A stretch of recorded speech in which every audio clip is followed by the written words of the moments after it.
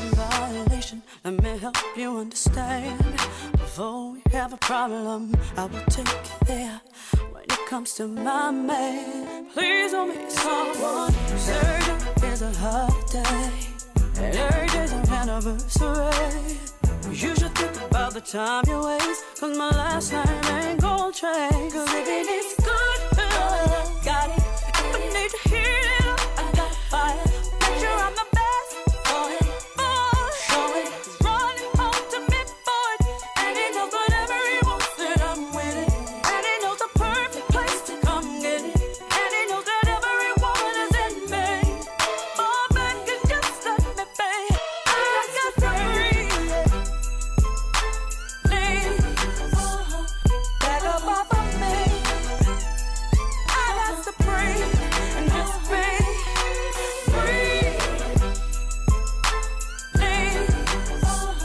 In case you didn't hear me, yeah. I got to breathe, so let me breathe. Right now you're listening to a remix. Right now you're listening to a remix. Right now you're listening to a remix of the War Star. Mama, you was dead wrong. Thinking I'ma let you come in here and mess up my home or get my head blown. Should've known better, homie. I got a one and only. Go by the name of Tony. And I know you heard her when she said, let me, so stop sweating me. You know that you ain't never ever getting me or get these keys, please. Situations fire like green cheese, believe me. When I say I'm never leaving. It's good, love, got it. If it is to heat up, I got fire. Yeah, she Make do sure I'm it. the best for it. Running home to me for it. That's right. And he knows whatever he wants that I'm with it. And he knows the perfect place to come get it. And he knows that every woman is in me. Oh, baby, just let me breathe. I got to breathe. Get the hell out my face. Singing my little mama a space. I got over me. And that goes deal for me.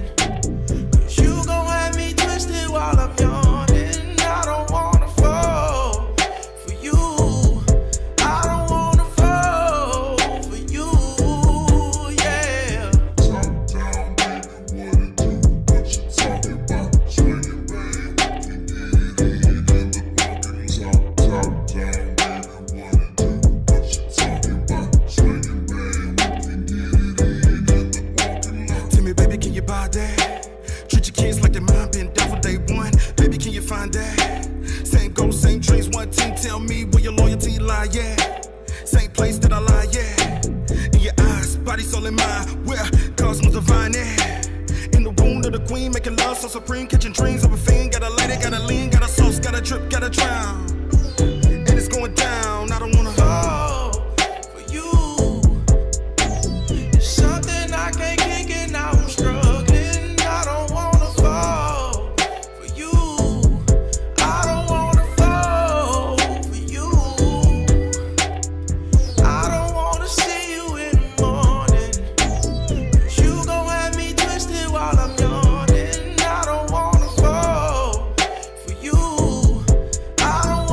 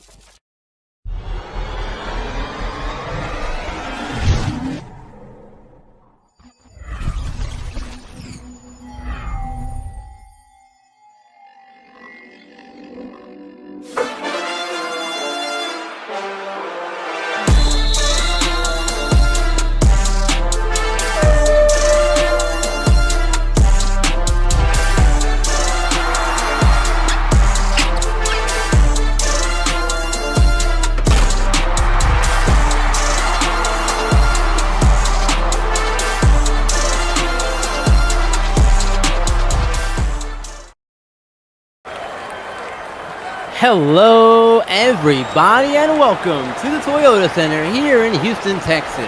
We have day 2 of the SimWorld TV Classic Tipoff Invitational, and we've got a full slate of action, the 2 semifinal games, and the title game all happening in one night under one roof here.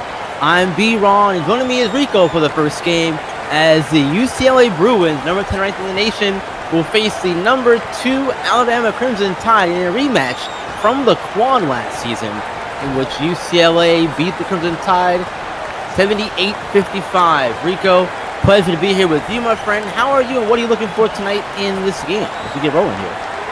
Yeah, I mean, so I think that for Alabama, the one thing for them is going to be redemption. And so I think that they're going to be looking to really just avenge this loss that they had last year in the quad. And then when you look at UCLA, I mean, I think the bottom line for them is just their defending. And they really showed that last night. And so this team looks hungry. They're ready to go. And so is UCLA. I think that this is going to be an outstanding game. Yeah, I think it's going to be an outstanding one as well. Two teams that have a lot of questions coming into the season, and both were kind of answered in various ways last night in their respective games. UCLA last night, they ended up beating Syracuse 72-54, and the Crimson Tide ended up taking down the Houston Cougars 75-45. Both of those wins comfortable for both teams last night. I don't think tonight's going to be like that for either side, though. Yeah, it seems like that it's going to be a little bit more tougher than it was in game 1. But I tell you what, both teams really showed kind of some characteristics that they had a season ago. And so I know it was a small sample size, but one of the things that really stood out for Bama and their win yesterday, they shot 57% from the field. This was a team that was top 10 in the nation last year as far as shooting percentage. And then with UCLA, the one thing that they did last season, well, they knocked down threes. They looked awfully good last night, shooting 52%. So this is going to be interesting to see just really what happens between these two teams tonight. Yeah, UCLA picking up right where they left off last season. They were first in the nation in three-point percentage. And last night, any indication, Rico, that 52%, that's looking real nice, especially heading into a game against Alabama. Yeah, they were a little 7 last night, too. And so that's going to be a key, I think, for Bama. Can they open it up a little bit more and hit some of these 3 balls to keep pace maybe with UCLA tonight? Yeah, I think they're going to have to do that. And let's get started 5 out the way. Levin Cutler, one of those in the starting 5, getting the first bucket of the game very quickly for the Crimson Tide. The rest of the starting 5 of the Tide. With the senior DJ Childs at point guard, you have Rodrigo Falls and the senior at the other guard spot. The forward spot, again, sophomore Levin Cutler, and the freshman Kai Killens. And their center, another freshman, Almighty Soul, and there's Evangelos Mullins scoring for the Bruins. They get going on this side as well. Starting 5 for them. With the big man right there, sophomore Evangelos Mullins, junior Evangelos Mullins, the sophomore at center Franklin Tyson, senior at point guard JJ Ortega. At the other guard spot is the junior Blaine Kidd, and then the freshman small forward Koya Monroe. Starting 5 for both sides as we get started here, Rico. What are your keys to victory for each side? Let's start with the Bruins first. Blaine Kidd had his shot rejected, though. What a block that was. Yeah, absolutely. So with UCLA, I think that it's going to come down to Evangelos Mullins and Franklin Tyson. They just can't be bullied inside. So I'm wanting to see what they're going to do, because I do think that Alabama might have the advantage. Not might, I think that they do have the advantage inside, but let's see what happens there. And then with UCLA, they got to continue to make this thing a track meet. They got to get up and down the floor, get to their 3-point shots and things like that. So I think that that's really the key for UCLA.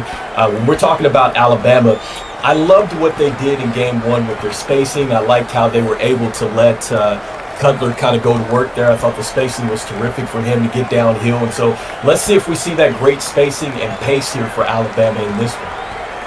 Yeah, you'd expect to see, at least early on, if it worked in the first game, why not try it here and see if it works? Shot clock down to 1. Mullins jumper, no good over Cutler. Good defensive possession there from the Crimson Tide that time. Yeah, they're pretty good at, as far as like using their length and just kind of closing out on shots without fouling. So I love that about Alabama. I think that that's just, you just really can't teach that. You know, you just got to know it, or else it's going to turn into a foul, or it can turn into just a disaster, especially if a guy makes a shot. You get the ball inside the Soul, has a mismatch of Monroe on him, and good luck, go ahead, Monroe. Trying to stop Almighty Soul down there in the post. Can't do it that time, and the freshman from Houston, Texas, scores his first basket of the game right there, and then gets a block on the other side here, getting that block credit as well. Man, oh man, what a start. We got Soul's second block of the contest already. Yeah, you just let Almighty Soul go, man, because he had 18 points in the opener. He didn't miss a shot either. I mean, so I got to go back and look at the stats here. I'm not sure, how many, freshmen kind of come in and just don't miss anything in game one. But, man, he just looked like he'd been playing for quite some time at this level. So, terrific season opener for him. Yeah, we saw a freshman last night. We saw, like you said, we saw Soul have a good game. But Joey Justin, South Carolina, we'll see it later on tonight. He had a phenomenal game for the Gamecocks. 39 points as a freshman. Second most all-time by a freshman next to Kareem Abdul-Jabbar. And didn't you like, too, just how South Carolina was just able to keep their poise, too, as well? I was very impressed with how they were just able to keep things together, especially when it got into the clutch moments. Absolutely. Kid jumper, no good. Tyson on the glass. Second chance, no. Third chance, they'll get one here. Third time, not the charm, as that one rings out, and Cutler grabs the rebound and gives the Tide a chance to get more points here. And they do a soft touch from the freshman Almighty Soul. It's the game within the game, and I think that Alabama really has the advantage inside, and so far UCLA has not been able to answer the intensity there defensively. They'll take a minute and talk it over. We'll do the same. Be right back, folks.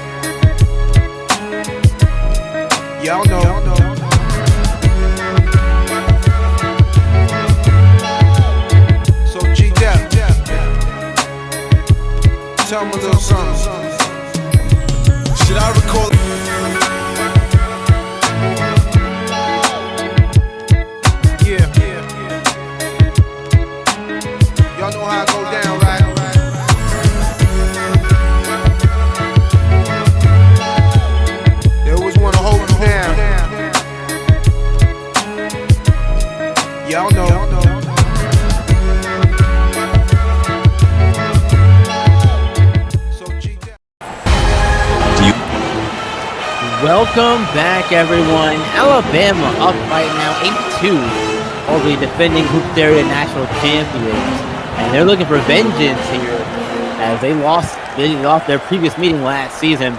But this time, things look a little different on both sides. Obviously, for UCLA, you don't have Jalen Snow or Gerald Carroll.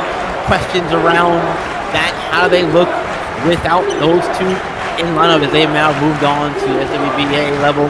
They're playing at the pros at the highest level here. And Alabama star-studded freshman class, including Kai Killens and Almighty Soul, who we've seen make big impact here in this one. Both of these teams have a lot to prove to various people in the college basketball landscape this season, Rico. Absolutely, and I just want to make one point, too, with Alabama in this great start so far. They're taking Blaine Kidd out of the game. I believe he's 0-4. Defensively here, so he just got lost right there. Yeah, but Rico, you're right. You're right. There is definitely something to that.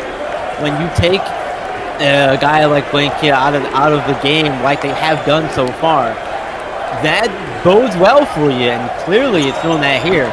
Monroe trying his block, no good from the freshman there. He can't find the bottom of the net. And Tyson on the rebound does put it back up, but has it rejected. Evangelos Mullins is there, though, to clean up the mess. But that was another great block from Almighty Soul. I've been very impressed with his footwork down there defensively. He's not falling for fakes. It doesn't matter which shoulder that you go off of. He's been there. And so I just think that is probably the real advantage for Alabama tonight. If they're not going to make three-point shots, they're going to be able to beat UCLA, excuse me, down low. Yeah, and you see JJ Ortega, team captain, getting low in the post and scoring right there. UCLA is weathering the early storm here from the Crimson Tide. They're trying to anyway. I think they've done it successfully for the most part, but I think that there is a bit of, you can see the danger already though, Rico, I feel like, with Alabama in this game, because it could get away from UCLA. You can kind of see where it could already.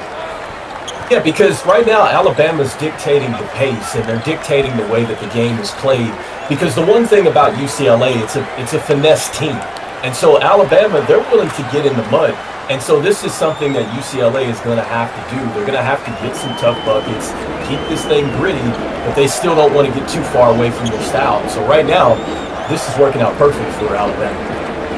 You saw that one-footed fadeaway jumper there from Toya Monroe. Monroe coming in as a freshman with very high expectations from the UCLA camp here. There was some talk a few days prior to the season starting about him being the next Jalen Snow and being like right in line to be that next big guy and the next big thing for UCLA. We know they have Blaine Kidd there, but I think if those two can form a duo similar to Carroll and Snow, I think UCLA would be just fine with that. Absolutely, and I think that really what we saw too in last night's game with Jordan Bamford, I was very impressed with what he did as well. And so I think that he's a guy that adds another dimension to this offense and kind of goes into the way that they want to play. And so let's see what happens and see if he can kind of get loose in tonight's game as well. Yeah, I do want to see more of Jordan Bamford as well. And I had a chance to talk to him actually after the game last night. And he said that he wanted to come out and make the most of his minutes. He only got 9 minutes last night. He wanted to make the most of them and show that his game translates to this level. And he thinks that's exactly what he did. And I have to agree. I think he did exactly that. He was really effective for UCLA in the minutes that he got. Both him and Wilson Lamb, another freshman, in their own right. Though I think that he should get more minutes as the season goes on, right? If he plays this with that well anyway. I think you can. And because he's a guy that creates shots, right? He's a guy that feels comfortable at getting to all levels on the floor and kind of knocking something down. So, yeah, you think that, you would see that he would have a good role this year. And there's Killen from the corner. No good on the three-point attempt there. And I really like what I'm seeing from Franklin Tyson as well. He is everywhere, Rico. And to go back to their championship run last season in Syria, he was a big part of that on the glass and on defense especially. And tonight for UCLA, he's doing a similar thing, being active on the glass. And you know what? He had 11 rebounds yesterday, too. He didn't get into double figures, but what he does is he does a lot of stuff that doesn't necessarily I'm sorry, I'm going to cut you off, Rico, but I thought that he called a foul on that 11 Cutler went with the up and under move, got his defender up in the air, and shot the ball over him. Basket went in, but there was a shot clock violation after all of that. He is so crafty in the post. I was just very impressed with him in game one, and this is going to be somebody that's going to be huge for Alabama this season. Absolutely. Mick Cronin takes the timeout. Second one. Step aside as well, folks. Like that.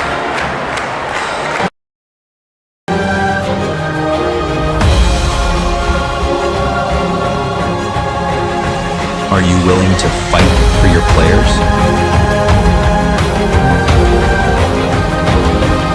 Can you handle it when things get heated?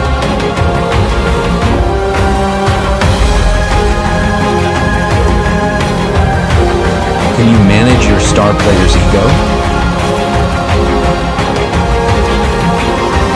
Can you handle the stress? Can you become a legend?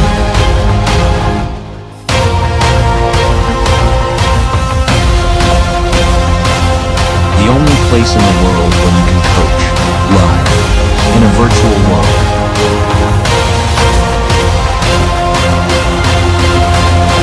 SimWorld Sports.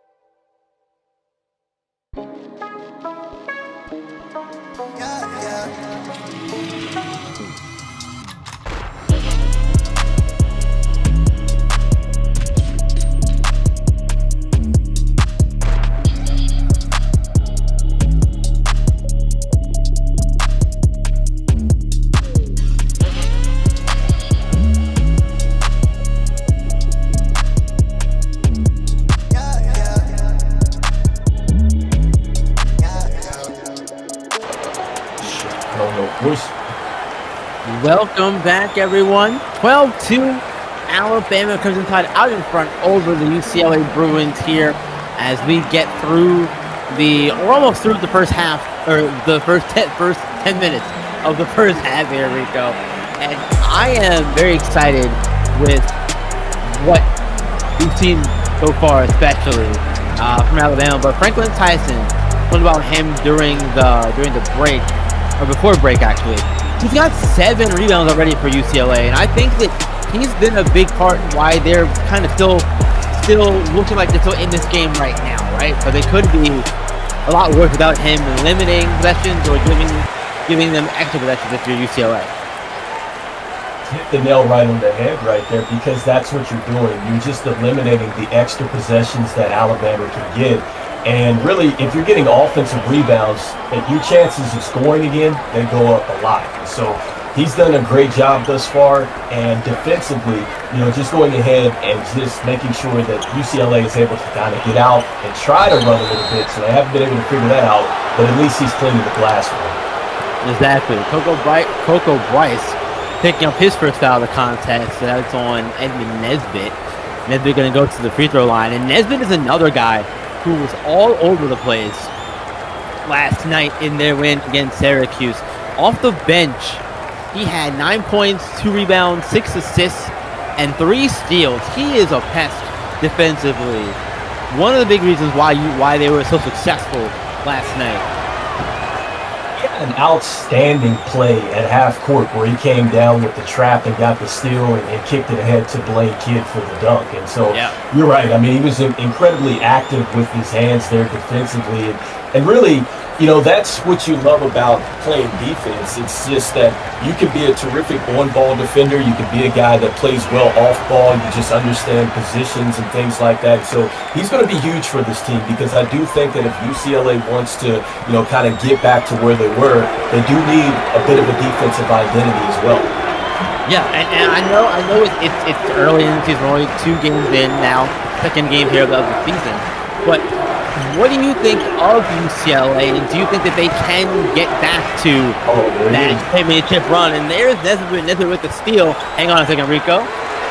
Can't finish it on the back end here, but a great steal from Nesbitt. Anyway, that's my question. Do you think that UCLA can get back to the championship and defend it, despite them losing Gerald Carroll and Jalen Snow? Right now, I think that they can, and I also think that Bama can get back as well. But again, this is the second game of the season, and so we talked about this a little bit in the pre-game getting ready for this. Yeah. These teams are going to be a lot different, or they're going to be different when it comes down to April, right? Like just going into hoops day or going into conference championship, it's not going to be the same team. Injuries happen. You're going to have an identity and things like that. But right now, for the people out there watching, I think that you're seeing a lot of characteristics from last year's teams for both of these sides that it's showing already. Yes, exactly. And this is one of the reasons why I wasn't as concerned about UCLA as some others were, because I thought they had a great core already. It's not like they were losing all their starters, right? And then it's not like the guys who were replacing them weren't playing big roles, because they already were in their own ways.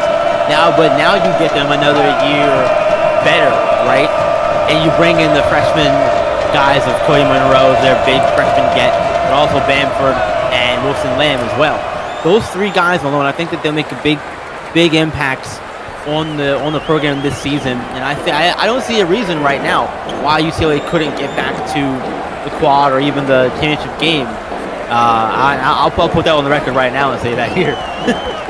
No, I'm right there with you because I think a lot of times when people look at freshmen coming in and stuff like that, they just wonder, okay, what will they contribute? But I think that they're in a great situation when you have just some players that have already been there, which is why I like Alabama and what they have because DJ Childs, look, he didn't have a whole bunch of points and just shout out to Siege there on the post up, but look, he stuffed the stat sheet.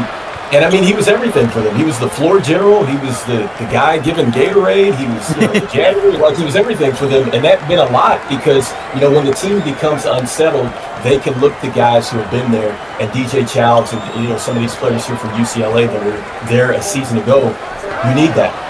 Exactly. Like, injury concerns and all for DJ Childs.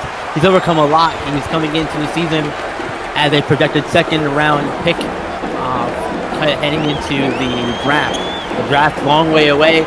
He has plenty of time to get up to maybe being a late first rounder, perhaps. With the injury concerns, you might see him fall anyway. But still, I think he has that kind of talent. Three ball up, no good for the Bruins. They can't take the lead there on that one. But I haven't talked with Hyper J since season started. I'm going to later on tonight. But you mentioned something that I wanted to bring to your mind, maybe a thought for those watching at home. Because when you talk about freshmen coming in and having an impact, I'll say I think basketball is the easiest sport to do that in. And I say that because there's less, you're not fighting with as many people for spots as far as playtime goes, right? It's not football where you have this, giant roster of 85 players. There's only 12 guys on the roster. Roster expanded from 10 to 12. So you have less people to fight with. You can get your minutes in and get some valuable time in where you can. I agree with you there, B-Ron, and I think what it comes down to is that really when you're coming in as a freshman, you talked about it, you have 12 people on the team, you have a chance to compete. And so that's the thing that you want. You just want to have a competitive environment and you want to give these players chances. And just because they're not in the rotation now, it doesn't mean that they're not going to be in the rotation later when it counts. And that's the beauty of the sport. And that's what I think is going to be great once we start to see these teams kind of evolve and continue on this season. Yeah, exactly. Because, again, we go back to last night with Wilson Lamb and Jordan Bamford. Both of them each got 9 minutes in their game last night. It's not like they were it's not like, they didn't have time to get on the floor. Some guys didn't play last night. Porter Brendel and Mike Phelps didn't play last night. But Bamford and Wilson Lamb getting 9 minutes each. That's decent enough of time to make an impact. Both of them did. Lamb, 5 points, 2 rebounds. He made it, he was 2 for 4 from the field, 1 or 2 from deep. And again, Bamford, 12 points, 2 rebounds, and an assist. He shot really well from the field as well, over 6%. Go ahead. I was going to say, sorry to cut you, but I was going to say, Mick Cronin, what he has to do is he has to stagger some guys. Because when you talk about Wilson Lamb, he's come in and he's a lockdown defender for you, and so he doesn't necessarily give you the offense, and so you just need him in spurts, right? And the same with Jordan Bamford. And so that, to your point, the game changes every night, and that's what the beauty is of about coaching, teams and stuff like that. You have to make adjustments on the fly. Absolutely, and you saw another one of the freshmen for Alabama, Leonardo Fields, flying through the sky, catching a lob there. And making it 16-15 Alabama. And in the traffic, ball stolen away. Rodrigo falls. Right place at the right time there to push the ball loose. Got to be aware of where you are. Ball can't make him pay, but look who does. Leonardo Fields, once again, another one of these guys from the SimWorld Prep High School League that we've seen really emerge over the last couple of years or so, Rico. We've seen this Prep League take flight and get a lot of players from that league into college basketball. And I was talking to my brother partner last night, I believe it was Phoenix, and we were talking about the fact that SimWorld Prep really does as the name says, really preps these guys to the next level. And there's a difference, I feel like, with those players entering college versus your typical high school player coming from the regular high school ranks to the college game. Yeah, it's an absolute dogfight out there. Like, because I just think that every game out there in prep, man, you're battling, right? And these kids are just battling to get into these schools and just be an impact player. And so it's because you're so battle tested by the time you get to your school. And so, yeah, I'm right there with you as far as the competition level.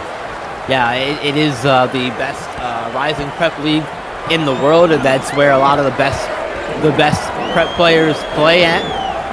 And I think, like you said, you see that when they get to this level, they look way more ready than most other players do. For that reason, I believe wholeheartedly. And that's what it's about too. When it comes down to, people looking at these champions and stuff like that, this is something that it just doesn't happen in a day. It doesn't happen in weeks. It takes, months. It takes years to kind of build into this stuff. And you get to this level, it does take, those little things make a difference when you're competing like that at a high level of prep. Yeah, really, really does. And when you get here, it makes it easier for you to adjust to things. You might have to adjust to things like game speed a little faster, games a little longer, sure. But I think a lot of the more intangible related things don't matter as much as that is a knockdown shot. Ethan Childs. Oh, UCLA. Yeah, UCLA. Oh, another timeout. And we will take one ourselves. Right back, folks. SimWorld,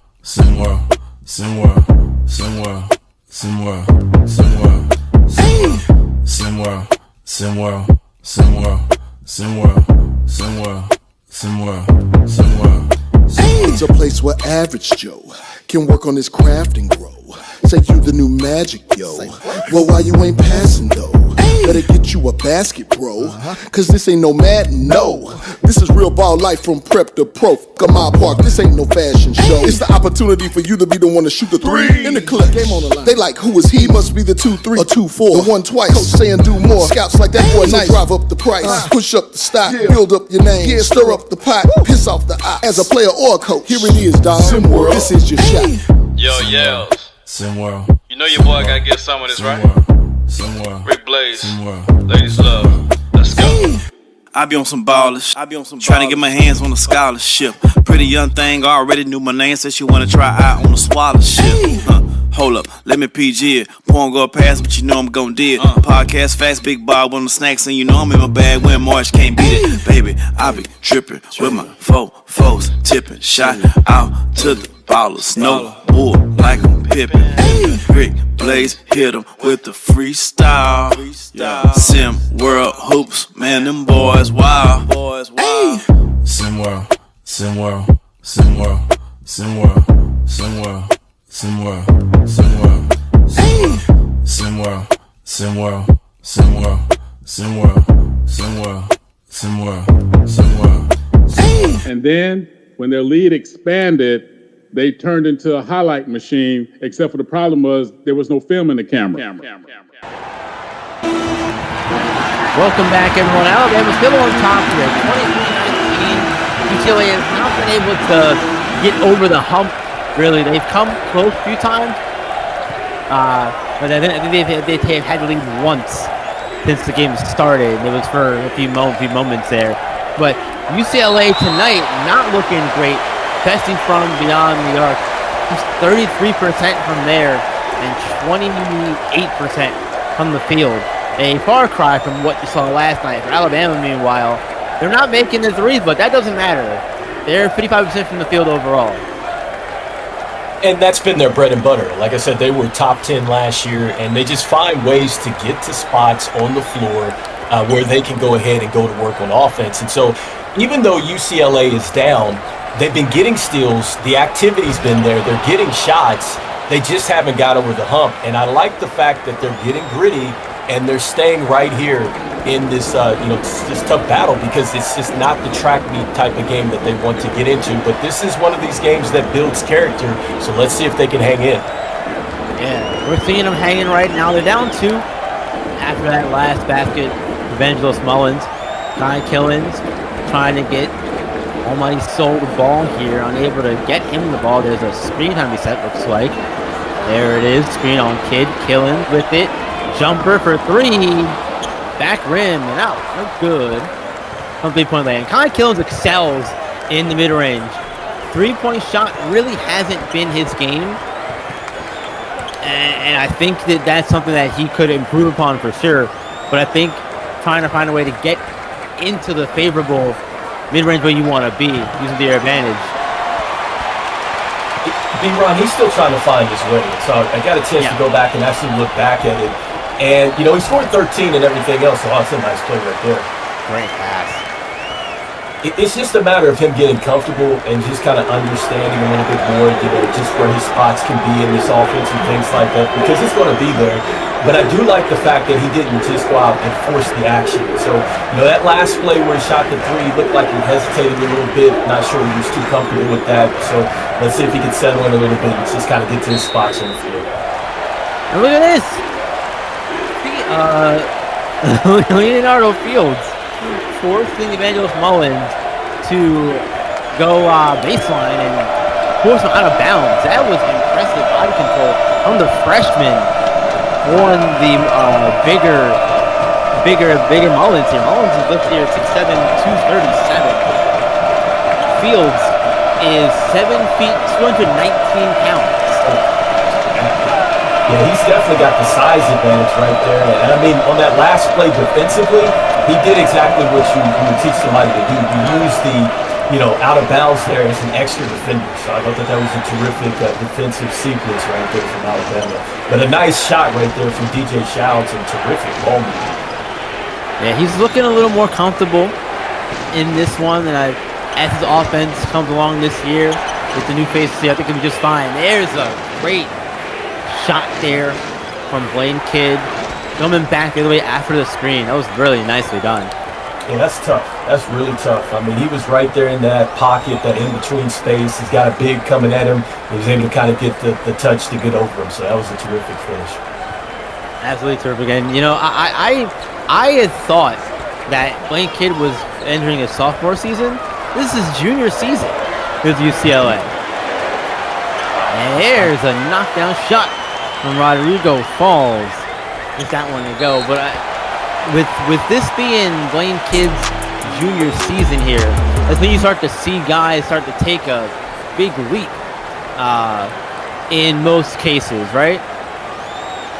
Yes, absolutely. And I was actually looking at that from yesterday's game. And so he scored 20. Coming in, I believe, last year he averaged, I believe, 11 points a game. And so I was like, okay, maybe he's poised to take that jump. Let's see what happens as the season goes along. But yes, you should expect a big jump from Blaine Kidd today. Yeah, I think that's something that UCLA is going to need throughout the season to feel a little more comfortable with where they are headed and what their goals are. Because right now I feel like, again, long term, obviously, goals is to defend your national title successfully and try to get a 2-peat and go from there, right? That's not easy to do, though. Not in this day and age of college basketball, with all of the high-level talent coming in and year out, Rico. It feels like the days of teams going undefeated in college basketball, especially here in SimWorld U, are going to be less and less common. Undefeated and then also 2 repeats. I mean, that's going to be challenging. And so for UCLA, the only thing that they can do is just really stay present. That's all you can really do and continue to get better here. And so, again, I think that right now, even though they're down, they're hanging in there. And so let's see if they can hold on, because right now, Alabama's starting to really pick up some steam and just finding, just in tough situations. I'm talking about UCLA. They're getting some good looks and things like that. UCLA is just not there defensively. Yeah, they're very much in this game, and I saw something on social media right before the game started. Someone had said that Alabama was going to put BTA to UCLA. I can't say what that is on air, but you know what that means if you're around the lingo these days. I can't say it on air, but I'm like, I don't think it's going to be that. I said that in the opening. I don't think that it's going to be that kind of game, right? You're not going to get a 30-point blowout. I don't see it happening. I could be wrong, but I don't see it happening. Yeah, both teams are very well coached. I love Nate Oates, love Mick Cronin. Both of these guys, they're tough, and their teams are tough. And so I don't think that they're just going to go ahead and just give up and let a team just kind of get up by 30. So I think it's going to be very much a tough one. Definitely will be. And that's really the first big miscue we've seen from Alabama on the alley-oop that did not go. You see Bamford heading to the bench here. He did score on their last time down the floor. As UCLA will have about 2 seconds to get a shot up here before halftime. For 3 at the buzzer, in and out. So close to that. And the first half right there. The Crimson Tide up by 5, 30-25. Heading into the locker room. Rico, first half thoughts, my friend. What you got? Yeah, so for UCLA right now, they got to try to find a way to get to their spots on the perimeter. They're 1 of 5 right now from downtown, and so we know that that's huge for them. They did increase their percentage a little bit up to 31%, and defensively, they're going to have to close out a little bit better. With Alabama, I think the key for them is to continue to get inside. I think that they now see that they have that advantage, and so let's see if they go inside a little bit more. I think that that's kind of opened it up for the perimeter, because now you see UCLA collapsing, those shooters are open, and so let's see if Alabama can continue to do that, play their pace. Yeah, and there's still plenty of time in this game for UCLA to find their momentum here. And they did a good job in the first half hanging around, and we'll see if they can continue to do that and maybe take the lead as we get through halftime. Right back, folks. Second half coming at you.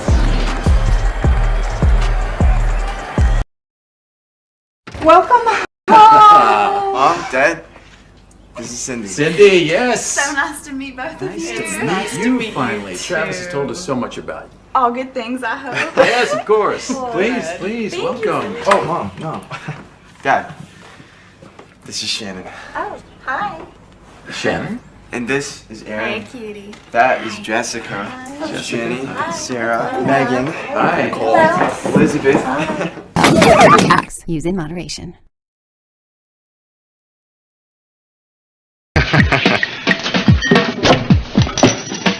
Delivery. Give me a shot if anybody comes in. You got it.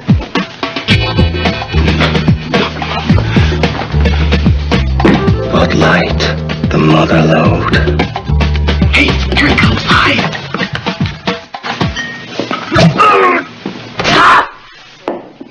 Did you hear something? With a great taste that won't fill you up and never lets you down. Bartender, 20 Bud Light. Oh no! Make it a Bud Light.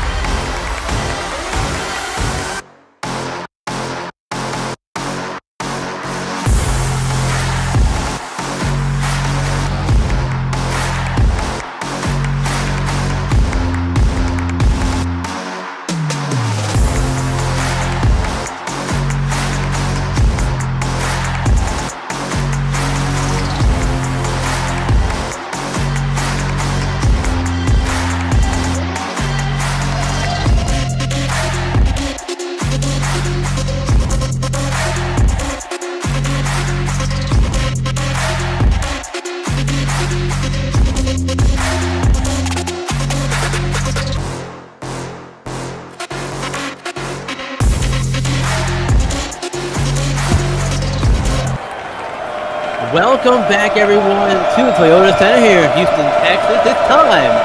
Throw up those deuces, folks. Second half gets ready to start here. 30-25. Alabama Crimson Tide is trying to avenge their loss last season in the quad to UCLA. And there's a great start for the Tide. DJ Child in the basket there, the reliable senior. doing his part right there. And we want to take a minute, thank all of you joining us here, wherever you're watching us, on YouTube, on TikTok. I see there's 84 of you over there on TikTok. We'd like for you to come join us on YouTube. That is where a lot of the interaction is, and where that's the main home of SimWorld TV is on YouTube. So come and join us over there, over here on YouTube. Watch us on TikTok or Instagram or LinkedIn, wherever else you're watching us. Want you to be here on YouTube with us as well. That's where all of our community is here on YouTube. But as we get started here in the second half, Rico, I want to talk adjustments. What do you think each team needs to do here in the second half to either, keep the game where it is in their favor, or get back into the favorable graces of the basketball gods here? Yeah, so for UCLA, they just did something that I think is key. They went down to the box there. They were able to get something where it was closer to the basket. And so I think that if they can kind of get back into the fight there with the interior play, they're going to be just fine because they're getting turnovers. They're making it tough on Alabama. It's not like that they're just getting easy shots and things like that. But I think for UCLA, they want to just try to generate some more easy baskets. Let's see if they can get there defensively, maybe on the perimeter, and generate some steals and not have to go against a set defense. For Alabama, I think that the key for them is that they need to go inside a little bit more. And so I'd like to see them perhaps use Cutler a little bit more like they did in game one.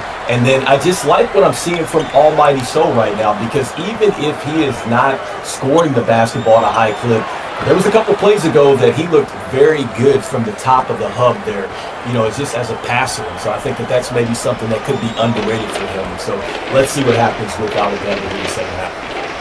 Saw something right there from Blaine Kidd, knocked down just his second three-pointer of the game. And I know that their shot from there was not falling in the first half really with any kind of consistency.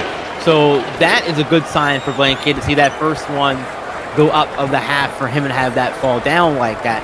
I think that if UCLA can lean into their three-point game a little more, if they can get it to fall consistently, that will be great for them, because Alabama has not shown that they can do that consistently just yet. Ball on the floor. Woo! I was hoping the feet wouldn't cross the line and Kid went to go grab it. And sure enough, it did. But DJ Childs, that was great effort there from Childs to be in there, in the pocket of his defender there, Rico. That's what you want defensively. When you turn on the tape, that type of intensity, and the way to compete, that's exactly what you're looking for. And that's why, even if you don't get the steal and you get the deflection, that is a win for your defense, because it just really kind of throws the other team's offense off, even though UCLA, they're starting to get into their bag a little bit right now. Yeah, came right down the floor. Great pass from Ortega to Koya Monroe to finish that one off. And they have a lead, Rico. This is I think it's only their second lead of the game. It was just like the first one, a 1-point lead. They weren't able to extend it last time out in a row. Caught with the hand in the cookie jar, reaching in with a foul there. As we'll see Mitchell Maris and Cole check in for Evangelos Mullins. That just collectively for UCLA, they're doing a great job as far as getting to their rotations. They're not necessarily leaving too much space so far here early on. And so I think that that's made it a little bit tougher for Alabama. So let's see if they can kind of shake through, maybe get some of their shot creators to kind of open up some space in that way. Oh, wide open Kai Killens in the post. You can't forget about him down there. Sure did, and Alabama has the lead right back. Oh, man, he was so open. It was ridiculous. Wow. Yeah, big defensive lapse. The Kid for three was good. Bryce on the contest there.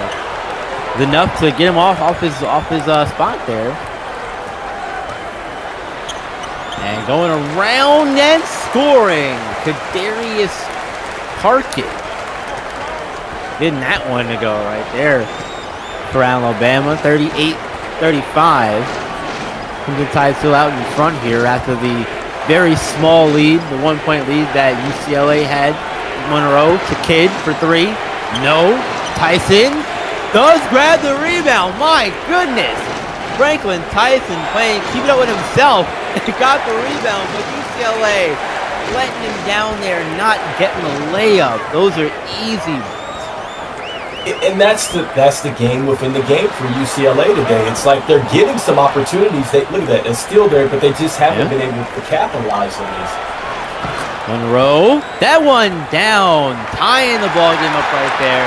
It was Koya Monroe, big time shot by the freshman, and they try to stay competitive in this one. This has been a game where it looked like at one point Alabama was going to maybe start to get into a stride and run away with it, but UCLA never being too frantic about things, staying calm. You mentioned Rico earlier, staying calm, staying within themselves, and not letting themselves get too worked up out of what their overall goal is within their offense. Koya Monroe right back down the floor, scoring and tying the game up again.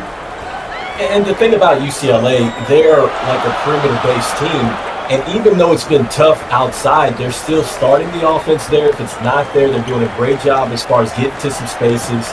And even if it's not going in, you have, some of your centers and things like that kind of cleaning some stuff up, giving you just a lot of activity. And so UCLA being able to stay into it. And there's a foul on Coco Bryce, I believe. And we'll see some subs coming in for both sides here. Look at the chat here. I see DJ Penn say this is an intense game, and it is Coach Penn. DJ Penn, new head coach of Showtime Basketball. Are you excited for your first tournament in the future? We're excited to see what you do down there in SimWorld Prep with those kids, and how you grow and maybe get up here to the SimWorld U level one day, perhaps. But you got time. Absolutely. Monroe, great move inside, just could not finish there. Now Nesbitt guarding Coco Bryce. These two scrappy young men here on both sides of the ball. It just seems good. Go ahead, Rico. Doesn't seem like Alabama's offense is a little stagnant right now.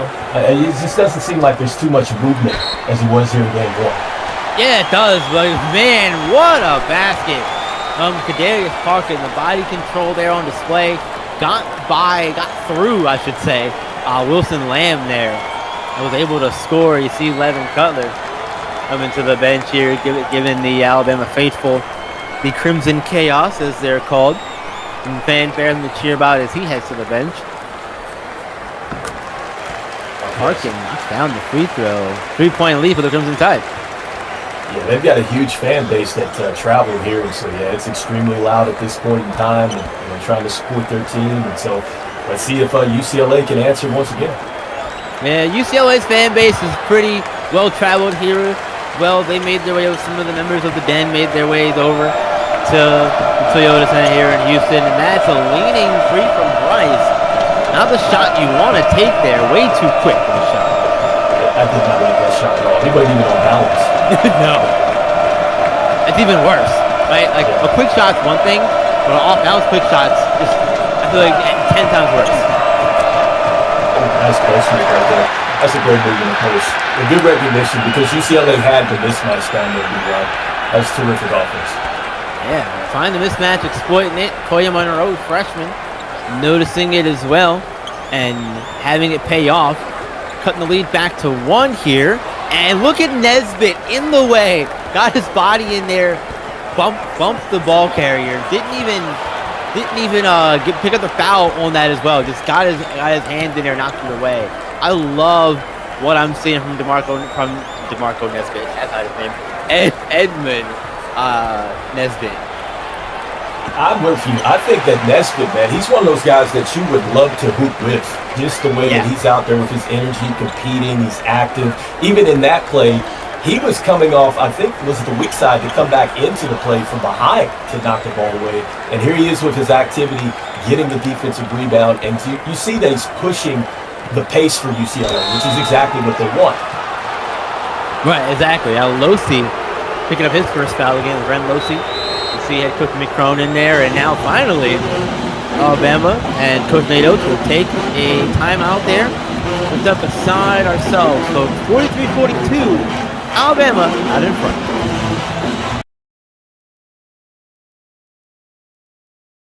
See the game, be the game.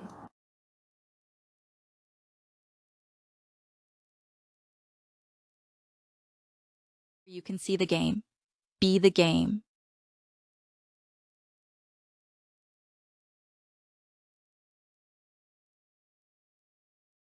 I've been a part of SimWorld Sports for over 2 years now, and it's been a great experience. There's so much stuff you can do, such as immersive media.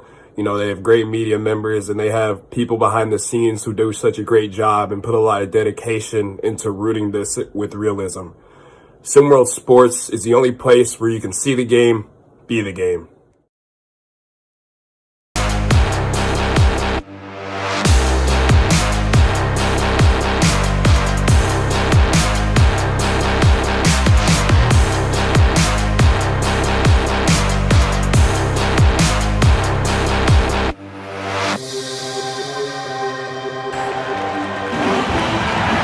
Welcome back, everyone.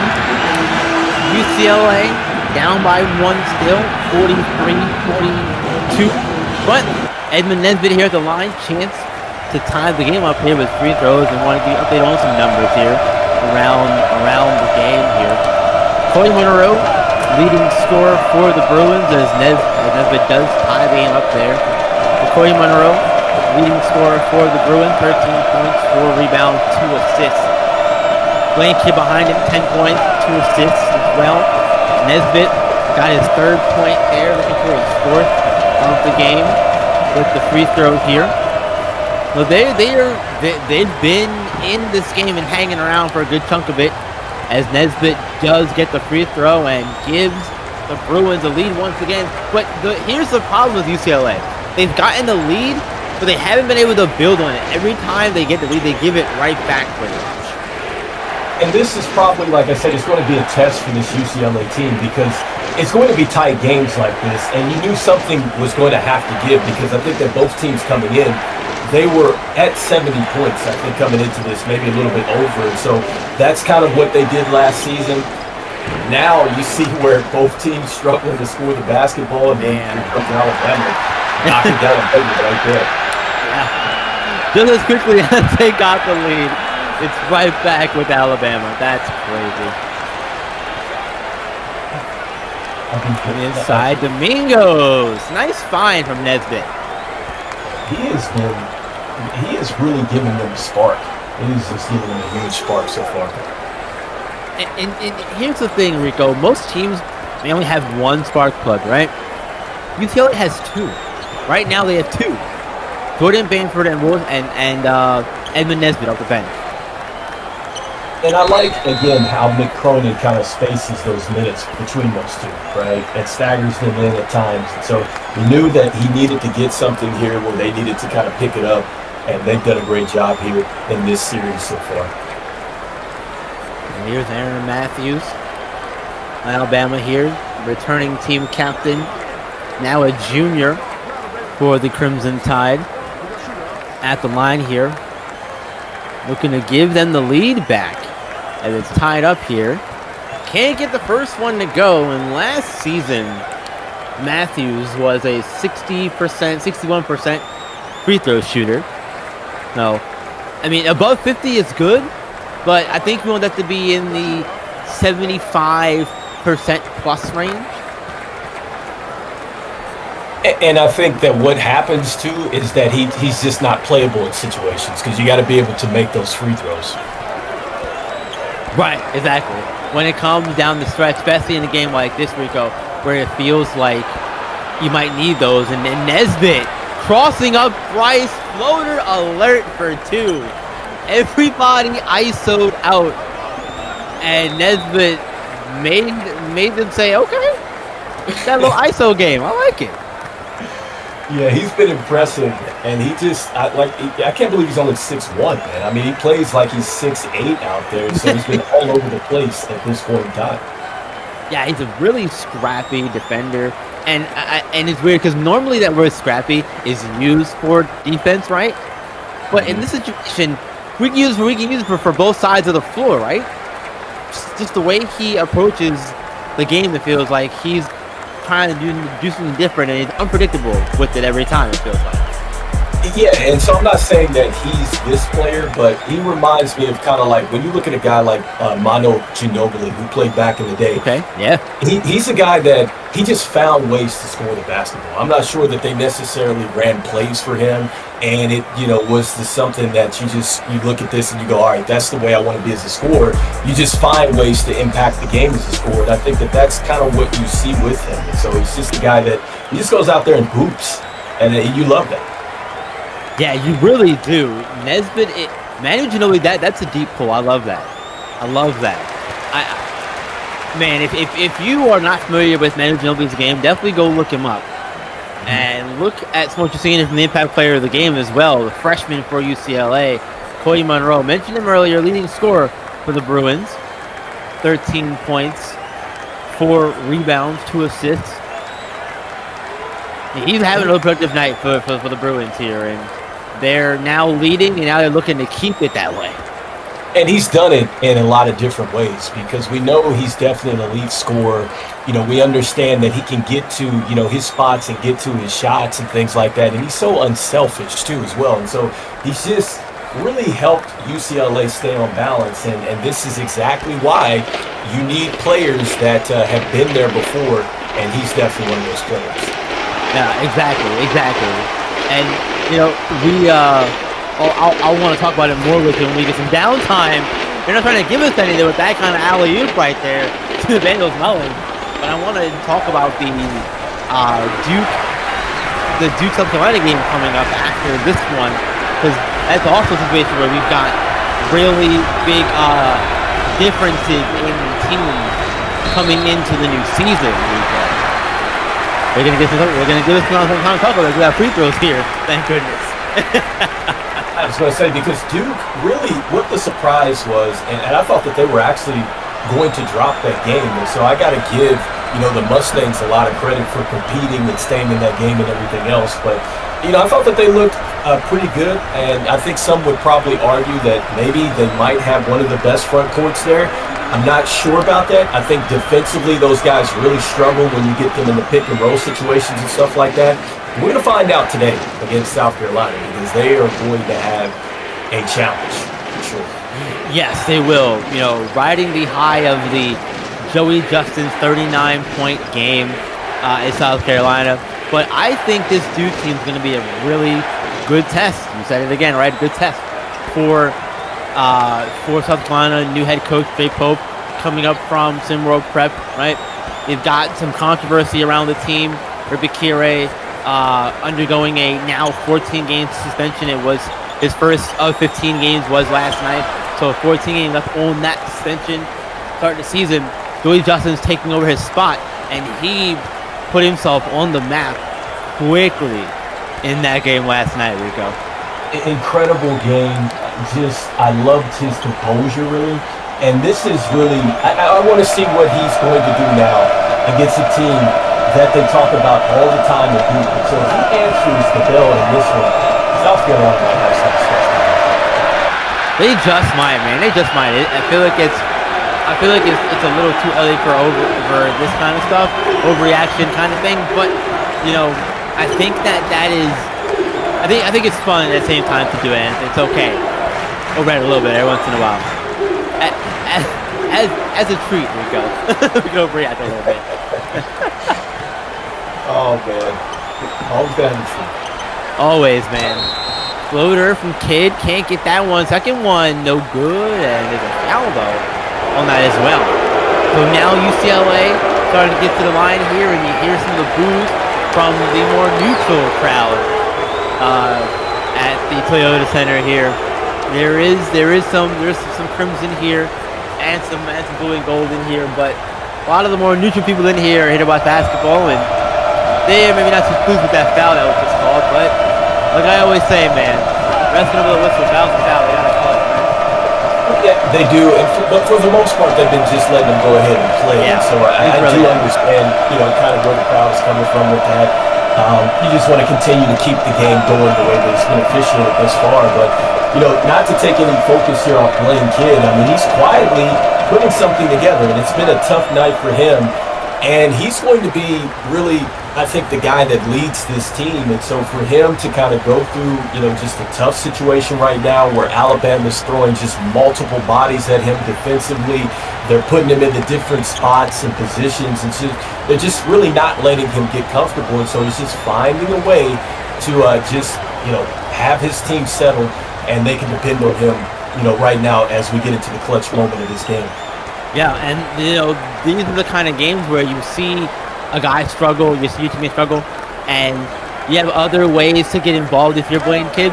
You have other teammates help you get involved. Another one, and then right there, Emmanuel Mullins with the effort, ripping the ball back off of the tip there, and getting a monster jam that's going to give you guys some momentum.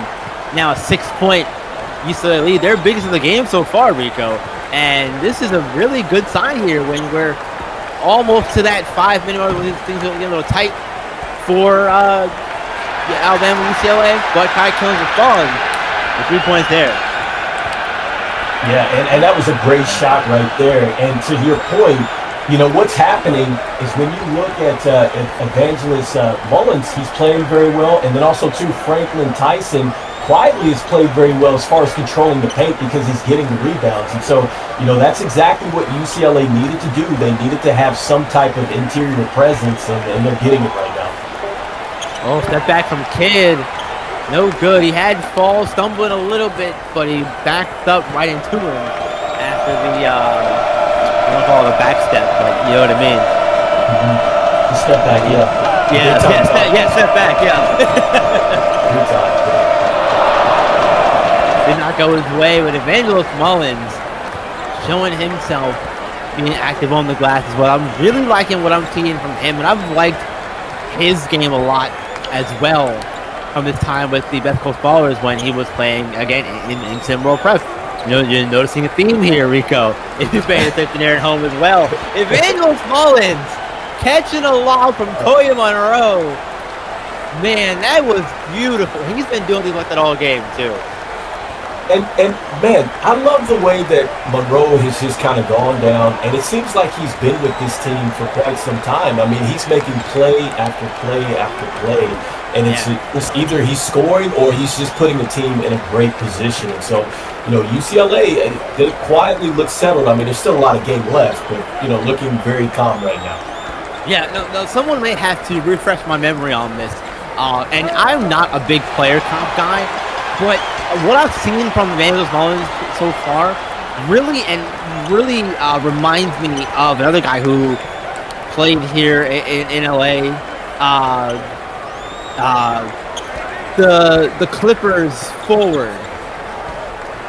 You talking about Blake Griffin, or not Griffin?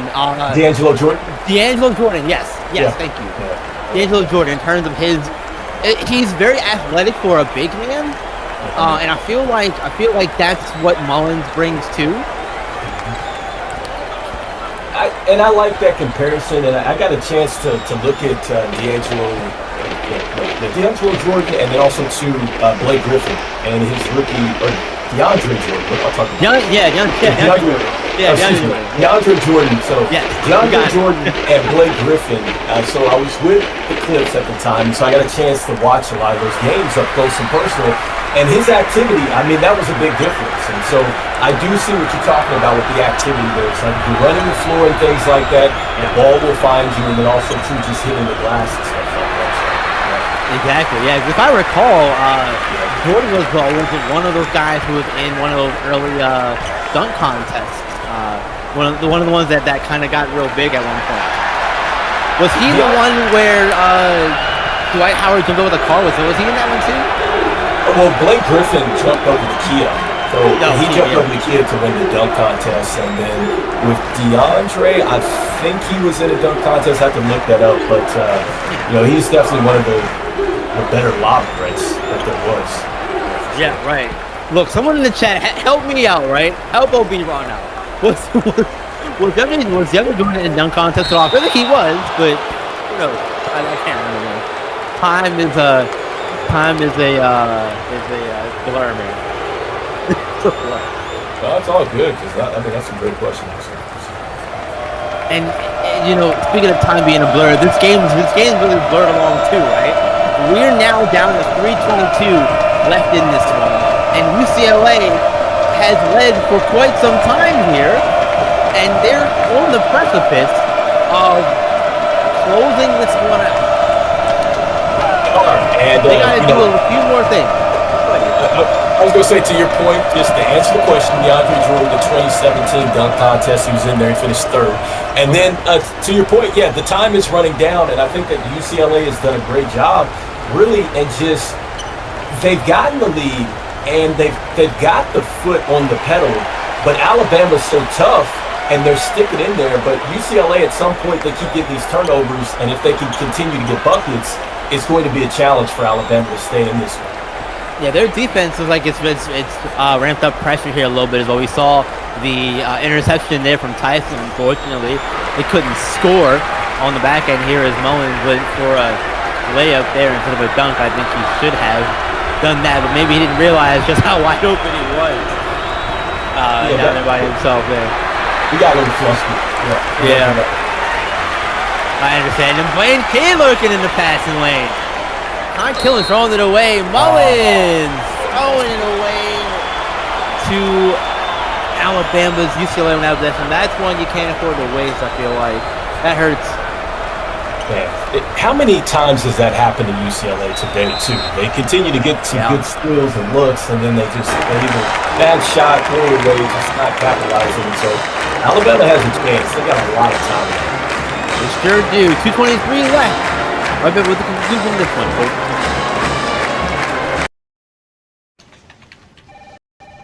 What's that? That's a swear jar. Every time someone swears, you put a quarter in it. Who gets the money? I don't know. We'll use it to buy something for the office, like a case of Bud Light or something. Fucking awesome. F you, Bob. F you, Jim. Eric, I have a bag on line 3 for you. Can I borrow your pen? Can I borrow your f***ing pen? Will the owner of a white station wagon please go f*** yourself? We're gonna go down there and we're gonna f*** some ass. We're gonna f*** some. We're gonna do whatever we have to because we're gonna s*** some. Poop. Doesn't count. Shut the up! I am so proud of you mother suckers. Here, here. Refreshingly smooth Bud Light. Always f***ing worth it. Welcome back, everyone. 61-57. Number 10 UCLA Bruins out on top of the number 2 Alabama Crimson Tide here in the SimWorld TV Classic Tipoff Invitational. Winner of this one goes on to face the winner of the next game, Duke and South Carolina. Enrico, this is a much different kind of format here. We're all doing this whole thing in one night. They're finishing this tournament up in one night, taking a little bit of a cue from the SimWorld prep ranks, perhaps. Yeah, it's like Midnight Madness, just times 10, right? Like, you know, thinking about Midnight Madness, you come in, you have a practice, you got scrimmages and things like that. So much going on, pause are played. So with this, you come out, you play, you got a little bit of a pause, and then you're right back out there. Yeah, and it's something that we see mostly in the SimWorld prep ranks as well, where those kids are there in the gym all day, playing games and multiple games in a day, and it's a lot for them. And now we're seeing some of that here in SimWorld U for the opening tournament of the season. What a block! I believe that was Franklin Tyson getting up, and we get a fingertip on that one, but just enough to redirect the shot. And unfortunately for the Bruins, unable to finish it, it came empty that time. Child guarded by Ortega, down to a minute 25. Ooh, beautiful into the paint. Can't score there. Great defense on the help from Corey Monroe as the freshman wisely slowing the pace down. Is he really a freshman? I mean, he's not playing like a freshman today, and this team... Oh, big block. They continue to hold on, so let's see what happens, Muran, as time kind of winds up. It's time. Final minute of play here. Cutler inside. No good. Rebound. Up and in. Did that in the worst way, my friend. 50 seconds, still some work to do here though for the Crimson Tide to avoid a second loss to the Bruins in as many months here. Now Foreign flexed, intentionally fouling, as we'll see that now come into play here. Kid's gonna head to the line. In the bonus now, UCLA. Not sure you want to send him to the line. I mean, he probably wants to get there, but we tried to hit that three, and I think that would have probably brought the house down if he would have hit that one. But still a lot of time left. Let's see if Alabama can extend the game, but you still got to make the free throws. And Kid does make the first one. Kid last season was a 73% free throw shooter. Gets them both that time. Big time free throws there from Blaine Kidd. 66-59. There's still time left in this one, but it's running out very quickly. Childs attacking. Contact foul. No basket. But DJ Childs, a senior, is going to go to the line. And Mick Cronin there, you see him not too pleased there on the sideline, or maybe a little animated at just the moment that the game is in right now. It's a big moment here. And that was actually, it was great defense, and I get why he's upset with that, again, because a lot of this contact that's getting called down the stretch, it really has not been called like that throughout the game. But, again, a great take from DJ Childs, and so they're just down to 2 possessions. Let's see if he can cut it down a little bit more, but it looks like that Alabama's probably going to have to play the foul game. Not probably, they are. Yeah. I like the assertiveness of Childs at the very least, right? Knowing the situation and getting down the floor. That's the difference between a inexperienced freshman and a senior, right? Those kinds of things. Knowing when you have to go, absolutely. And that's exactly what you're looking for. Yeah. As Flex picks up his third now, 4th team. So Kid back at the line here. We just saw him here a few seconds ago. He's back here again. Looking to get more points here for UCLA. 5-point lead for the Bruins here. We're almost through this first one. Again, as a reminder, South Carolina and Duke coming up, and then the post-up is following this game before we get to that Duke-South Carolina game. So they tune for Siege, as he'll get his thoughts on this game and what's to come, as Blaine Kidd knocks down those free throws. Quietly led UCLA in points here, so way to battle back after a tough start. Absolutely. 11 Cutler finishing through contact there. Stop and go. Alabama needs to get a steal of some sort on the inbound here, and they're not going to do it. Instead, Foreign Flex pick up his 4th foul. And you see Ranalosi there on the sideline, ready to throw some dupes at somebody, apparently. Everybody's animated right now. It's a tight game down the stretch. I mean, you could definitely feel a little bit of a kind of rival kind of between these two teams, especially after the history that they had a season ago. And so, let's see if they're going to be able to come back here. We're talking about Alabama. Yeah, and Kidd missed that free throw. Killings got the rebound, and Nate Oates was there to quickly call the timeout there. Smart job by the coach to be right there in the thick of it. And now it's the question of who does the ball go to, and the shot has to come quick. And see, here's where you can say, okay, DJ Childs has been getting downhill quickly. I'm not sure that you necessarily have to force up the 3 ball, but I mean, he can maybe score quickly and just not take a lot of time off the clock until let's see what Nate Oates decides to do. But it might be maybe the key for him versus going for a 3 ball. And I'll say this. This is where Alabama is really missing a guy like Aiden Weaver. Weaver, no longer on the team, stepped away last season due to personal issues, and hasn't come back since. Still isn't available. It listed here on the roster, but is inactive. And this would be a spot where you could probably lean on him to be a 3-point specialist for you, right? But you don't have that guy.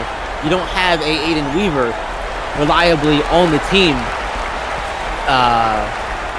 Reliably on the team right now.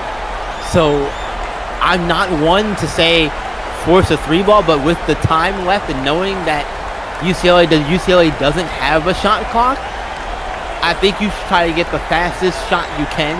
If it is a 3, I think you take it and I hope it goes in. It's one way to think about it, or you could say, hey, look, I think he had just missed the free throw, and so maybe you're like, look, we can get another 2, he misses 1, and we get another opportunity.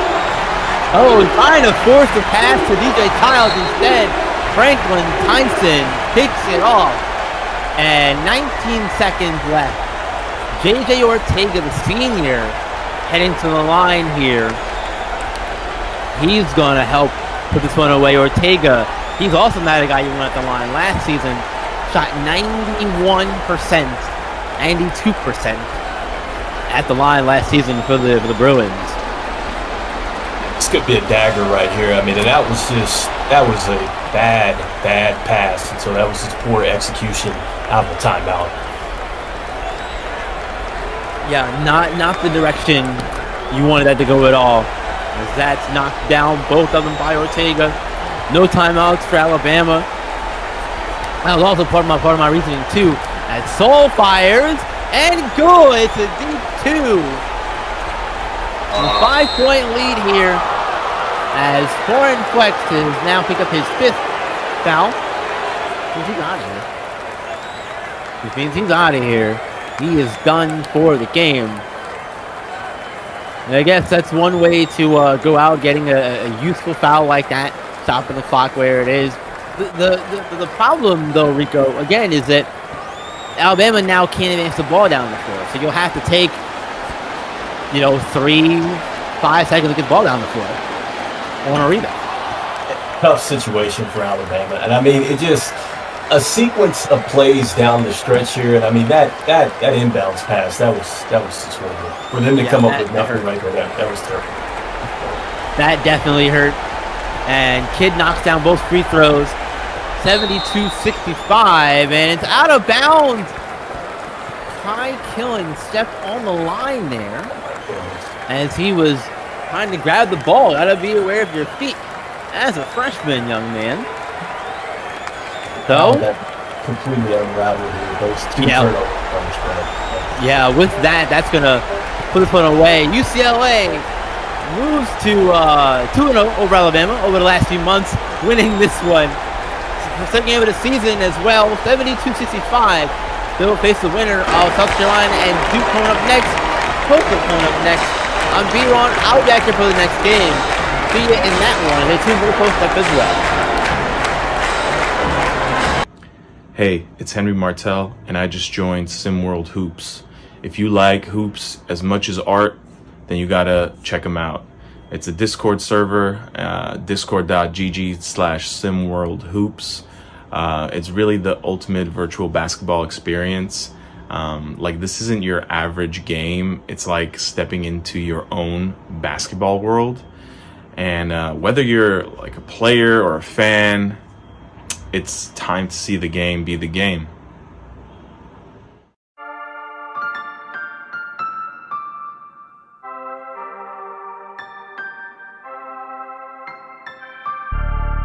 I had an idea in my head. I pictured this going differently. I meant every word that I said. You should have spent more time listening. All the things that I put a hold on, all for you to hit me with a hold on.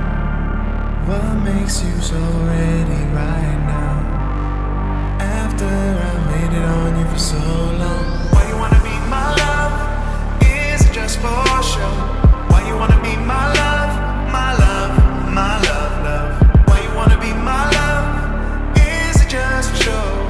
Why you wanna be my love? My love, my love, love.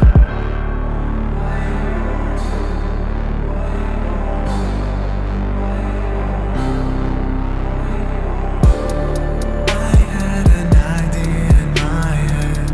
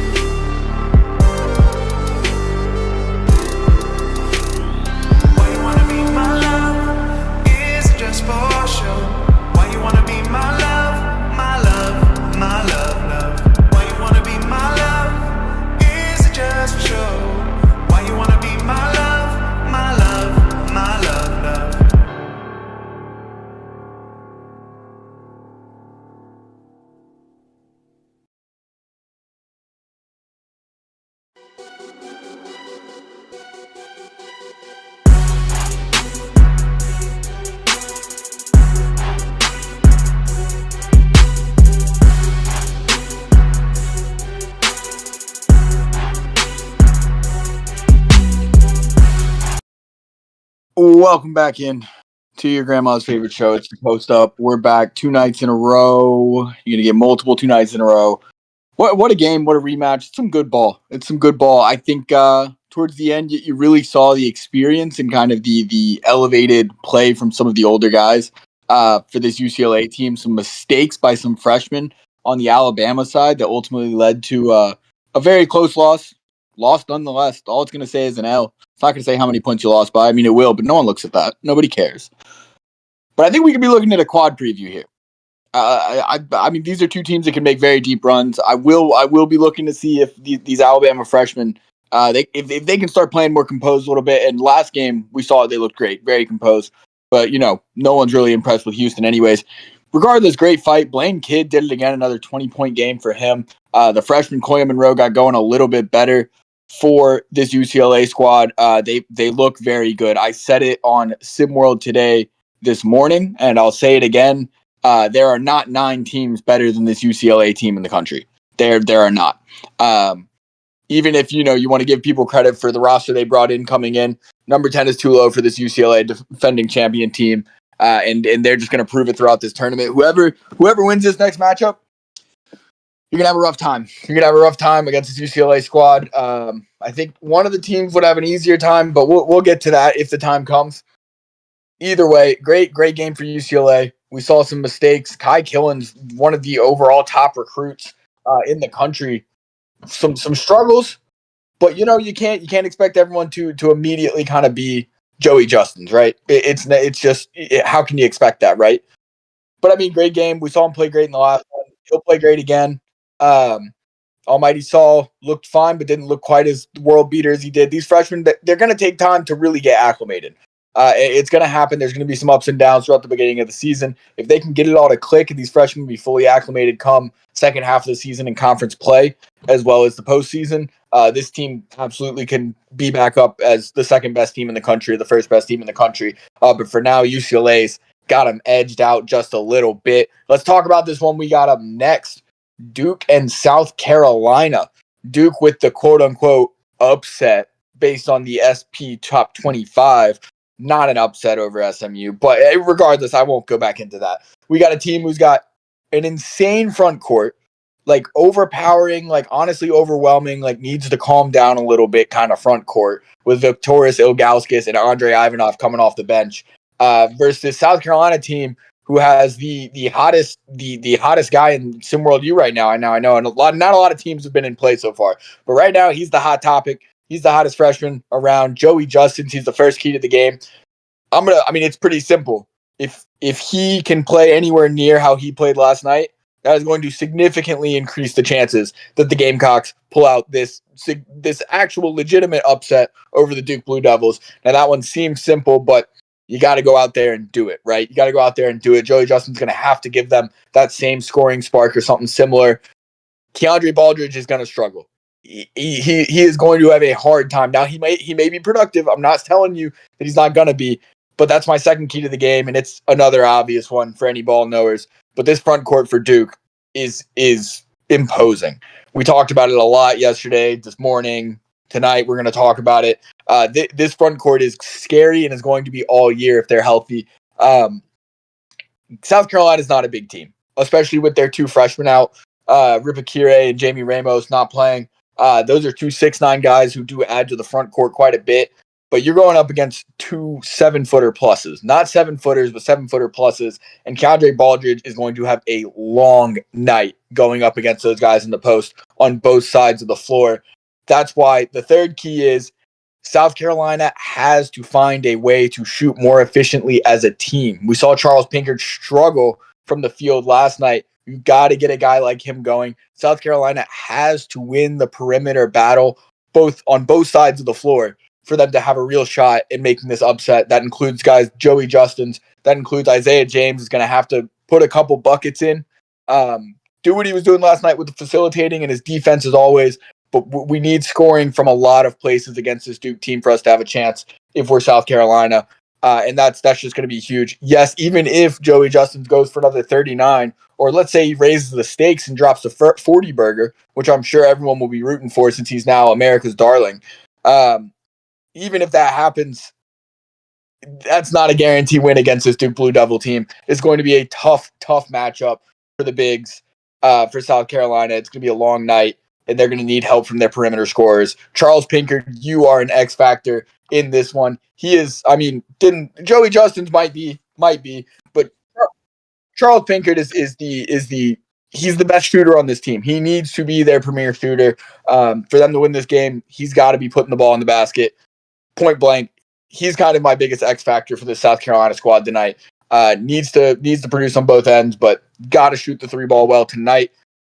The coaching matchup's exciting. We're going to send you back out there for the second game of our tonight's triple header. This will decide who gets to go on and play UCLA in our third game of the night. Double duty tonight for these 2 winning teams, which is crazy. But remember, as always, SimWorld Sports is the only place where you can see the game, be the game, and I'll see you after this one.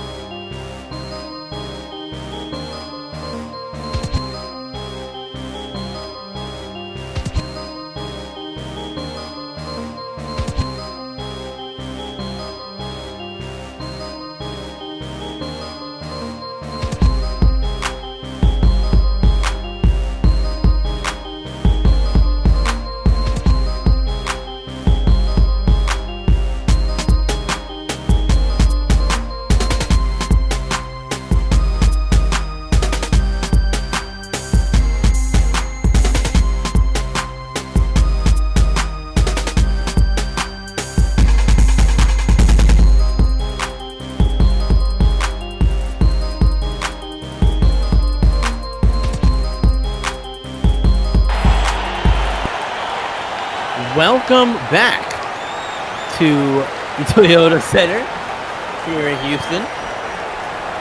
Got game 2. Yeah, those a quick break, folks. Come right back.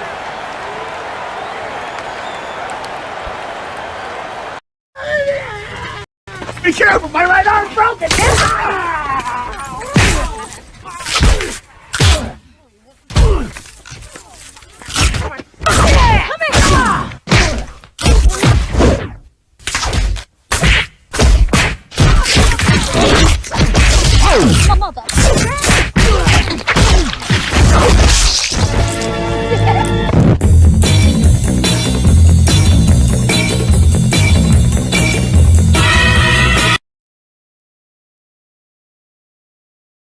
matter. You do that for me? Really? Yeah, I'd like that. Who are you talking to? It's Jake from State Farm. Sounds like a really good deal. Jake from State Farm at 3 in the morning? Who is this? It's Jake from State Farm. What are you wearing, Jake from State Farm? Khakis. She sounds hideous. Well, she's a guy, so.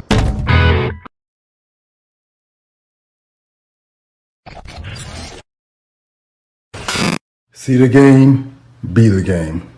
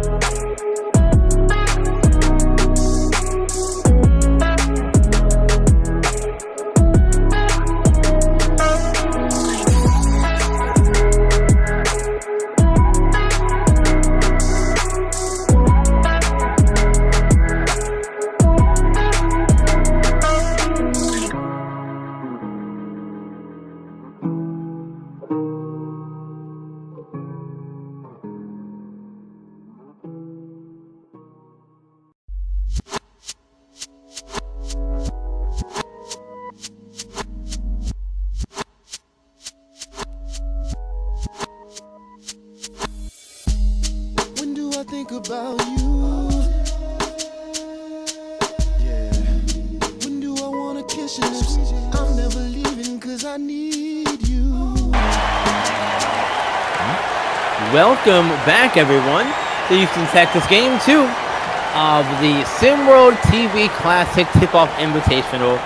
I'm B-Ron. Back here with me is Sniper J as we get ready to see the number 23 South Carolina Gamecocks face off against the number 8 Duke Blue Devils. Sniper J, the man from long range. It's so good to have you here with me for the first time this season, in the new season. And what are you looking for in this game here? How you doing? It's good to be on call with you, Legend. I don't know why these people keep calling you B-Ron. I don't know what B-Ron is, but your name is Legend.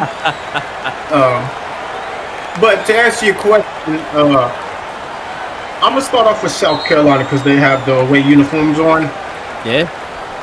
If I'm Coach Dre Pope, I wouldn't want to be Coach Dre Pope in this situation because I'm not sure what he's going to do. Right? You have an inside presence that looks unstoppable. They have good guard play. They have a second-round pick, 2 second-round projected picks. Where do you win if you're Coach Dre Pope? I don't know. I'm glad I'm not in his position. But if you're Duke, I'm feeling really good about everything. I'm feeling good about life. I'm feeling good about the Duke Blue Devils. I'm feeling good about basketball. I'm feeling good about Houston. I like Texas. I like everything about this whole invitational if I'm the Duke Blue Devils. Yeah, and you see a reason why right there, right? Victor Gaskis, the big man who is looking to take a big leap this season, entering his sophomore season with the Blue Devils. And this South Carolina team, they are undersized for this matchup massively. And I think that that's going to be the biggest problem for them as we get some started. There's a big three-pointer there. Abasai Dance who knocked that one down. That's a big-time shot. Hopefully South Carolina can do that a lot tonight. And that, too, make three-pointers and create turnovers to get in transition. See, usually when you talk about small teams, Legend, you talk about a team that's faster than another team. But in this case, I don't think South Carolina is faster than this Duke team. This Duke team is a pretty fast team, especially with Augustus, the way he runs the floor this year. You can see his improvements in his body. You can see the improvements in his running form. You can see the improvement in his game shape, and he's able to sprint up and down the court. So I'm interested to see who manages the tempo of this game, and I think that team has a good chance of winning the game. Yeah, both defenses are really getting after it here early on. Little fires a three, so close to going down. Did not, unfortunately, find the bottom of the net there. Now let's get the lineups out of the way for everybody as we're a few minutes through the first half of play. Starting with the South Carolina Gamecocks. Starting five for them. Joyce Justin, that point guard, freshman. Their sophomore shooting guard, Charles Pickett, transfer from Kansas. 3-point in the corner. That one no good for Duke that time with the forward spots. You have junior Abasai Dance at the 4, Isaiah James, sophomore at the 3, and then at center, another sophomore, Keandre Baldridge for the Blue Devils. They're starting 5. Demario Duval, second junior, starting at the point guard spot, and my goodness, there goes Joey Justice picking up right where he left off last night. 39 points in the opener for him, the second most of the freshman all time behind Kareem Abdul-Jabbar. And Duke and John Shire will take a quick timeout. I'll finish the line as we get back from this break. We at Carnival take our mission to be America's most fun vacation very seriously. So I'm making changes at the top, effective immediately. Mr. O'Neill is perfect for the job. His unparalleled passion and unique business acumen are a tremendous asset. I need those numbers by 5 o'clock today. Duck. Goose. Just hit me on the email, Shaq@carnival.com, and 4 tickets will be delivered to your house first thing in the morning. Who is this? Have you not heard? No. Well, what? CFO. Oh, really? Want to know what else? Tag, you're it. Run! I'm excited for the immediate impact Shaq will make. Come in. President Duffy, I turned the conference room into a ball pit. Marco Polo in 15. Choose fun, baby.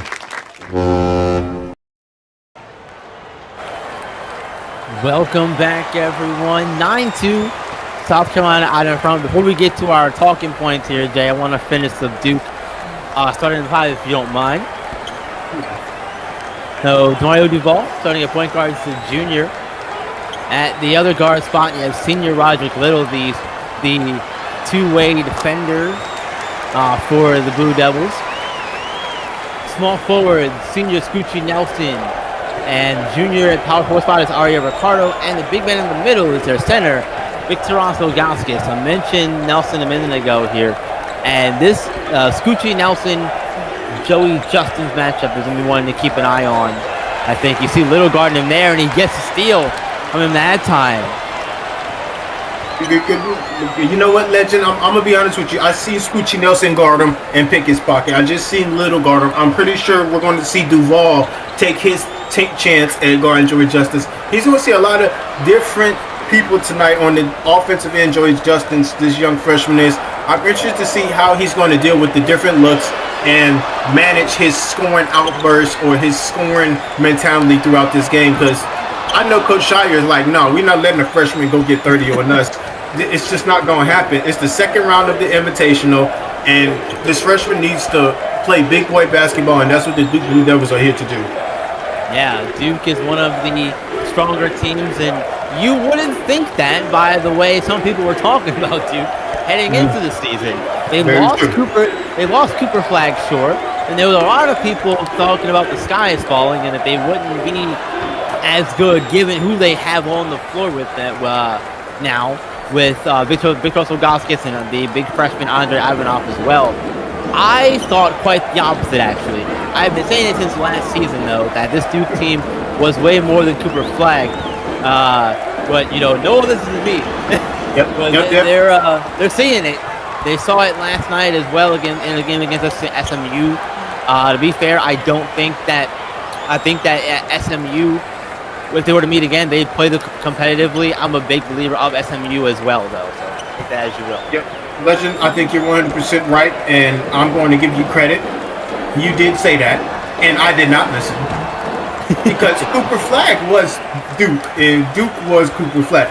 But in my notes after the first game, I wrote down, and this is word for word, Duke did not reload, but definitely had some firepower under the wraps. And I think that's what they showed in the first game, and that's what they're going to try to show here again tonight. But they're not off to a great start as they're down 16-4 with almost 6 minutes going by in the first half. Yeah, this is not the start you want at all if you are John Shire and Duke against a hungry South Carolina team that has a lot to prove.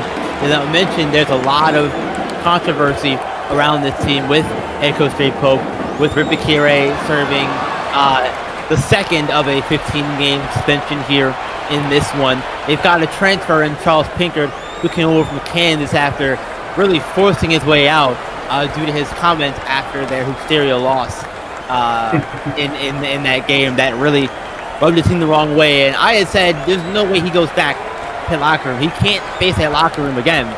Luckily, he was able to transfer out and get over here to South Carolina, and he's coming in and he's hitting some shots early in this one.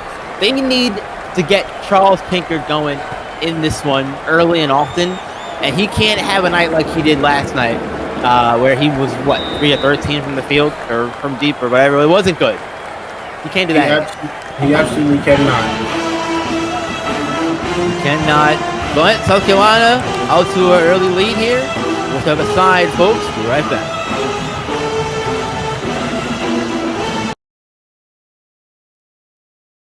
See the game, be the game.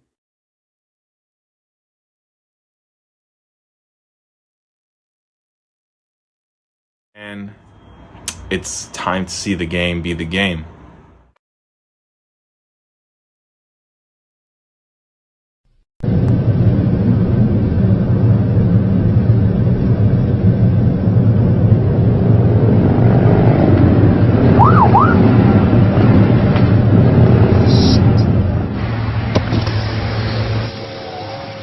Good afternoon, madam. Yeah, I'm sorry, officer. Can I see your papers, please?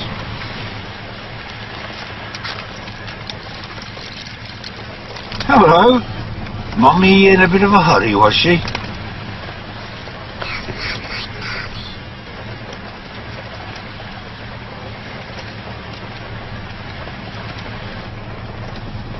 Step out of the car, madam!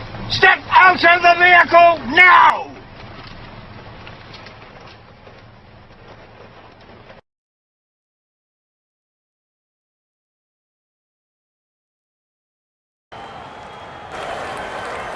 Welcome back, everyone. South Carolina out to an 18-4 lead over Duke right now.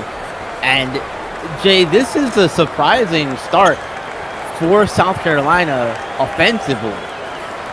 Yes, Legend, it is. Because yesterday we watched them struggle to shoot the ball. We watched them struggle to score the ball in a very low-scoring game against a very good Gonzaga team. But in that game, Legend, they found their defense, and I think that's something Coach Jay Pope was happy about. But tonight, it seems like early in this game, they're finding their way as we get a monster slam. A monster slam. Roderick Little, 2 hands for his safety, 2 points. Looking for a third one as well, as they try to cut into this lead some more. We see Isaiah James and Joey Justins go to the bench along with Pinkard as well. New faces in for the Gamecocks here. Roderick Little is one of, I think, if not one of the most undervalued guys, I feel like, in SimWorld U. He's not the flashiest guy, Jay, but he's going to give you really great defensive effort, especially. And that's really what he's been known for throughout the course of his career. And the scouts, if you allow me, Jay, the scouts say that he plays the game the right way. Yes, as a matter of fact, Legend.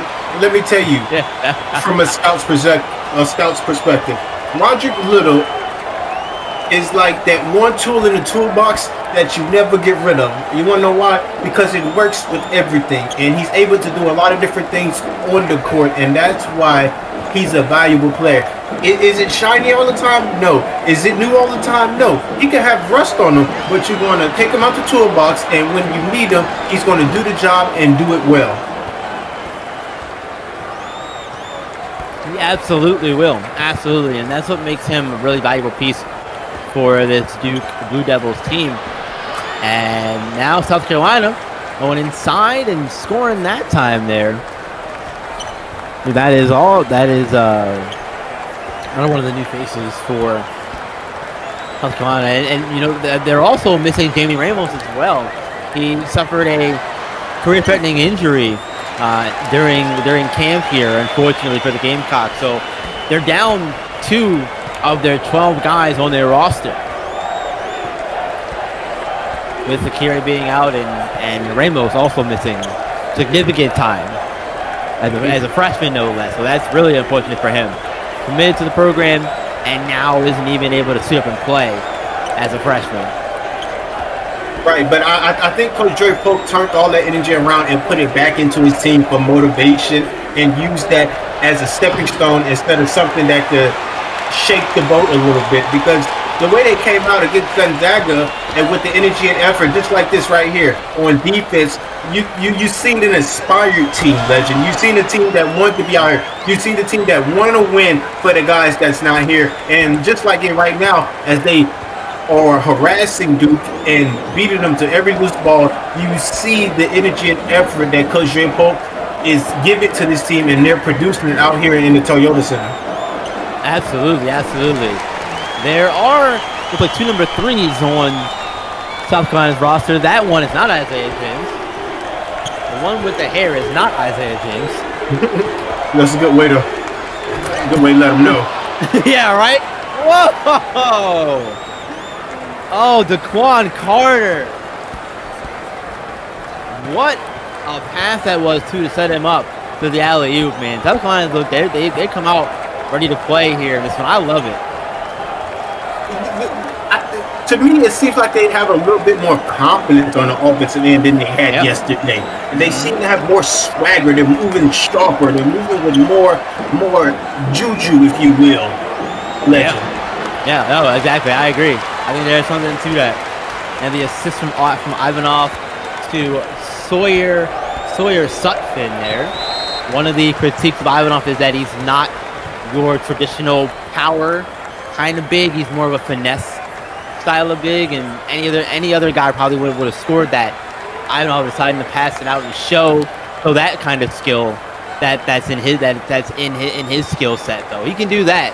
He's one of the best of them. And we seen that yesterday, and I like to refrain back because I like to build on top of games and see how players progress. We seen Ivanov yesterday be very, very skill-based yesterday, and sometimes I think it's an advantage and it's good for his team, but sometimes I think it's a disadvantage based on how big he is, and if he actually just used a little physicality, it can make his life easier in the post, and he just can have easy layups. So I think that's a coaching point for John Shire, and I think he's trying to get to him, but it's still early in the season, and we still have time to see him come along and progress with his physicality in the post. Legend. Yeah, exactly. He's only a freshman. It's only his second college game. He's been a highly touted recruit for the longest time, since he was 15 in high school days, and when he was playing in SimWorld Prep with the SimWorld Europe team over there. And now he's here in America playing for Duke in North Carolina. It's been a bit of an adjustment period for him. But this is a young man who I believe is very skilled, but he does have things that he can improve upon. One of those things, like you mentioned, is his physicality. 100%. And just a completely different statement here. I wonder how long Coach Dre Pope is going to keep his star-studded freshman on the bench here, Joey Justins. I know they're up a lot of points and they're throwing the ball really well, but to what point does that stop and you have to get him back in? I wonder how long he waits. Oh my goodness! Around the screen with ease. We'll have to get the number on that truck, man. That was insane. And now look at the steal. Isaiah James on Pablo Guzman. Can't finish it there over Guzman, though. Guzman, a freshman, coming in from SimWorld Latin America in the SimWorld Prep High School Basketball League there. I mentioned it to Rico in the last game. It's Jorgensen. Now I've got the name here. Jorgensen. It's Alan Jorgensen here. He's from Iceland. Another one of these freshmen on South Carolina. But back to my point here. I was talking to Rico in that first game. I had mentioned how I feel like the SimWorld prep players are coming in way more prepared, it looks like, than some of your more traditional high school players, Sniper J. Do you think that has a lot to do with what goes on at in SimWorld Prep and what that league is all about? Because this is a league that is quickly risen up the ranks in terms of popularity. A lot of kids are wanting to get into that league. So let's talk prep while we watch a couple not good SimWorld U teams play. First of all, SimWorld Prep is an emerging league. It's on the rise. I'm sure in the next couple of years it'll probably be the #1 prep league across the world. Let's go ahead and put that out there. Yep. Second of all, yes, the way it's ran, the way the games are produced, the tournament style, the way players get picked up on the teams, it is 100% preparing these young men for this type of stage. And the reason I say that is because night in and night out, you're playing against the best, right? But not only if you're playing against the best, you're getting coached by the best. So what more could you want if you're a high-level player? You go play in prep, you see the best of the best, you get coached by the best of the best. And oh yeah, there's also a championship, and people, it's like an alumni type of thing. It's like big brother, little brother. Yeah. When big brother gets promoted, he's going to go back and see what little brothers are doing and bring them up to the big level. So when we see Coach Dre Pope successful at the prep level, gets a head job at South Carolina, of course he's going to go back to his roots. Of course he's going to go see what his old team has, and he's going to favor them more and bring those kids up to his level because he trusts the system he built, if that makes sense, Legend. Yes, no, it definitely makes sense to me. You're familiar with your system over there already, and you've got the pipeline, essentially. It's just the whole prep league in general, in the whole SimWorld U. SimWorld U is having more prep players come and more prep coaches come, and it's just going to be a pipeline. It's almost like cheating. It's almost like cheating, but it's not cheating. Right. Look, as we get back to this game here, I saw something in the chat that I wanted to, in the YouTube chat, I wanted to bring up here as a fun conversation here. South Carolina, they are what they've done well so far is they have played at a high pace and tempo. That's really messed with Duke so far, like in this game. Duke wants to slow it down and play through their bigs, right? Ivanov and Ilgauskas, right? But South Carolina, they can't afford to do that. They don't have that kind of talent. What they do have is a lot of length, and they got a lot of speed, and they're using both of those things in their favor. In this game, we're seeing it. 100%. I think South Carolina is using their speed and pace at the right time. So after that made basket, you see them in a full court press the whole time. Their hands are very active. They're getting their hands. They're getting deflections. They're causing this Duke team to speed up when they don't want to. Right, exactly. Now both teams want to play through the post, but South Carolina doesn't necessarily have to all the time to be successful. Keandre Baldridge looks to be their go-to guy in terms of who they run their offense through and who the ball goes to the most in the post. Unfortunately, tonight it might be a little more difficult for them to do that because of Ilgauskas being in the paint, being such a load on the inside, right? It's tough to say. We know Baldridge is a projected first-round pick. We know he's a good player, but And on paper, yes, you would want to run your offense through him. Oh! Big Toros Goskis sending that Joey Justin not into the seats here. My goodness.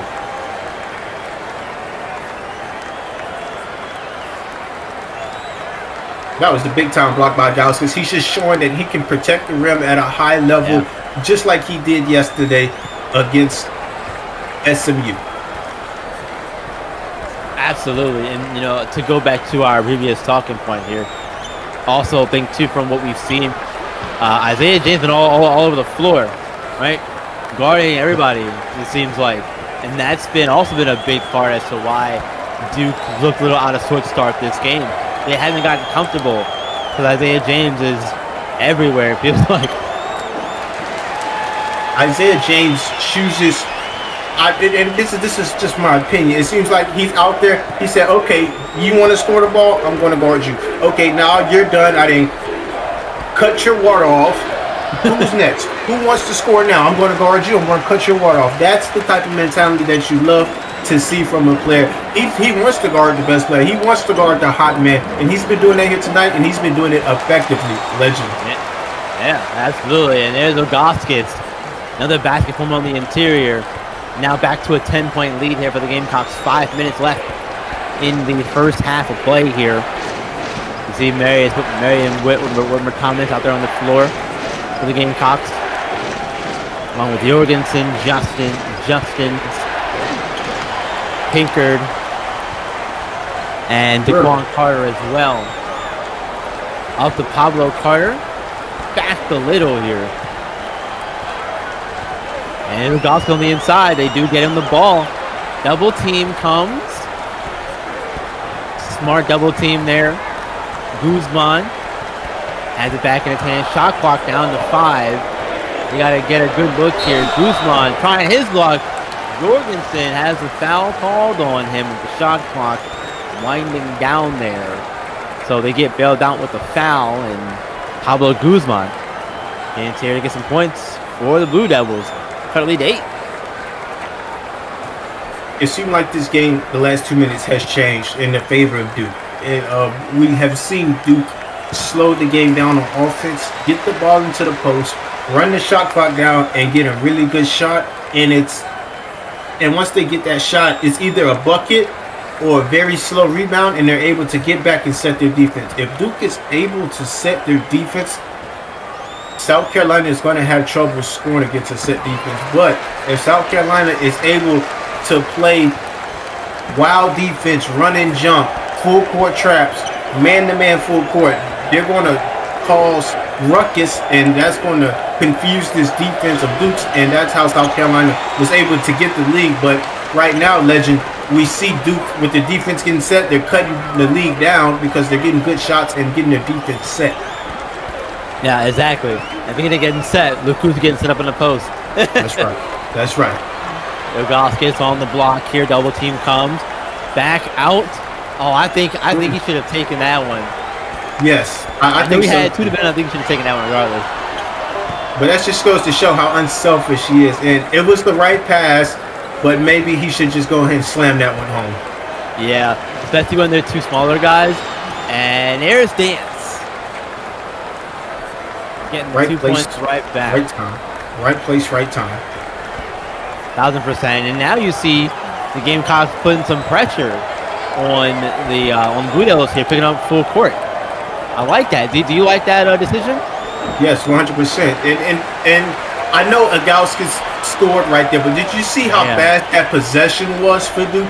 They don't want to play like that. They do not want to do that. But that pressure, it's like instinct. If they pressure, it makes you play fast. Trust me, I'm victim to it.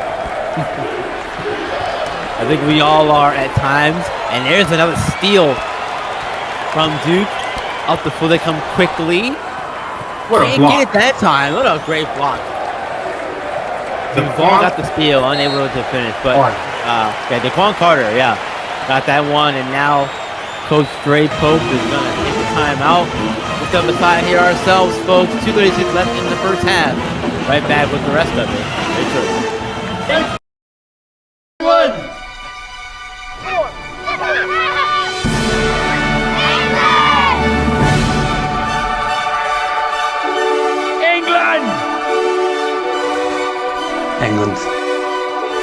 doubt. England! England. England. England. England. England!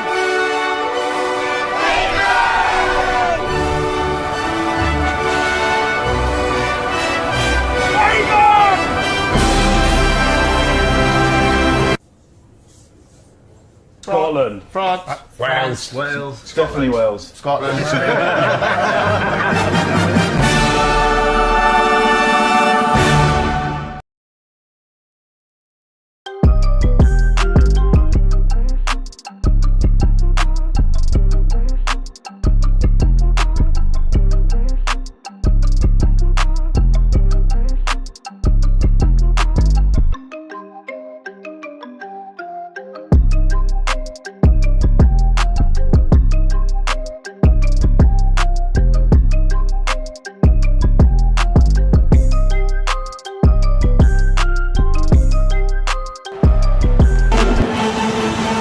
Welcome back, folks.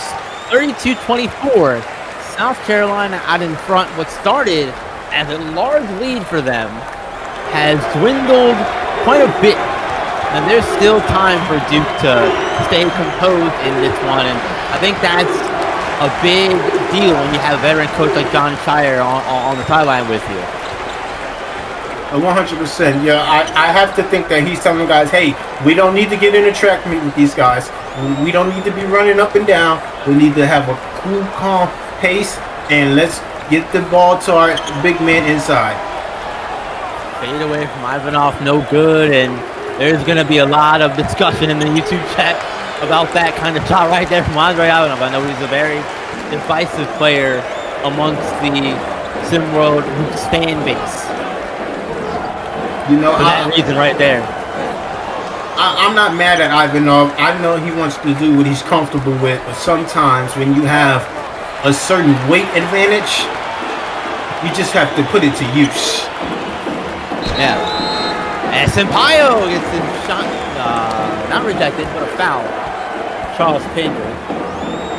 We'll see Addison Sampaio head to the line here for Duke. And I've been a big fan of Sampaio's game for quite some time here too. It's not flashy, much like Roderick Little, but he does a lot of the little things, and he's a guy who's going to be one of those hustle guys, you know?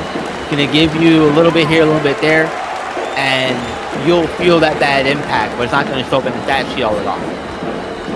Yeah, he has a high IQ, and he has a way of impacting the game with little things like great cuts or being on the right spot on the defensive end to make a player pick up the ball and swing it back around. Little things like that people don't pay attention to, but they are very important, and you need to have players like Sampaio who is able to make those type of things happen for your team. Absolutely. He's a good defender on the perimeter, and as we mentioned, something that goes unseen a lot of times. In the more modern day where, you know, offense is king, right? Everybody wants to see the offense in the Joey Johnson 39-point games, right? But no one's gonna remember that you know, you're one of your defenders locked down the guy at the end of the game to end it. They'll see the missed shot, but nothing else. That's right. Well, a fan that's viewing the game will not see that, but someone who knows ball, like Siege would say, would see that defender and we're like, hey, he's the type of guy that you win championships with. He's the type of guy that gets paid millions of dollars to do exactly what he did on that last possession. Yeah, exactly. And that's one of the reasons why I'm so high on Isaiah James. I feel like he's one of those guys. Very, very good defender that everyone knows. Called Doc Ock for a reason. He's everywhere on the floor on defense, and he's developing himself a nice little offensive game as well in the process of that.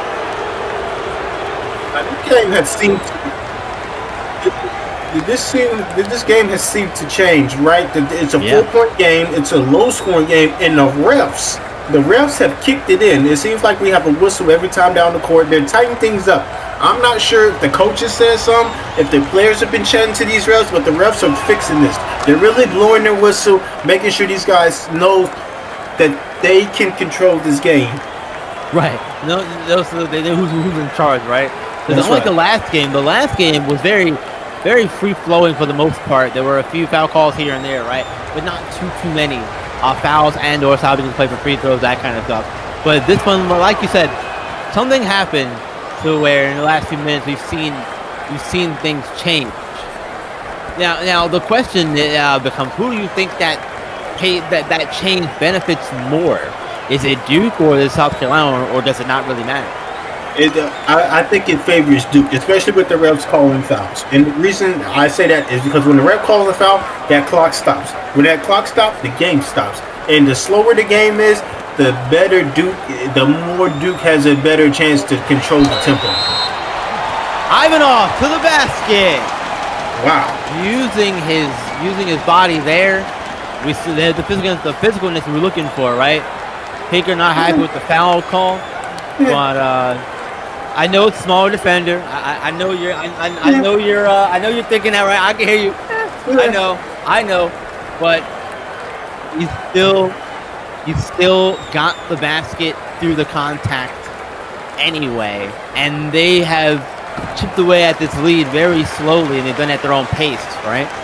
That's right, and you have to give all the credit to John Shire. Take your timeouts at the right time, drawing up plays for the big man at the right time, getting the right shot. These players are absolutely putting on a master class of how to slow a game down and slowly poke at the lead into halftime. Yeah, shot clock turned off here. 3-point lead. Duke gonna tie or go into the no. There's a steal from Isaiah James. Doc coming in the right time there. Free ball to end the half. Almost in. Man. So good. I want him to make that. End the half though. 34-31. South Carolina out in front. First half thoughts, Sniper Jay, what you got? This game is a clash of the best defense, in my opinion. South Carolina wants a very fast, pesky type of defense, so if they can get that going, that favors them. If Duke just can get their defense set, and I mean that, just set, the game changes because they can slow it down. And that's really all I got. There hasn't been much scoring. Scoring has been hard to come by because of the defenses have been doing their job. And I just have to think that the game is going to continue to be a defensive game. Yeah, this has been a really good first half basketball here. Like you said, it's been a clash of styles on both sides of the ball, too. I think we talked about the pace earlier that South Carolina was playing at versus Duke's more slower, methodical pace. And we'll see what changes are made as the second half is right around the corner here, folks. Don't go anywhere. We'll be back. You know, it'll be time to do what? You know what it is. Put those deuces up. We'll see you soon.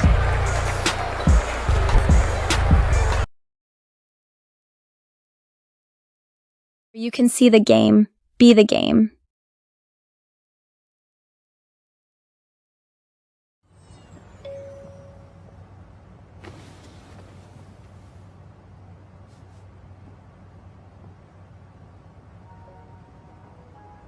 Je voudrais être seul avec toi. She asked if you'd like to join the club. Je voudrais dénouer. You said, I like nuts.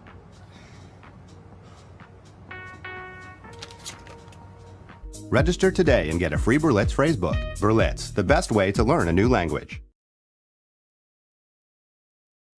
I'd like to order french fries, a burger, and a milkshake. This is a library.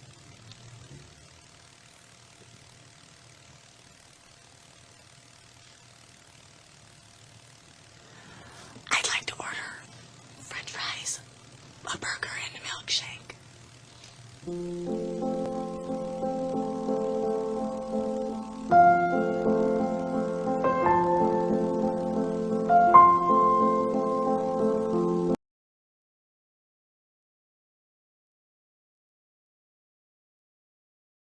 See the game, be the game.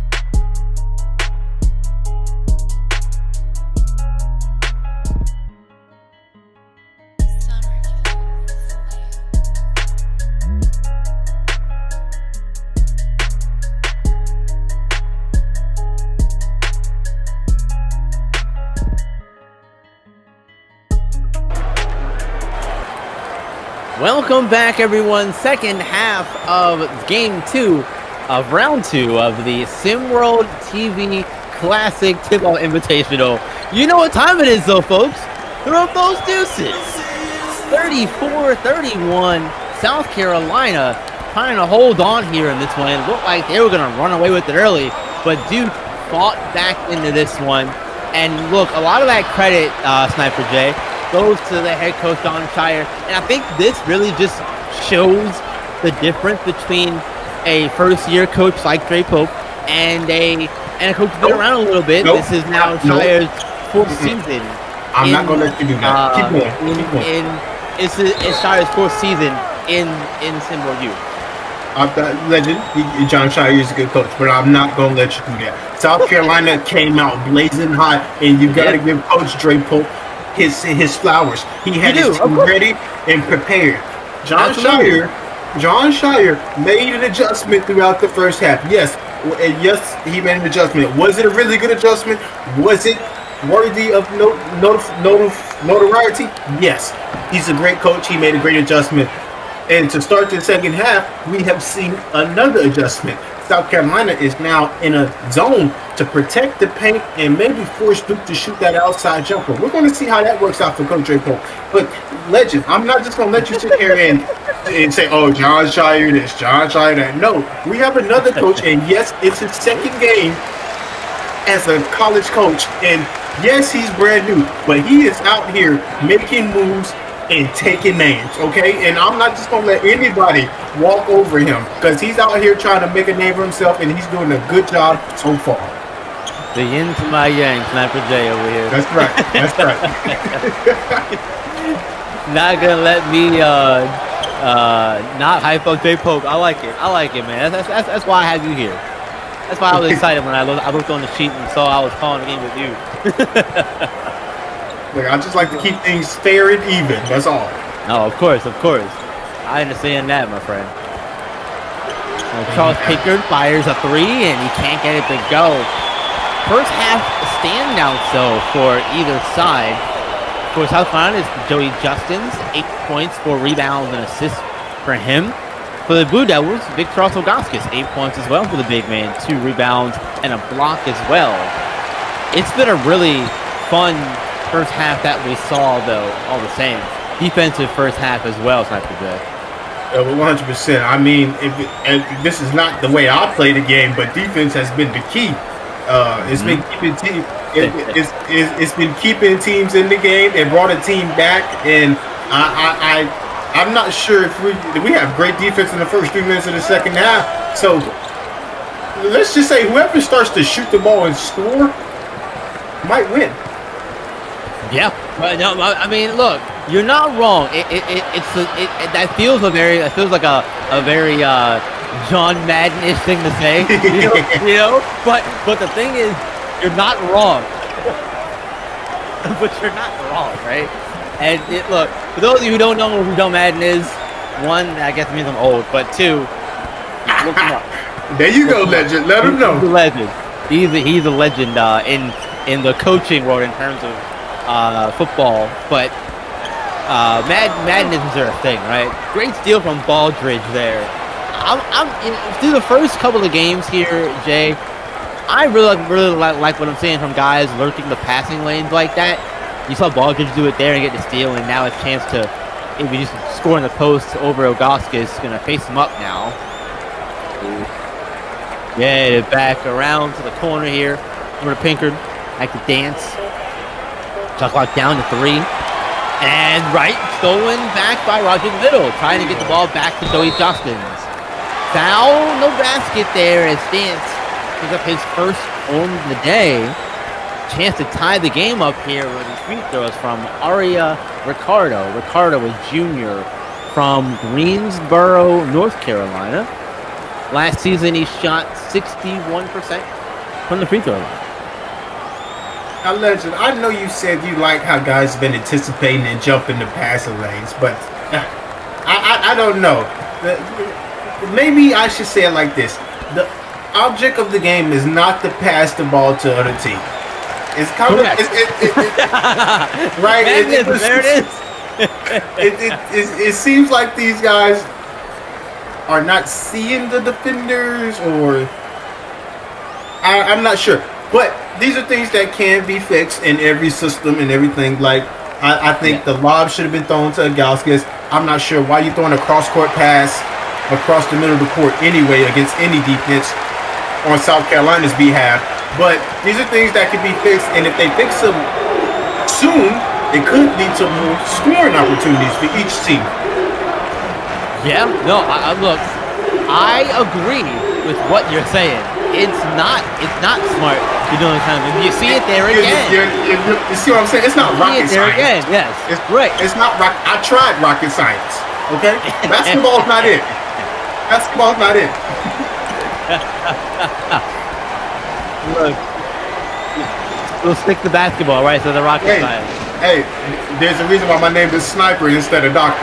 I'm just saying. Good point. That's a good point, Sniper J. That's why we have you. That's why we have you around, man. Look, we're seeing a bit of sloppy play to start the second half from both sides, right? The passing in particular. Justin launches a three. No good. Had Roger Little on him that time. Duke pushing the pace a little bit here. And now throwing it down, getting into a set here. Nogaskis ball just rips it away from him. You saw him back off and switch off for a second. I think he planned that. I think he plotted that all along. Yeah, I think he plotted that. I would tell you one thing. Watching these Gamecocks for 2 games now, one thing you can't do inside the three-point line is dribble more than 3 times. They are coming, and they are coming like honeybees and swarm. Absolutely, Jay. Well, look, now is the time for the YouTube chat to shine. Get your shout-outs in. The shout-out time with Jay. While we wait for them, why don't you shout out some of the guys we have here in the chat with us? Oh, yeah. Okay, so a shout-out to Biv Markham. He's always here. Shout-out to Suno Chopper. Shout out to Joaquin Dominguez. If I mess up your name, hey, look, it is what it is. We've been through this. Shout out to Jordan Scott. Welcome, Jordan. He's part of the yacht club in the Roaches. If you know, you know. Shout out to Monte Parson. Yeah. So, shout out to Trayvon Patrick. Shout out to Juan Bizel. Mississippi State in the house, baby. How you doing? All right, who else is in here? Shout out to Coach Grizzly. Coach Robert McHutchison. I forgot who you coach, but I know you coach. That's Lakeshore Drive. That's right. There you go, yeah. Yeah, you got it. Hey, look, Coach Hutchison said, shout out LSD The Drive. Look, I think that those kids are going to be better off this season than they have been in the past. I don't want to let Rosante Vance hear me say that too loudly, but I think he's got a good guy in place to take over his role as coach owner. You know what I mean? That's right. And last but not least, Israel Hannibal. Shout out to you, but he's put shout out to Coach Drees and the Elite in the chat. Philadelphia Elite, my pick to win the Last Dance and have the Player of the Year in prep Monte Parson this season. Speaking of Monte Parson, Siege had said yesterday on the post up, he's like, look, I understand that Monte wants to go to Ohio State and all of that, but if Duke could somehow get him over there, that'd be a good fit for them. No. Stop tampering, Legend and Siege. I'm not tampering nothing. I'm reporting what I hear. Well, you need to say sources or something, right? You can't just be putting it. No, I said Siege said it. I didn't say I said it. Siege said it. I saw throw Siege right under the bus. I get it. I sure did. But let the young man make a decision for his career. I think he has the best head on his shoulders, and he's going to make the right decision for him. I think he will too. I'm not saying, look, hey, if I was tampering, I would say, Monte, go to Maryland. That's what I'd say. Ooh, that's a good one. Okay. That's fair. But don't say that. Off the record. Hey, look, I'd say Monte Parson, go to Maryland because they don't have a CKC anymore, but you could be the CKC of the big position for Maryland. Relax. Relax. That's a lot of hype that you're putting on that young man, and that's some big shoes to fill. Monte Parsons is Monte Parsons. CKC. I'm right there with you, my friend. I'm right there with you. I'm just saying, extremely talented young man. That's all I'm saying. Well, look. All that talking we're doing, and Duke has the lead back. That's right. 36 here, and it's still been a really chippy, defensive kind of game here. Yes, it has. It has been choppy. It has been ugly on both sides, and Duke has found a way to manage to score buckets. Yeah, in some way, shape, or form. They're getting them to fall when they count the most. It feels like right now that this again is going to come down to the last few possessions just based on how this has gone so far. And Joey chucked in. Okay. Bringing him back within 2. First time he scored in quite some time here. Definitely not 39-point game he had against Gonzaga the last night. But I saw somebody say on social media something along the lines of anybody can look good against Gonzaga's defense. Oh, I don't know about that one. Gonzaga's not a bad team. Hey, like I said, I'm just saying what I saw. South Carolina, though, only has 3 timeouts left. 42-38. Duke out in front. Just up the side, facing Bills right back.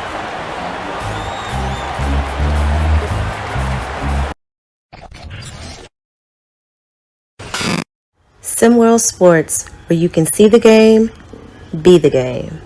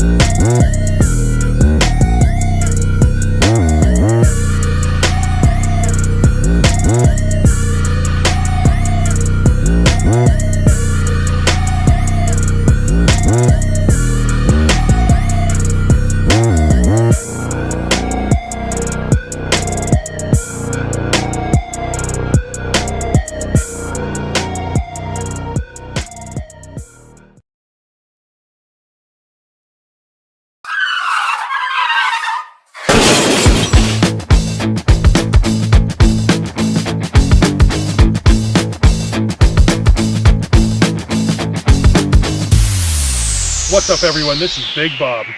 And this is Maestro. And we are the co-hosts of Around the Table with Big Bob and the Maestro. Around the Table is a SimWorld Sports podcast where Big Bob and I give our takes on various sports around the world.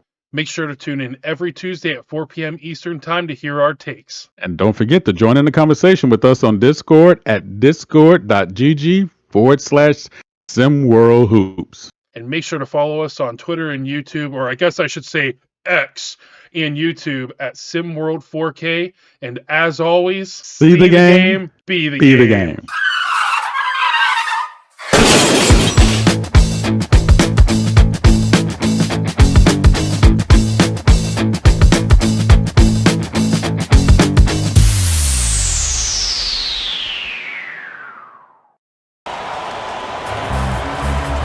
Welcome back, everyone. Duke out in front, 42-38. And something we talked about during the break here, Jay, was that one of the critiques of South Carolina coming into the season was that they didn't really have a ball handler, and we're seeing Joey Justin bring the ball up for the Gamecocks and play that point guard position for them.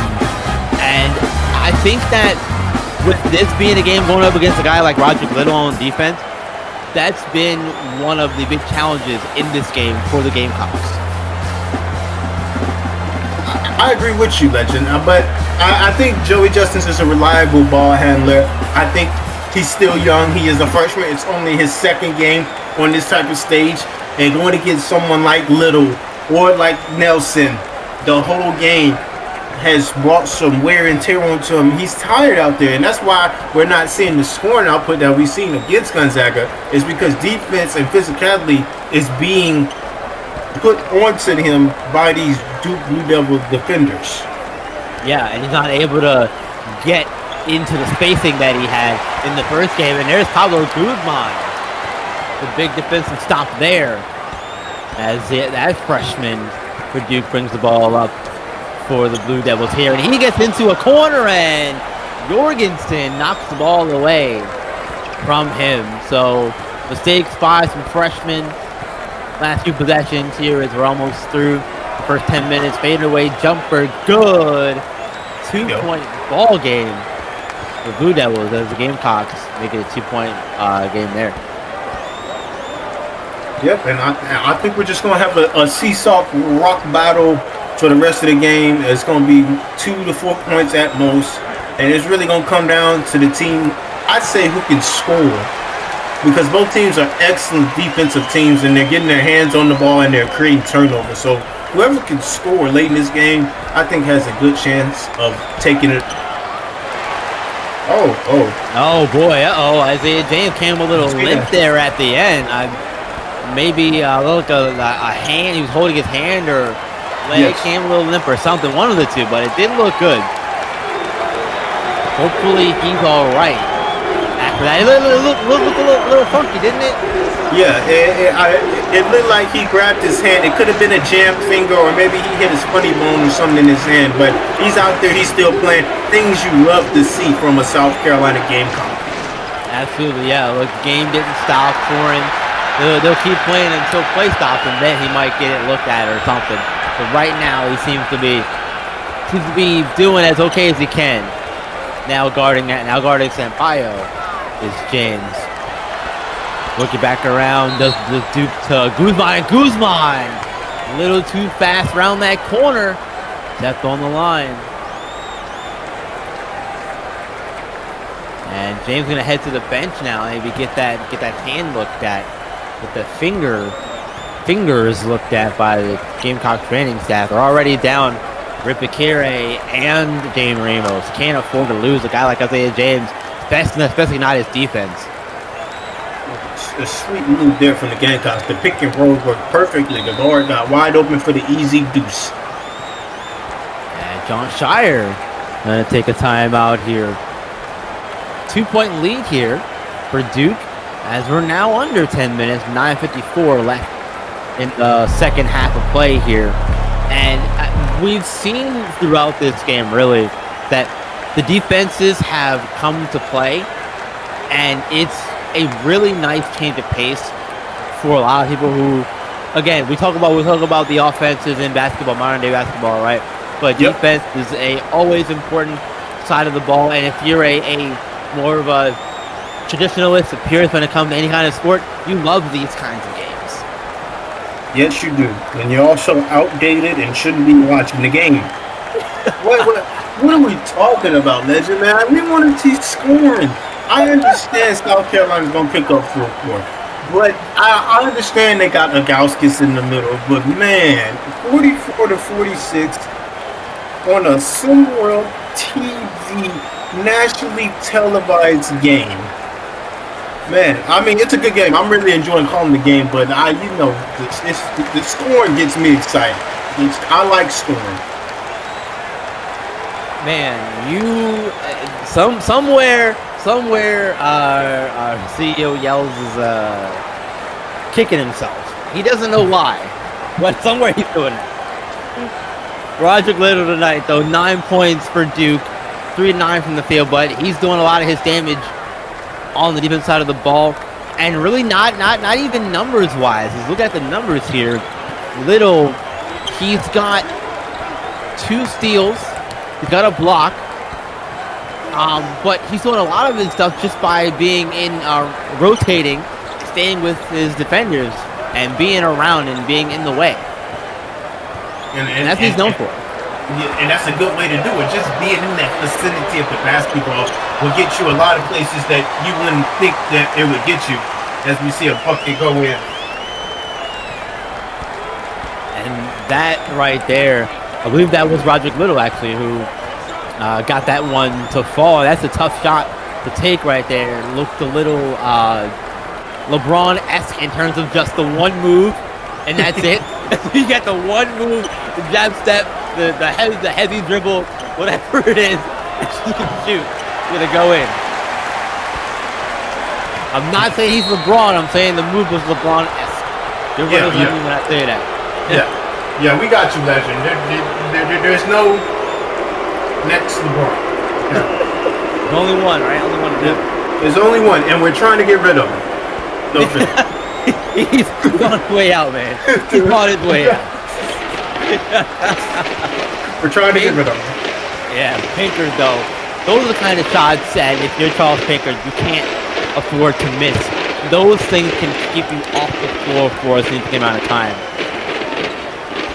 The easy ones. Duval now fires. Good. And now it's danger time for Drake Pope and these South Carolina Gamecocks. 8 minutes to go. The Duke has found a way to push this league up to more than 5 points. It's time for them to get their head on straight and start scoring the basketball. Ooh, almost had the ball right back to Duke. Little got the steal, but couldn't grab it in time before it went over that line. They'll retain possession. What's up, final on the inbound here? These inbound plays, Jay. I don't. These are great times for a team to try to get a really easy look. You see a lot of screens and stuff off of them. He couldn't do it there. Yes, it's a fantastic time for the teams to run a set play, get an easy look, and also gain some momentum. Legend. Momentum is key in a blob, a baseline out of bounds, or a slob, a sideline out of bounds, is a good way for your team to get organized and get a really great shot and get confidence if they score. So look for Coach Drake Pope to call a very specific play so they can score and regain some momentum into this game. Yeah, and this is why if you're Duke, if you're South Carolina, you want to be in the corner like that. But Jorgensen on the top of the key, big time shot, big three to fall. That was absolutely huge for them. They needed that. That cut the lead to 4 points. Now they're back within striking distance, and everything is copacetic with the South Carolina Gamecocks. Blocking foul calls on Isaiah James. Takaki's back out there on the floor. You haven't seen him pull at that hand yet in those fingers, so it looks like he's good to go. He's not showing it anyway, so that's a good sign for right now at least, right? You can deal with the aftermath later, I guess, if there's more issues. Right now, so far so good for Isaiah James. Now they'll double team Ogoskis and jump ball. Baldridge and Ogoskis tie up and possession arrow. Possession arrow's going to South Carolina. So that's a big swing there potentially for Gamecocks if they can score on this come down the floor. Yes, it could be a 5-0 run or a 6-0 run if they hit a 3-pointer for the Gamecocks. But just to talk about that jump ball, I'm not mad about that jump ball, right? Because Ogoskis earlier in the game, he probably would have thrown that away to the other team. But that time he gets the jump ball, Duke can get the defense set, and look at that. They get a stop. Just like I've been talking about the whole game. When Duke gets their defense set, they get a stop. So I'm not mad that Ogoskis took the jump ball there instead of throwing it to the Gamecocks to get out in transition. Yeah, and learning from your previous mistakes, right? Now they'll get in the corner, kick out 3 ball. Good! Knocking it down is the Mario Duval, and you see him posing for the camera cut there, and he's feeling himself there. That was one of those shots where you see that thing go down and you're feeling real good. But Joey Justins responds with a free throw line jumper of his own. Lovely answer right there. He's good, especially if he gets to that free throw line area. If he could get there, when he gets there, he's so comfortable creating space and just rising up over people. It looks really good. Yeah, and that one looked really good there. Seeing that one go down for Justins as well. Now pass inside to Ogoskis over dance. Foul, or no foul rather, contact. No foul on the big guy right there. Justin picking up his dribble over Jorgensen in the corner. If I'm Duke, I might want to consider trapping in the corner when they get the ball there, because they seem to be there a lot, and if you can get into the trap quickly, that could do some favors here. I don't know what you think about that, Jay. I'm not sure. I mean, the Duke has a pretty stable defense when they're not gambling. If they do start to gamble, their rotations will have to be on point, and they're also winning the game, Legend. So why change anything if you're winning? You don't need to spark anything or get things going, especially if they could backfire. Fair enough. There's Little. Man, that's now 6 steals for Roderick Little. He is all over the place defensively. And it is a pleasure to watch him go to work defensively. Pull-up jumper from Justin's no good. Duval on the rebound there. We saw him pick down his brother last night, McCallum Duval at SMU. To get here. And the winner of this game will go on, face UCLA in the championship game at 10 o'clock. And something I talked to Rico about, now I get to talk to you about it here. Maybe we'll do it after the break here tonight for Jay. I'll hold my thought. 5-point lead for Duke. We'll be right back, folks.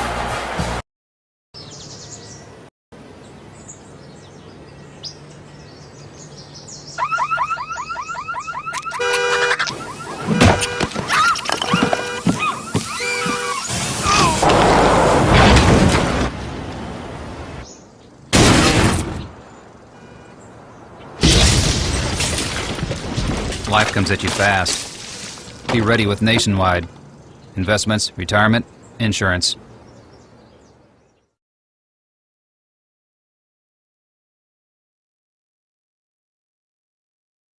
Hey guys, I'm Archie, and SimWorld Sports is the only place where you can see the game be the game.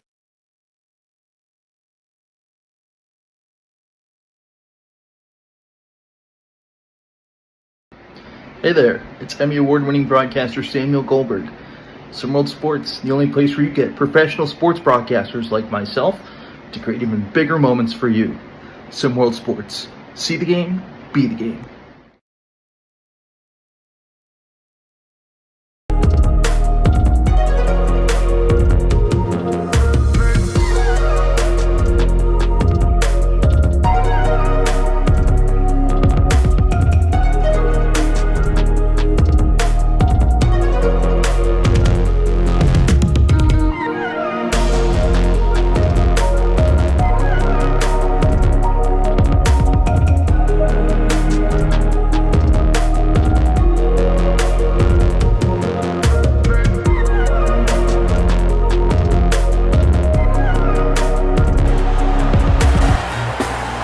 Welcome back, everyone. 5-point lead for the Blue Devils here. We're under 5 minutes left in this one. And as a reminder, after this game will be the post-up. Please be back to break down this one and preview the championship game between the winner of this one and the UCLA Bruins as they get ready for their matchup. Two thoughts and questions for you here, Dr. J. First one here. This is a really different kind of thing. We're not used to seeing this at the college level, where you have teams playing all their games, the tournament games, and finishing it off all in the same day, right? What are your thoughts on that, and how does that change your approach? Because college is different from the prep ranks, where we see this style more. That's a good question. I guess it comes down to coaching, if you ask me, and how you move players in and out the game, and how you keep people fresh, and how you motivate you guys. These young men are at the age where their bodies can take them through just about anything. Trust me, I've been there, done that. It's all a mental game. So it comes down to the coach and how he handles his team and how he motivates his team, if that makes sense, Legend. Yeah, no, that makes sense to me. Second question I have for you: UCLA being in the championship game of this opening tournament for the season here, which opponent do you think would be the better matchup for them? Ooh, Duke. Experience on experience. I like it. And the reason I say that is because we have seen UCLA both games use their experience to win the game. Yeah. So what happens when they beat experience? Are they still as good as they are? As a matter of fact, they have opened my eyes tremendously. I thought once they lost Snowman, call the kitchen, it's over, they're done. But apparently not. So we're gonna see this championship game. We sure will if they gotta get there first. Joey Justin's trying to keep the Gamecocks in it as he knocks down that triple right there. 60-54. And you see Isaiah James here in the backcourt pestering DeMario Duval all the way up it, pretty much. Not letting him breathe. You know, I'm surprised, but I'm also not surprised. Isaiah James, a very talented guard, but I mean, if I was playing, he probably would have caught an elbow. If I'm being honest, like back up, dude. It's like just give me one possession where I could breathe. James says, "No, I'm not letting you have it." Oh man, give him the old elbow, you know, Cypher J. Look, right in the kisser. Sorry, that's probably an inappropriate. I think it works. I think it works. Look, but better than earlier when I was talking about UCLA and how I saw a comment about somebody saying that Alabama was going to put BTA to them. I said I can't say that on. I said I can't say that on air. You know what I mean? Yeah. They didn't do it. They didn't. They did not. They did not. They did not. And there's Scoochie Nelson getting the steal and turning the ball over promptly, losing control of his dribble in the process. That's unfortunate. Very unfortunate, but you like what you see from him on the defensive end. He has been one of those other defensive weapons for this Duke team here tonight. Like as we see him on Justin's right now, well, he got scored on, but for the most part, he's been holding his own on the defensive end. Yeah, absolutely. And this pressure that the Gamecocks are putting on Duke full court almost caused a turnover right there. Unfortunately for them, now they have to get back and try to defend after that, and they do get set somewhat here, but Ogoskis in the post, turn around. Good. That's so tough to defend. Textbook. Perfect. Split the double team, shoots the hook, uses his shoulder to back up the big man. What more could you ask for from Ogoskis?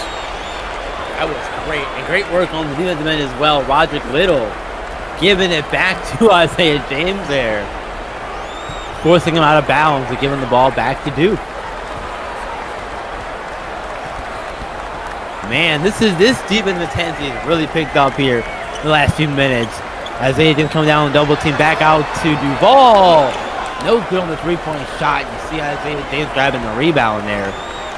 And that could have been a heartbreaker or what's that type of punch they throw in boxing to knock them out? A haymaker. That's the one. That's the one, legend. You always know. You always know. There's a lot of fighting that back in my day. Oh, legend. Don't get us started.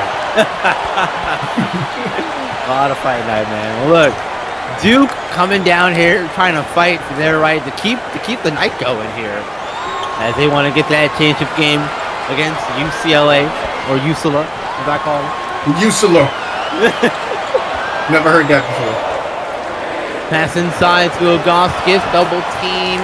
Doesn't matter. With the left? Too big, too strong, too powerful. This is the danger, right, of going against a guy like Ogoskis and trying to defend it, but you don't have the size to do it.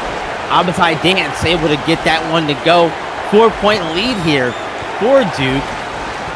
1:10 left in this one, folks. Duval with it, being guarded by James. Pass inside, back out, and James with the steal. Now South Carolina got to work quickly under a minute here. Maybe not too quickly, but quickly enough here. Inside to Justin's. Justin's trying to get defender to bite, can't do it. James over to Pinkard.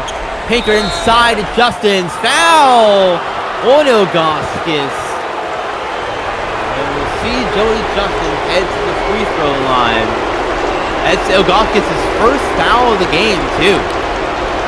And that was a very quick whistle, in my opinion, legend. Almost like the ref was anticipating that foul on Ogoskis instead of letting him play it out to see if he can actually get the block clean up top. Now, it looked like to me like the Ogoskis may have wrapped his arm around the shoulder of Justin a little bit on the way up, which may have been why the foul was called. Or maybe it's just like that's just a big dude and it looks like that. He gave him the old monkey bar swing into the block. Yeah, I guess so. Yeah. Look, I've done it a couple times. It works. Well, Justin's knocked down the free throw. Timeout here. 3-point game, or 2-point game rather. We saw Joey Justin last night close out the game for South Carolina. Assuming he's staying on the floor for these final 44 seconds here. You have to be wary of that if you're Duke. Yes, 100%. First off, if you're Coach Trey Pope in South Carolina, going into this timeout, all you're talking about is getting the defensive stop. It's 44 seconds. That's a full shot clock, but that's not 2 full shot clocks. So all you have to do is get a stop, and then you have a chance to win the game or tie it to send it in overtime. So if I'm Coach Trey Pope, I'm putting my defensive guys out there. I'm telling them, you give me one stop, and I'll win you this game as a coach. If you're Duke, you're trying to seal the deal. Get this ball to Gauskis to the post, and you tell them you either dunk it or you draw a foul. And it's just that simple, Legend. We'll see how simple it really is when we get back to game action here. We got a little time left in this timeout here, but this is a big possession for both teams. I think this is going to decide which direction this game goes. Are you playing the foul game if you're South Carolina? When and if Duke scores here, you know, a lot of things change based on how this possession goes. I didn't even think about the foul game. You're absolutely right. That could be an option. And we'll see what happens here, though. Duval with it, being guarded by James inside. Gauskis good! What a quick response from Duke. And South Carolina calls in the timeout. They have one left. Both sides have one apiece left. We're going to step aside here before the conclusion of this one. Be right back, folks. Straight south talking, to be a true baller, nigga, it be costing. Riding sideways, candy dripping wet, remixed it. Now we in our private jet with the candy wet, and we gon' sit it sideways. Third coast, baby, we was born to parlay. Riding sideways, candy dripping wet, remixed it. Now we in our private jet with the candy wet, and we gon' sit it sideways. Third coast, baby, we was born to parlay. See me and GMC, the XL Yukon, riding Houston, Roadhog getting over 2 tons across the pavement. I'm sending it up with 4 ladies. Them cups stood up, they finna raid me. It's gravy from state to state. We be on a paper chase. Just riding sideways, it's one of my favorite ways to drip candy, so them haters can't stand me around the brandy, cause I'm rolling with my family. CC collabo with the chain dangler. Player partners be holding with the skyscraper. Take off all haters when we in the navigator and step out like Snoop Dogg and some alligators with a 2-piece of money, and I'm trying to get rich. You in the red zone now, don't fumble it. You better be aware who you rumble with. All right. Welcome back, everyone. 35 seconds left in this one. Real quick, Shay. Was that too fast for Duke to score? Extremely too fast. Extremely too fast. They should have took some time to put the shot clock down and scored at the end of the shot clock. But now they gave South Carolina the chance to go two possessions for 1, even though they missed the shot there. Oh yeah, they missed the shot, and now Jorgensen intentionally found his 3rd. And we'll see Duke head to the line. Roderick Little heading to the line here for the Blue Devils. And tonight, Little is perfect 3 for 3 from the free throw line. 4 for 4 with that one. We're gonna say that way. Yeah, there he is, perfect. 5 for 5. Roderick Little after that one. He's had himself a game. That's now what, 12 points, 5 rebounds, 2 assists, 6 steals, 2 blocks. He's doing everything, man. He is filling up the stat sheet. As a reminder, the post-up. Siege will be back for the post-up after this game as we get to wrapping this thing up, the championship game coming up after the post-up. UCLA will face the winner of this one between Duke and South Carolina. 28 seconds left. Duke has to hold on for a little bit longer. South Carolina has no timeouts left. Things have to be sped up here, in my opinion, now for South Carolina, Jay.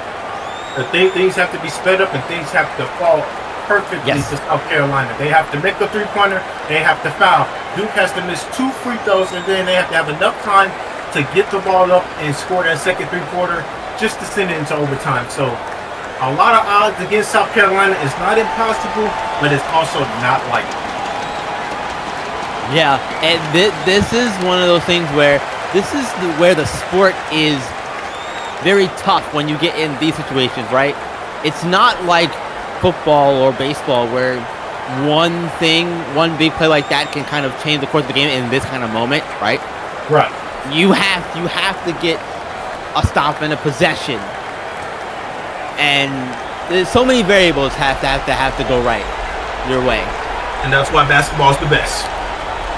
Well, we'll see how it ends here. 25 seconds to the corner. Pinkard, no good. He can't knock that one down. And that is more than likely really going to put this one to bed.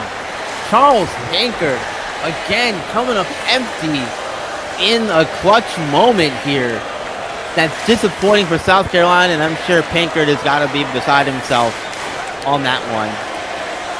Yes, I know that young man is hard on himself, and he's probably going to be kicking himself about his showcase in this tournament as the whole, not just tonight, but both games. He's going to be really kicking himself about his performance and how he presented himself here in Houston. Yeah, but it's a long season. Still plenty of games left to be played, and Duke is going to roll on to face UCLA in the championship game of the SimWorld TV Classic Tip-Off Invitational. Sniper J, thank you for being here with me. The post-up coming up, championship game.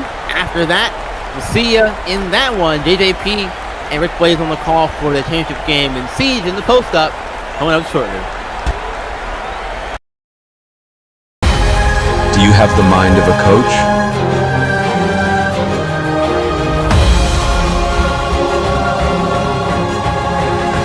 Are you willing to fight for your players? Can you handle it when things get heated?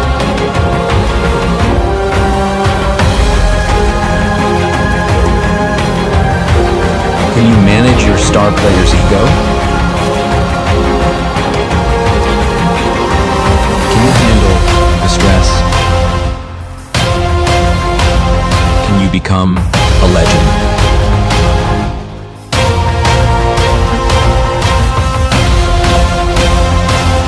The only place in the world where you can coach well in a virtual world.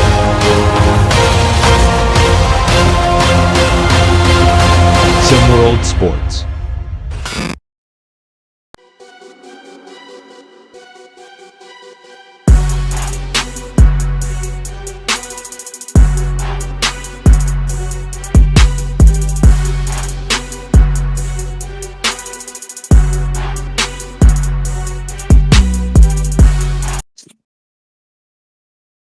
Welcome back in to your grandma's favorite show. I've got your grandma's favorite person here as well tonight.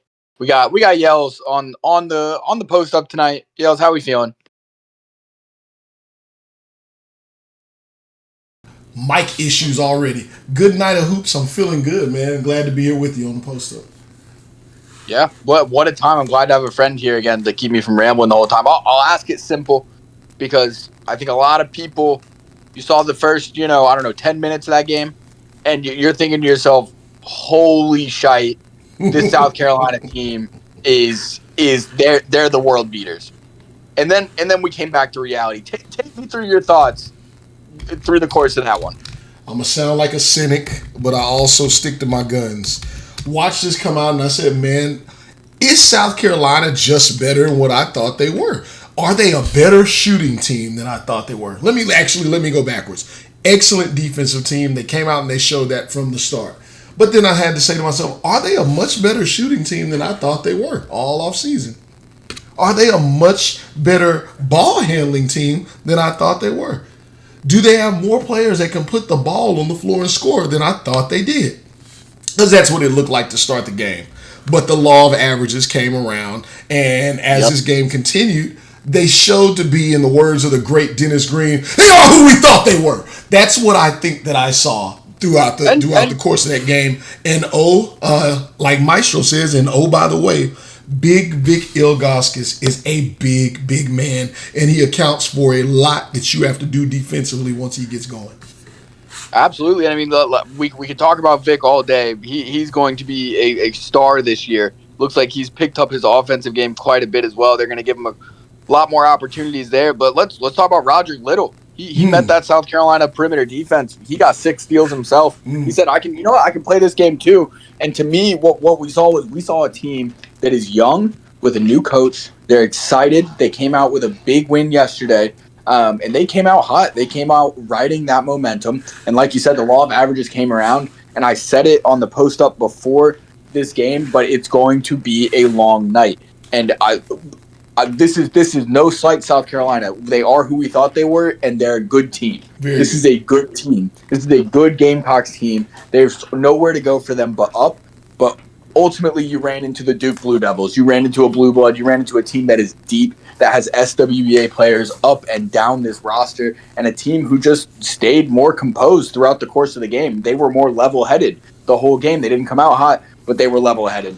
So, I mean, unfortunately, that's the breaks. You know what South Carolina is? South Carolina is the hot chick at the club that you pull. She's like the best looking chick of the night, and you won. You went out to the club, had a good time. You pulled the chick everybody else wanted, and you're like, yeah, I did that. And then Jennifer Lopez walks by. You know what I mean? It's like that Cat Williams thing. It looks like a Bentley until a Bentley pulls up. South Carolina is a very good team, but when they're going to play against the elite level teams, those teams that were ranked last season, the ones with elite level coaching, their weaknesses are going to be exposed. And I think that's all there really is to it. Excellent team. Big fan of Charles Pinkert. Had a rough night. Huge fan of Isaiah James, because we know I love defense, and Joey Justins. Didn't pick up the win tonight, but he really looks like the real deal. Great team. I would like to see Keandre Baldridge more involved. He's on his way. All the SWBA scouts know who he is. Tonight was not the night for that. Tonight was not the night for that. No? Big Vic in the middle. What are you going to do? You can't get him more involved. You get him out at the top of the key, or you do something and get him open in space. You don't have to try and post him up. And then what? Well, I mean, you try it. And then Big Vic still got, I guess you and I mean, that's the thing. It was a weakness that was exposed. This team doesn't have a lot of depth at the big spot, and they couldn't get a lot of production otherwise after that hot streak. And I think that ultimately that was a downfall there. But they've got a lot they can put together, right? And I accept your analogy you made about Jennifer Lopez, but calling the state of South Carolina a hot chick is insane. That's all I'll say. But look, we got limited time. I always got producers in my ear. You'll learn that. But let's talk about this next one. Let's talk about this championship matchup for all the marvels of the first 2 days of the SimWorld U season. 2 blue bloods going at it. UCLA, Duke. What are you looking for in this one? If I can be honest, I know you want basketball analysis, and that's what I love to get. I love to give here. But after what Duke went through to pick up that win, it wasn't an easy win. And this awkward format that we have this year, or for this inaugural tip-off that is kind of SimWorld prep style, where they're having to play multiple games back to back. This is going to be tough.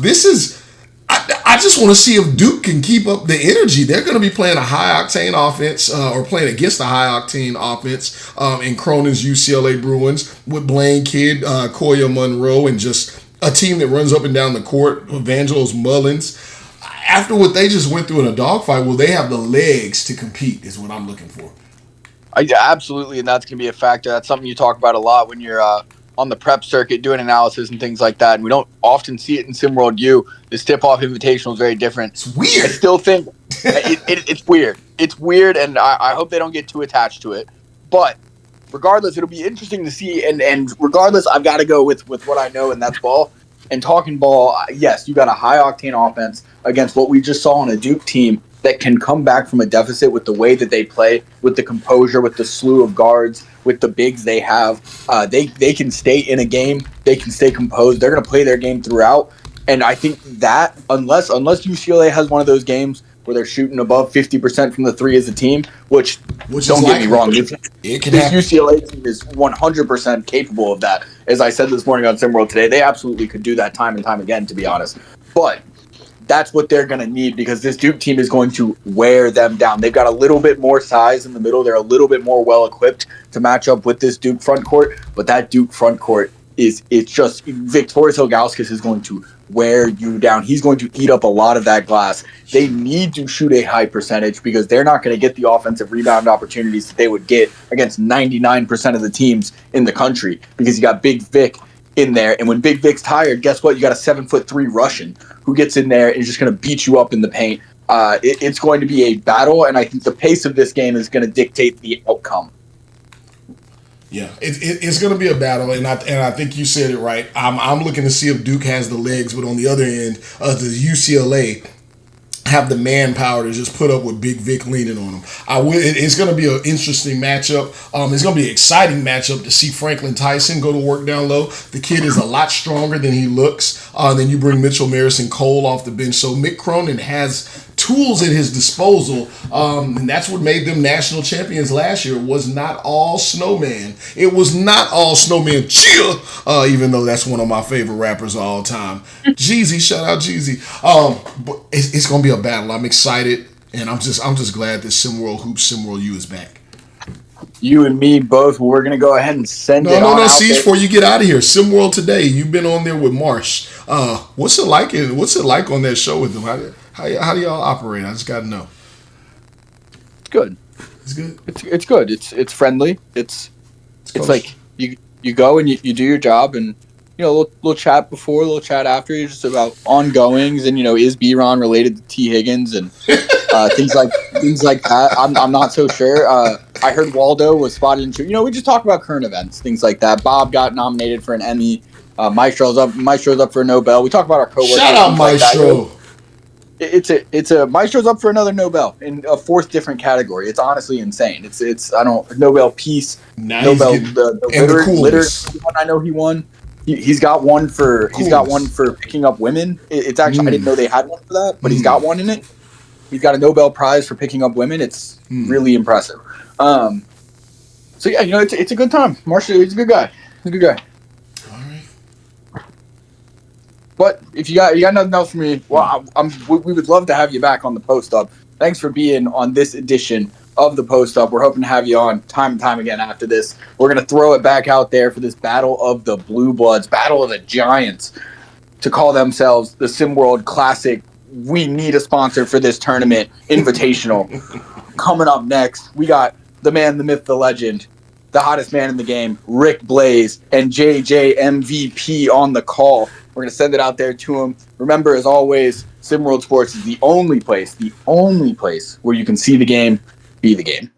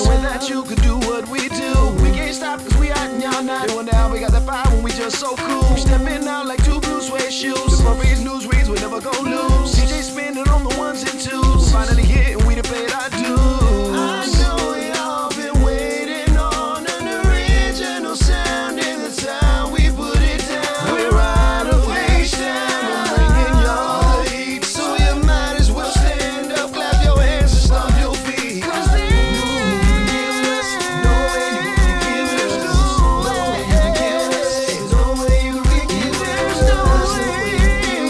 no way you can give us, no way you can give us, no way you can give us. There's no way, I ain't gonna blow up, just wait and see. Matter of fact, there ain't nothing you can say to me. Don't even play with me. Still, I can't understand why you niggas is always hating me. Cause you hate to see a nigga with so much heart, he stole the art before he made a G. Well, it's alright, shit is a declaration that one year's here to stay in this industry. Believe me, when I say music needs me, the way you need a drink when you hit the Cleese. He said, he the same one running around town wishing he could be me. But that's cool, do your thing, I do mine. I get the props I deserve in due time. Wait my turn to show y'all the true shine. Leave a taste in your mouth that's sour like new wine. I know y'all been waiting on an original sound in the time we put it down. We're out of H-Town, we're bringing y'all the heat. So you might as well stand up, clap your hands and stomp your feet. Cause there's no way you can give us, no way you can give us, no way you can give us, there's no way you can give us, no way you can give us, no way you can give us, no way you can give us, no way you can give us, no way, no way, no way, no way, no way, no way, no way you can get with us. Us being the Born Star Clique and this run, yeah. And for all you haters out there, I ain't never gonna quit either. No way. This has been a Born Star exclusive.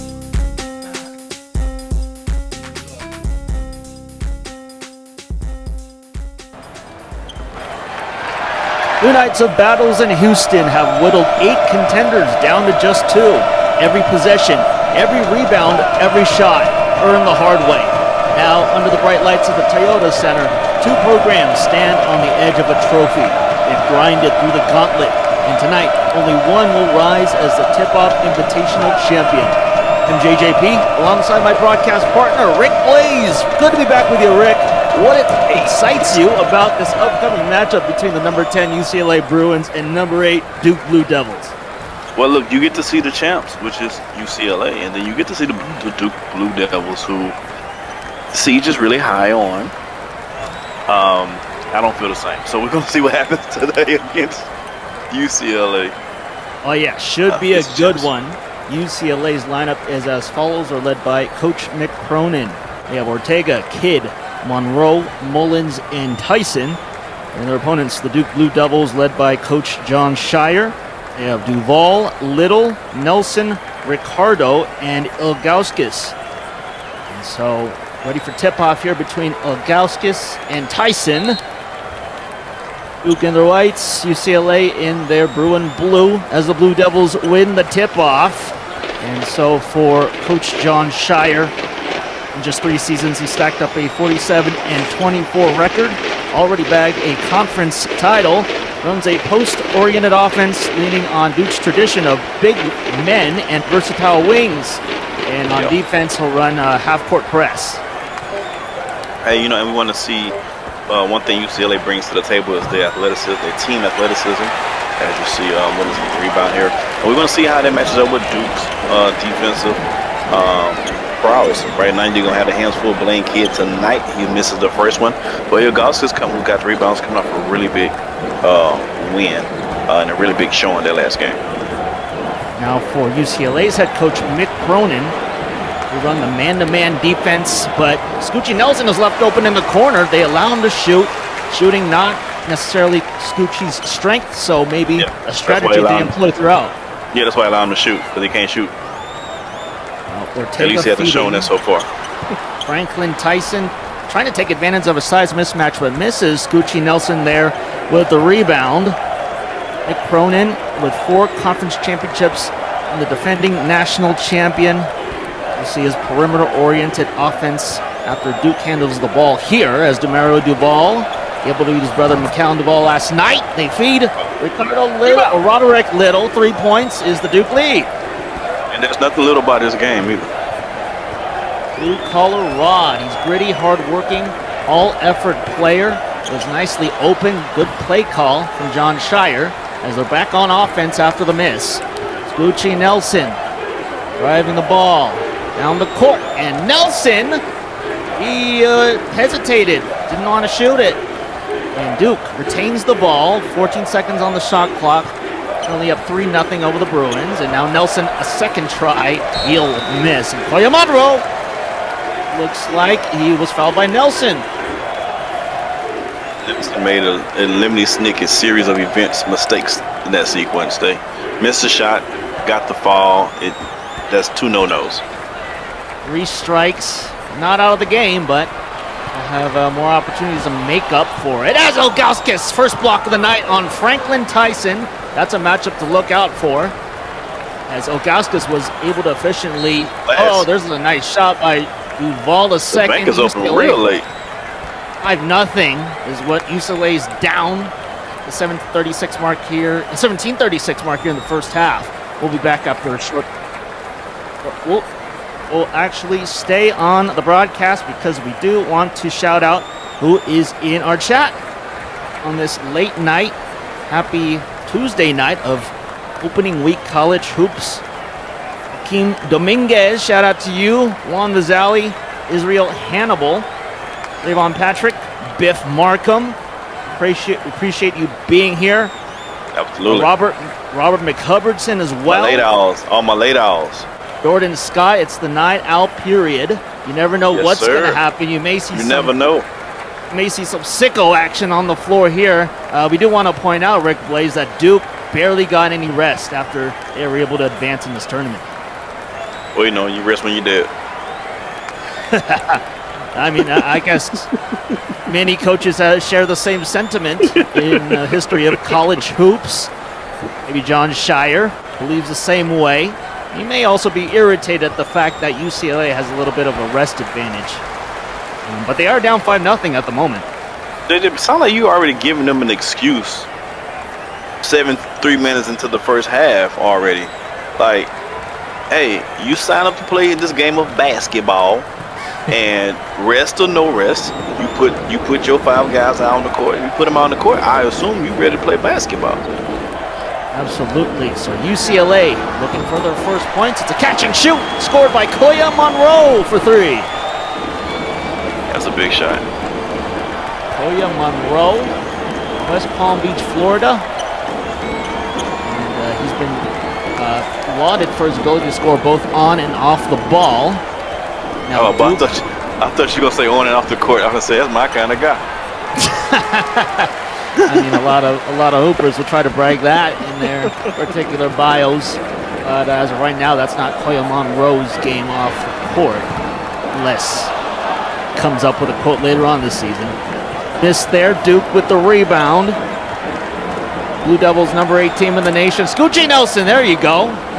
Whiffed 3 times in this ball game early on, and he comes up with the bank shot, 7-3 to score.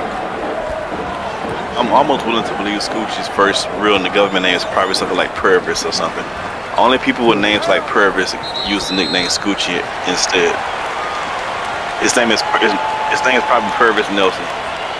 Purvis, wasn't there an SWBA player with the first name Purvis? I could have recalled that's actually a pro player's name, but yeah, no. I'll go with Scoochie too. I'll go with Scoochie. Yeah. Lane Kidd, catch and shoot. Oh, good. Rebound there by Arya Ricardo. Duke looking to extend this lead. We welcome you to SimWorld U After Dark here in Houston Toyota Center. While Roderick Little, same location, he was able to hit the long-range shot. He missed there. Now UCLA in transition with Koya Monroe, who's put up the only points for the Bruins so far. He'll put up more via the dunk. Come on. Koya Monroe looking a little like a taller John Morant with the athleticism and the hairstyle. JJP is a little too far. That's just a bit too far. No. Okay, I see some shades. I like to That's find fine. out It's John Morant's like step cousin. Okay. We don't want to say is John Morant from Timu. We never want to talk that about a player. We want to prop him up. Scoochie Nelson can't prop up that shot. Nobody can prop up Ilgauskas getting fouled, scoring off the glass. He'll be at the line. Let me tell you something. That's one big fella right there, man. All the pasta he eats on a daily basis, you're going to have your hands full. Anybody going up against that big fella.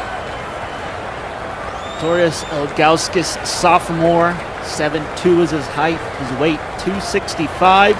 265, you're right. That's not right. That's not accurate. That's not right? It's not accurate? He about 295. 295. Yeah, Okay. ain't no 265 now. You thought they were too nice when writing out his information. Yeah, he must have filled out his own card. Yeah. You know how you go get your license? You know, you get your license, you fill out your own information, and they usually got to go what you got to go with. So okay. I'm sure he put 265, but we all know that's not true. Scoochie Nelson with the ball, guarded by Monroe, and now Ilgauskas slams it for Mitchell. All 295 Harrison Cole into the ball game, and immediately gets dunked on by Victorious Ilgauskas. Blaine Kidd trying to respond. Mitchell Harrison Cole dunks it on the other end. Get me on that rim, coach. What an opportunity for Harrison Cole to come up with a jam to excite the UCLA faithful in the crowd here in Houston. Demario Duval over to Ilgauskas. Shot for Ilgauskas doesn't work there. So UCLA with Koya Monroe trying to get past Scoochie. He does, and comes up with the layup. It's now 11-9 Duke. And that's what UCLA wants to do when they get on a fast break and use their team speed. But Duke plays pretty good transition defense. It wasn't so there, but overall they play pretty good transition defense. But if UCLA can sneak out some fast break points, they definitely want to do that. Going to slow down for the Blue Devils at the moment. Scoochie Nelson. Once again, UCLA left him wide open. He comes up with a missed shot. JJ Ortega, the floor general for the Bruins, is over to his big man Mullins, and now over to Blaine Kidd, who is now full-time starter for UCLA. He's pressing right now. He's off. He hasn't made a shot. He's just jacking. He's like 0 for 5 right now. He needs to get his teammates involved. I think he needs to let the game come to him. He's pressing a little bit right now. Scoochie Nelson guarded by Blaine Kidd. Little wanting the ball, but Scoochie Nelson continues. Running back by Koya Monroe, but Koya comes up with the steal. Last break, and Monroe with a two-handed dunk. It's all tied up at 11. Calling charges. Monroe also new to the starting lineup for the Bruins this season, as Duke has called timeout at the 12:51 mark. We'll take a short break. Be right back after this.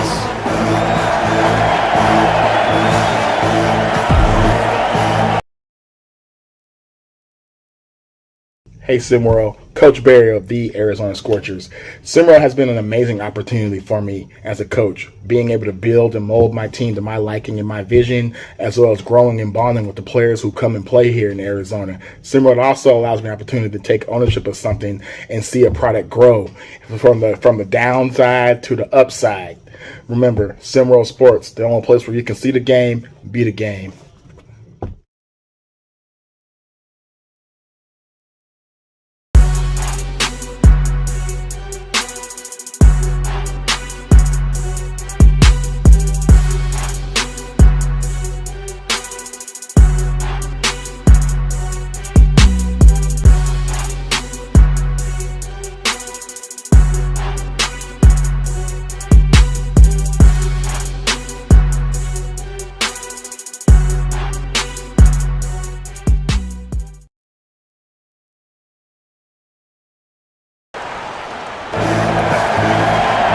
In Houston, the leading scorer so far in this ball game, Koya Monroe with 9 points. On Duke's side, Victorious Ilgauskas with only 4 at the moment. All tied up at 11. The new bodies on the floor for Duke, including Andre Ivanov, who had a nice game last night against SMU. And the ball is in Ivanov's hands, guarded by Mitchell Harrison Cole, who blocks him. Give me that. Freshman rejected by the Canadian Mitchell Harrison Cole. Now JJ Ortega, the bright yellow Snakes, looking for a way to score points for his UCLA Bruins. And Ortega's more of a traditional point guard. Blaine Kidd, he can play the point guard position, he can score. Ortega can shoot that thing too, as he just did. First points for J.J. Ortega on the night. So UCLA up by 2 here in the first half with just about 12 minutes remaining.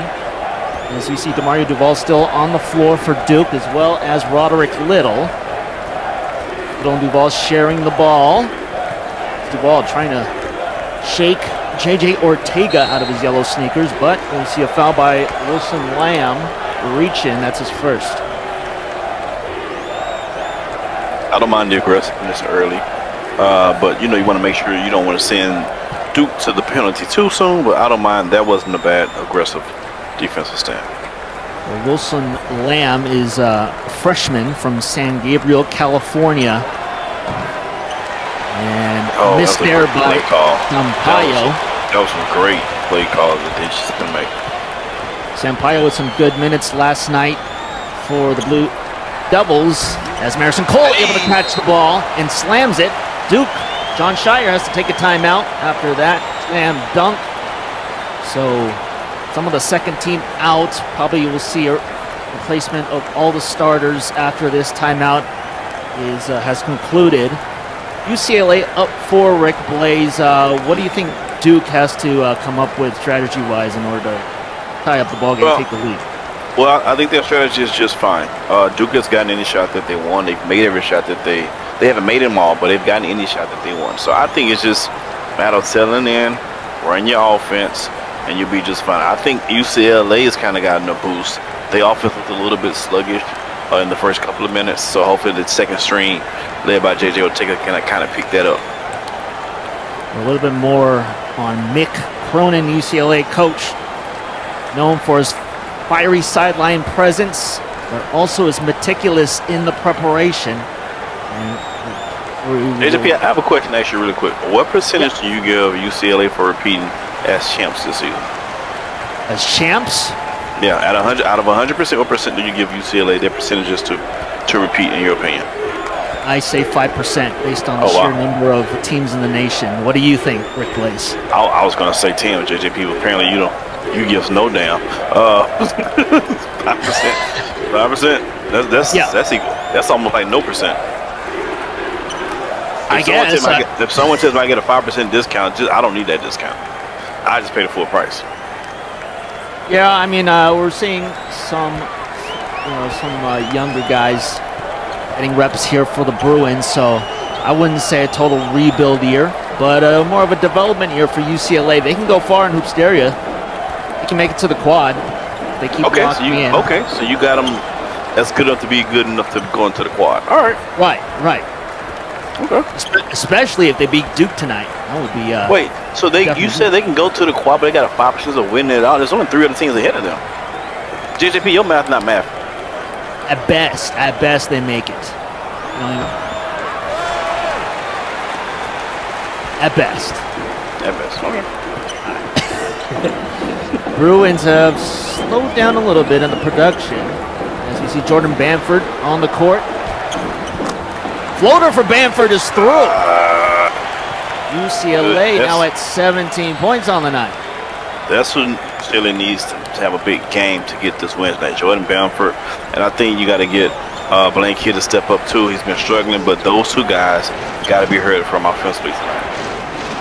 Jordan Bamford able to play for his hometown. He's from LA, as we see a short-range score from Ivanov.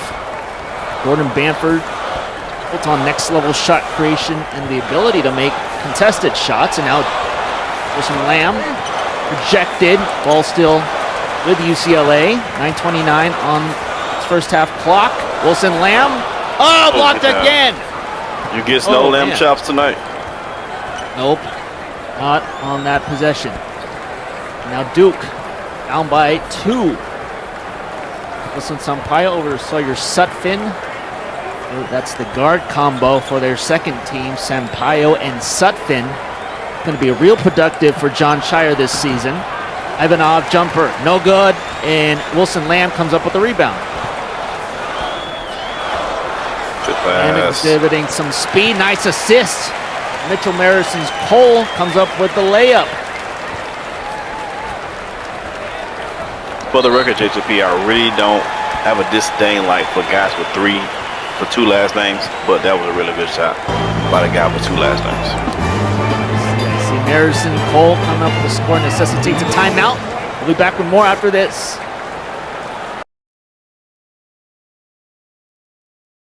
SimWorld Sports is the only place you can see the game, be the game.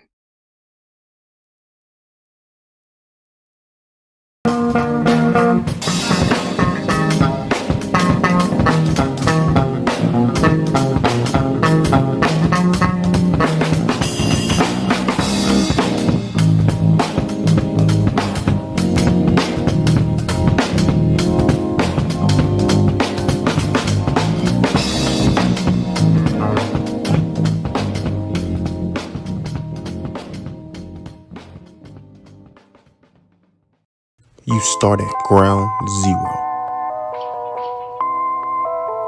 and you build brick by brick until you reach the top.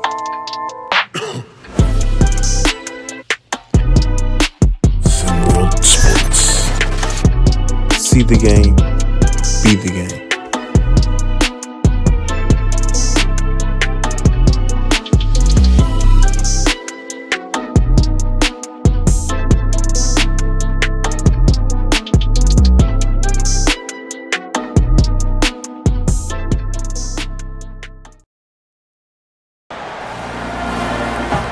Welcome back to the broadcast. UCLA up by 4 at the moment. Rick Blaze, we have 6 teams bounced out of this tourney. And out of these 6 teams, Houston, Syracuse, Gonzaga, South Carolina, Alabama, and SMU, which of these teams was the most disappointing as far as them being bounced out of this tournament, not being in this ballgame? Well, I think you have to say Bama because they came in with so much hype, right? I think some would say SMU, but I think SMU was overhyped coming into it. When you look at their roster, especially after losing Isaiah James, when you look at their roster, it's Cam and a bunch of guys, bunch of dudes. It's Cam and the dudes. So I think the 6th rank on them was a little too high to begin with. But if you talk about most disappointing out of all the teams that got eliminated, it's by far Alabama. They came in with so much hype. The SP Top 25 believed in the hype. Everybody believed in the hype, and then they got bounced like a basketball. Yeah, it was a tough collapse at the end of that UCLA-Alabama game early today on this floor. Saw some crucial turnovers made by the Crimson Tide late in the ball game. UCLA has made it here and looking to capitalize and come through with another accomplishment for Mick Cronin. Yeah, and I like UCLA's fight. You know, they told Alabama, hey, these guys are crowning you guys as champs already, but until we lose, we still are the champs, and we put this belt to your behinds. Harrison Cole able to get a hand on the ball, and now UCLA in transition. Wilson Lamb, who's close to stepping out of bounds. Pablo Guzman on him. Now ball is over to Edmund Nesbitt. Now Franklin Tyson working his way, trying to enter the paint, but Sampaio with some efficient defense. He has the mismatch. He got to muscle up. Oh, man. You got the mismatch. Tyson able to come through with the bucket and is fouled by Adelson Sampaio. We're looking to extend this lead by 5 is Tyson, the 6:50 mark here in the first half, as Sampaio checks out of the ball game. Evangelos Mullins also in for UCLA. Duo, the two towers for Bruins, Tyson and Mullins on the floor, so making it a challenge for Duke to operate just on height alone. As Tyson sinks the free throw, it's now 22-17 Bruins. Bruins did exactly what they're supposed to have done. They went up on a run with Ilgauskas out of the game. So now if you're Duke, speaking of Ilgauskas, he's throwing at 295 pounds of body all around any kind of way, illegally. He's illegally throwing his hips. Yep, ref clearly saw and heard the impact. Sniper know about those hips. Edmund Nesbitt with the ball for Bruins, up by 5. Now Blaine Kidd back into this ball game. Working alongside Nesbitt, Bamford, Mullins, and Tyson. Mullins goes up for the shot. He scores. Evangelos Mullins from Antioch, California. He has an insane vertical, just an athletic marvel for UCLA. Now Duke has to navigate down 7. Duval responds with a layup of his own. I believe Augusta set up a screen to allow Duval to come through. And when Augusta set a screen, it's no longer a screen, it's an eclipse. Because you can't see anything behind on the side of that screen that Augusta set. I'm thinking maybe I want to see some GoPro footage of what it is like from the point of view to be screened all over by Mr. Ilgauskas, 7'2". 7'2" behemoth of a man for Duke, as well as Andre Ivanov on the bench for the Blue Devils, who can come in whenever Ilgauskas is fatigued. Shot doesn't go through. Offensive rebound. Now 8 seconds for the Blue Devils. Get a shot, go through you big fella. I will go through the big. They ran out of time. Ilgauskas was going for the ball, did not receive it. Tyson grabs the rebound. UCLA, a bit of speed. Blaine Kidd over to Jordan Bamford. Now Edmund Nesbitt back to Bamford. 12 seconds on the shot clock. What will Bamford do here? Goes to Evangelos Mullins, guarded by Arya Ricardo. Right hand move this time doesn't work for Evangelos Mullins, and so Duke quickly working. And I believe that's Ricky Garden with the ball. He is you coming in? Wearing identical numbers with Sampaio tonight. Expect a fine for Duke. All eyes are on. They got the money. They got the money, JJP. Okay, yes, they do. They do have the money. They can make it up with a sold-out house at home later on this year. Franklin Tyson with the jam. 26 points now for UCLA. Franklin Tyson working hard in the paint, coming up with an impactful dunk. And now Pablo Guzman looking to lead the team into a score. Duke not even at 20 at this stage of the first half. In the paint is DeMario Duval. He was hounded. UCLA comes up with the rebound. UCLA momentum is on their side at the moment. Yes, it is. The leading I think he's going to the paint. Good move. Oh. Bamford. And that's good for 2. I was going to point out Koya Monroe, their leading scorer, is still on the bench at this moment. So UCLA getting it done without their leading scorer. These boys say they are the champs until somebody says otherwise. UCLA able to defeat Xavier in the national championship in Chicago a few months ago. Blaine Kidd open for 3 is short. Yeah, he got to sit down. Being wide open. You got to sit down. Yeah. You got to sit down. You shoot your team. You shoot your team out of it, baby. You got to sit down. Yeah, Blaine Kidd still with a goose egg in the points column. Is Garden holding the ball here with 11 seconds. Steal. Bamford takes it away. And Bamford wants to lay it up. Rejection there on the far side of the floor. Pablo Guzman. Duke still at 19 points, 2:25 here in the half. Pablo dunks it. Easy for Pablo.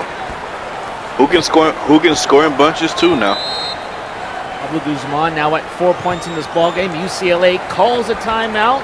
We'll take a breather. Be right back here on SimWorld TV. What's up, man? Hello. Did you hear what Foot Locker is doing with the Week of Greatness? Dropping the freshest kicks as always. They're doing a lot more than that. Instead of using some big-name athletes and celebrities in the commercials, they're using them to do some good in the world. Are you sure? Yeah, Kyrie is me. Carmelo, of course I'm sure. I need to call Anthony Davis. He's gonna love this. What's up, Kyrie? I just heard. That's super cool they're doing that. I know. That's definitely gonna raise a few eyebrows. I'll talk to you later. Later. Yo, Porzingis, you hear what Foot Locker's doing for the Week of Greatness this year? Well, James Harden, I assume they're dropping more hot new sneaker releases than ever? Of course, but they're also using all the big name athletes and celebrities to do some good in the world. So instead of being in a commercial like usual, they're out in the real world doing good. That's cool. Using all the big name athletes and celebs to do some good instead of being in a commercial? Sure is a cool idea. Or my name isn't Damian Lillard. Gentlemen, the open house is over. You'll have to be on your way. What? Don't you know who we are?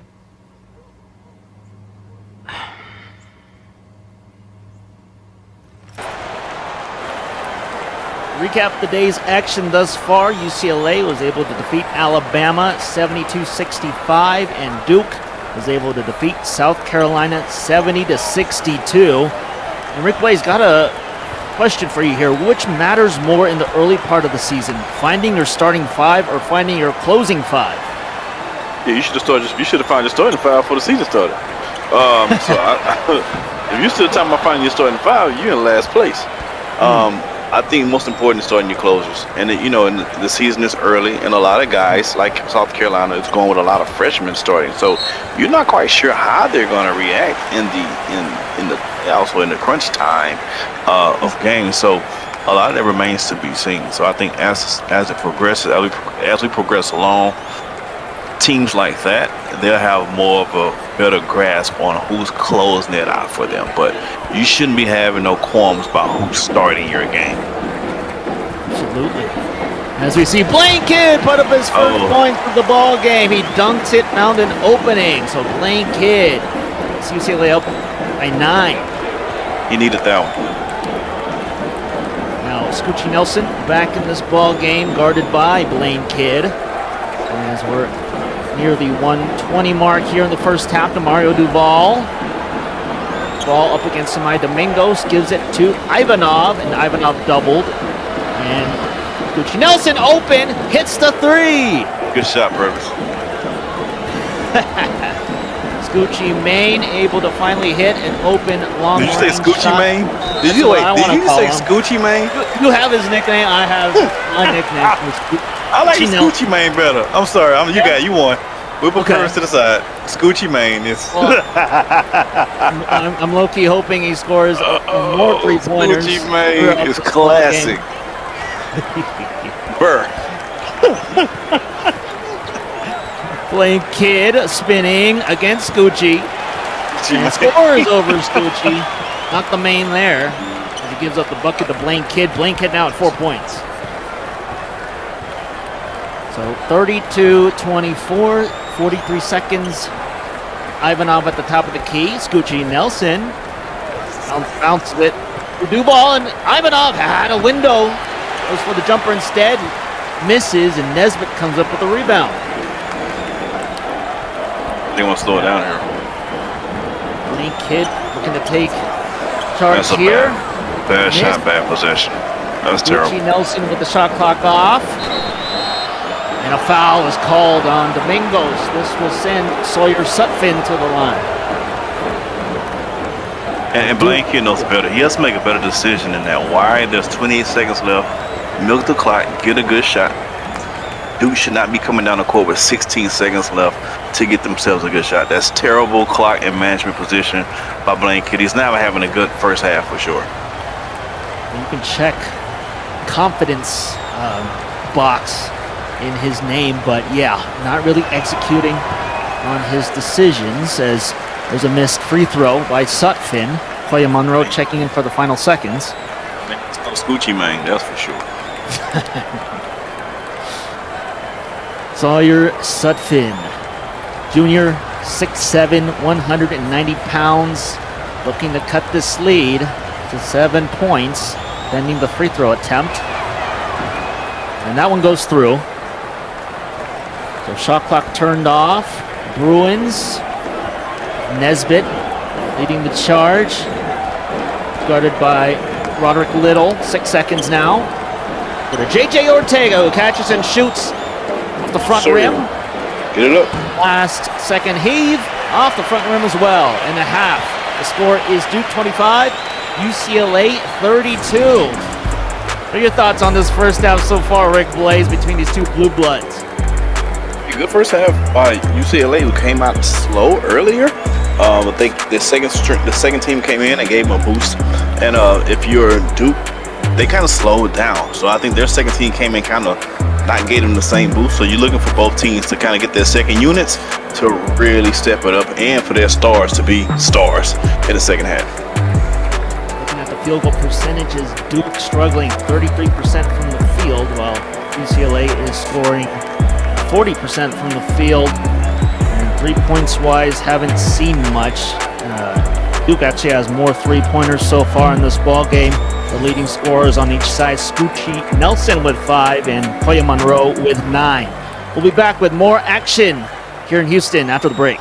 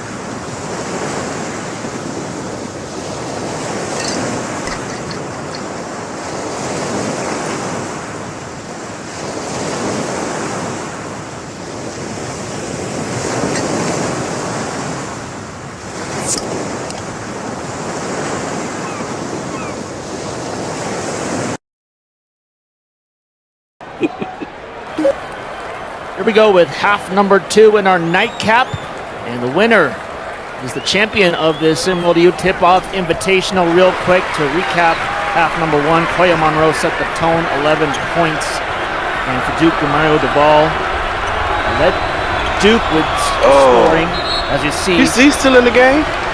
Yeah, Blaine Kidd double teamed and blocked. Yo, he gotta be negative 10 for his team right now in the plus minus column. He gotta be minus 10 for his team right now at least. Blaine Kidd in the first half struggled badly, 2 for 12 on field goal attempts. Jesus Christ. 0 for 5 from deep, but his plus minus was plus 4 because come on, man. The team performance around. Well, we're gonna throw the plus minus out the window. Never mind. Deep team. Okay. Now we officially know. Look at that. Oh, rejected now we again. officially know plus minus this is mean time by Roderick Little. Roderick Little turns around, unable to score the first bucket of the half. So UCLA looking to capitalize on the little miss. JJ Ortega, his team up 7. UCLA looking good thus far, save for maybe Blaine Kidd. JJ Ortega going to come up with one of his trademark assists, not known for being a volume scorer. Ice in, over to Blaine Kidd. He's able to score this time. Hey, he's 3 for 14 now. There we go. Mario Duvall. Respond. Yeah.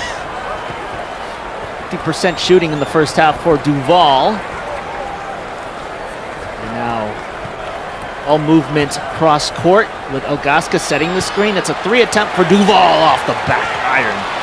Blaine Kidd coming up with the rebound. See how Blaine Kidd operates. Another test. Oh my gosh. Oh, there he goes with the long 2 to make it 36-25. So Blaine Kidd with just enough space.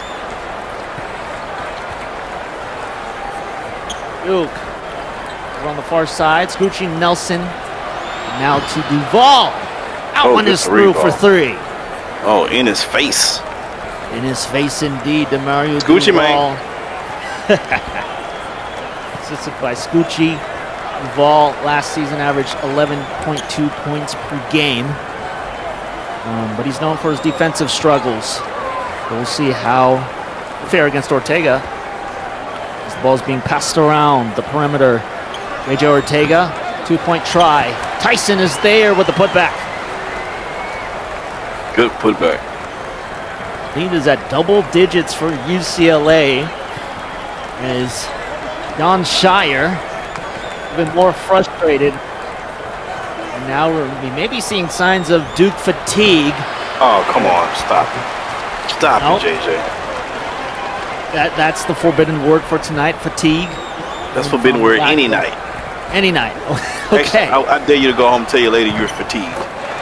I dare you. I double dog dare you to go home and tell your lady, babe, tonight I'm fatigued. Whatever it is, the Duke Blue Devils just allowed the open three to Koya Monroe. Losing. Okay. Yes. Duke is down at 13. And we're looking for points from basically anybody. Will Scoochie put up more points? Yes, he does. Scoochie Main. The 3-point Scoochie Main, indeed.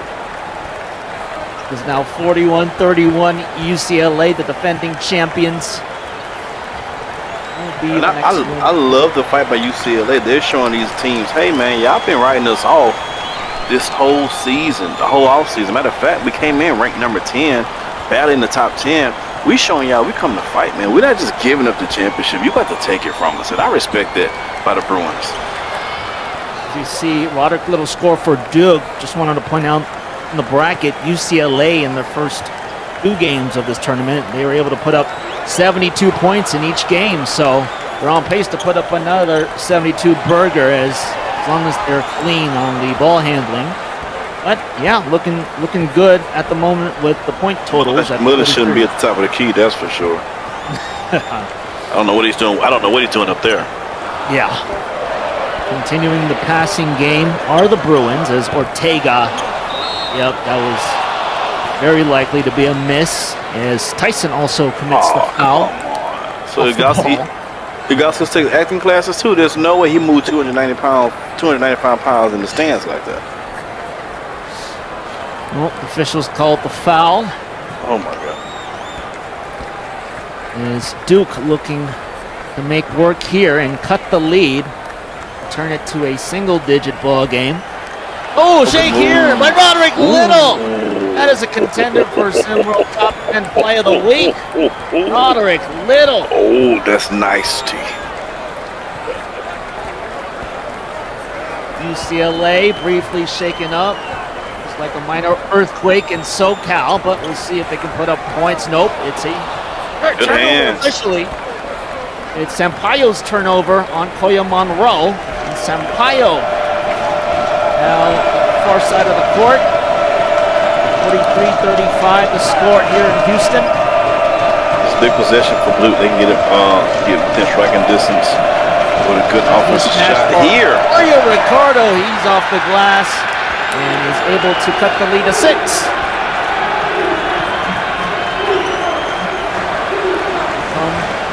Crowd's energy. Where's Jordan? Where's Bamford at? Bamford not on the floor. It's Wilson. You see what I'm saying?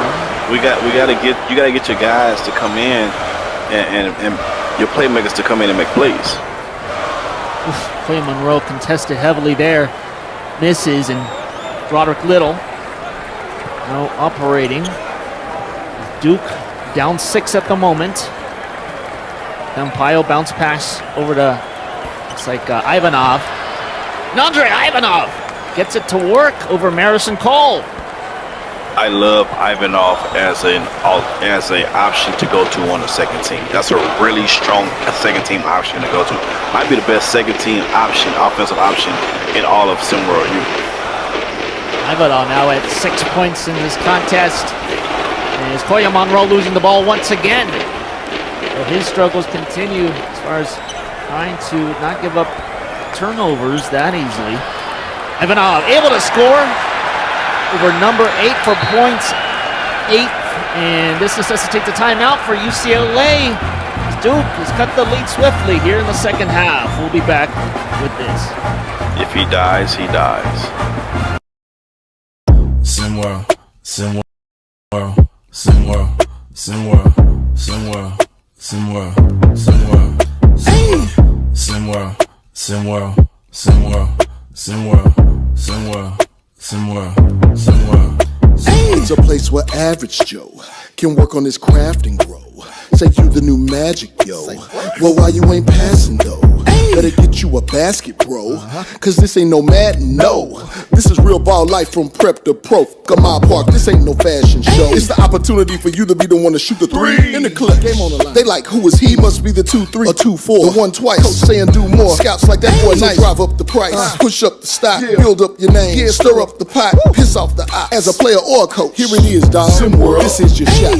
Yo, Yells. SimWorld. You know your boy gotta get some of this, right? SimWorld. Rick Blaze. SimWorld. Ladies love. Let's go. I be on some ballers, trying to get my hands on a scholarship. Pretty young thing already knew my name, said she wanna try out on the scholarship. Hold up, let me PG it. Porn go past, but you know I'm gon' do it. Podcast fast, big Bob on the snacks, and you know I'm in my bag when March can't beat it. Baby, I be drippin' with my foes, tipping, shot out to the ballers. No bull like I'm Pippin. Rick Blaze hit him with the freestyle. SimWorld Hoops, man, them boys wild. SimWorld, SimWorld, SimWorld, SimWorld, SimWorld, SimWorld, SimWorld, SimWorld, SimWorld, SimWorld, SimWorld, SimWorld, SimWorld, SimWorld. And then when their lead expanded, they turned into a highlight machine, except for the problem was there was no film in the camera. Well, before the timeout, Duke was able to come back and cut the lead. They're only down by 2 now. So the mission continues here, trying to retake the lead they had very early on in the game. But I was curious about the turnover totals by each team. UCLA still only has 2 turnovers, but those 2 turnovers were committed right before the timeout by Koya Monroe, which led to fast breaks and quick scoring by Duke. So what do you do if you're Coach Mick Cronin and UCLA, Rick Blaze, and how do you control the game and get this game back in your favor? Well, the first thing you do is put Jordan Bamford in the game. I don't know why he's on the bench for this long periods of time. He is a playmaker for you. You need to get him in the game to play, especially with Blaine Kidd struggling. I think you need to find ways to get him, free him up off ball. He's struggling with on ball offensively right now. Get him off ball to get him going, or sit his behind on the bench if he can't do other things to help out the ball club win tonight. Yeah, Bamford is 2 for 3 from the field. He is on the court right now, so we'll see what his production will be here in the second half. 43-41, UCLA up at the moment. Koya Monroe calling for the ball. And he'll shoot the jumper. That one was a switch. Koya Monroe now at 14 on the point total. As we see Sampaio and Tyshawn McCray on the floor. Andre Ivanov. Pablo Guzman. Guzman to his right. Beats Sampaio. Oh, classic free no look. Confidence on display. And now Duke is only down by 1. Duke has the best, there's another way to say it. They have the best white guys with confidence. Every year they have one of those white guys that just has like supreme confidence. He can go to any court in Chicago and just really fit in. So I respect that about Duke recruiting classes. I very much agree with you. I mean, JJ Redick, Cooper Flag. That's what I'm saying, bro. They get. That's what I'm saying. They get the guys. They get the white boys who play ball against brothers growing up, and I'm just saying I respect it. I don't know how they scan for that, but they do a hell of a job. Well, I mean, for a long time, I guess you could say it was a Coach K thing, and now that John Schire's taken over, continues now Blue Devil tradition. Someone said Grant Hill in my ear, and I'm offended. It's funny, but I'm offended. It is funny. That's funny, but I'm offended. Mitchell Marison Cole hitting that free throw to extend UCLA's lead. Still only up by a few. Is Adelson Sampaio. He's from Brazil, so he brings the international flair to the Blue Devils. Lob over to McRae, not clean. Bamford able to come up with the ball. Good pass. William Monroe, no good. The lefty misses. Duke, another opportunity to cut the lead. Been a back and forth seesaw style showdown. And there's the score from Tyshawn McRae. Duke's bench spark. And also, you guys picked about Duke. They got so many guys who can put the ball in the basket for you. Typical Duke status. Over to Jordan Bamford, and now Samai Domingos. As Pablo Guzman is called for the defensive foul. I actually thought that was good. I actually thought Guzman was in position. I think nobody truck stick him. He's gonna let me. He get the call. We need to come up with these calls real fast in real time. UCLA. Koya Monroe. That is good for three. JJP shooter's gonna shoot, baby. This is what it's gonna be. Monroe is now at 17 on the night, and he's the only double-digit scorer on the whole floor. And Andre Ivanov bumping into Marison Cole. Oh, good defense. Great defense. Yeah, great other way. Great defense. That's how you steal a possession. That's great defense. It was Wilson Lamb and Mitchell Marison Cole all over the freshman big, Andre Ivanov. Oh, and actually staying with Duke. So they'll get the next one. Yeah.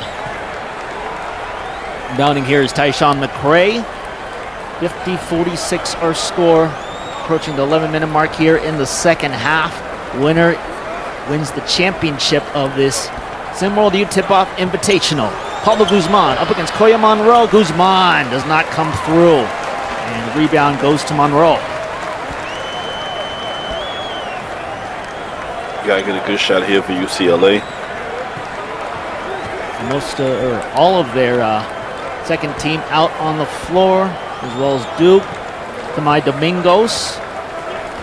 You know what to do. He'll pass it over to Wilson Lamb. 4 seconds on the shot clock. Koya Monroe decides to give it to Domingos, who hits it off the glass. So Duke has to call timeout, down by 6 here in the second half. And Rick Blaze, 52-46, expecting more paint action, perhaps with some subs. So loving what you see in SimWorld and this tournament so far. Don't just watch, get involved. Like the stream, subscribe to the channel, hit that notification bell so you never miss a moment of the action. You want to hit that notif bell both on the YouTube and the Discord. And also, when you have the time, share this stream with your friends, especially if they're up at this hour, because the more people in SimWorld, the bigger and better it gets. So don't bigger, wait. and we all love bigger and better. I know I do. We all do. Yeah. I'm pretty sure we all do. It's unanimous. We all love it. No one says I love. Yeah, no one says smaller and small. You know, whatever that is. No one says I love smaller and little. Oh, I can't wait for more small and little. No one says it. Absolutely. Andre Ivanov, one of the big men we've seen showcased on the floor in this tournament. 13 seconds on the clock for Duke. Guzman trying to shake Domingos out of his sneakers. Goes to Ivanov. Ivanov with a solid game against SMU. It'll go to Guzman, who shoots jumpers through. UCLA now has to call timeout. All right, we'll be back with more action after this.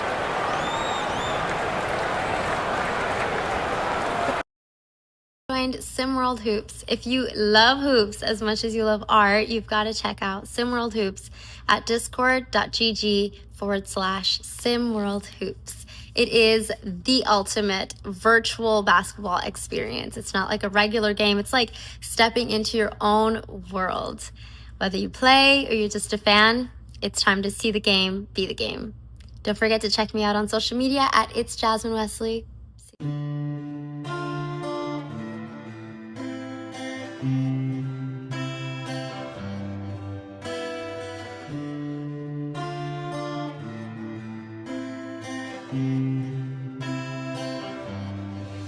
Ha pasado mucho tiempo, tengo amores esperando mi regreso. Estoy cansada de decirles que lo siento, en mi futuro ustedes no los veo. Ya me acostumbré a estar sola. I found happiness en el mar y las olas. I refuse to settle.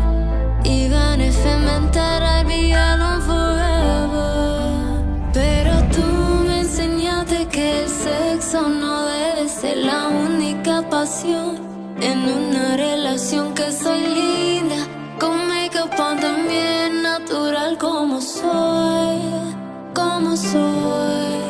Me enseñaste que los sentimientos que se siente uno al otro pueden ser mutuos. Me enseñaste que el amor debe sentirse como el amor.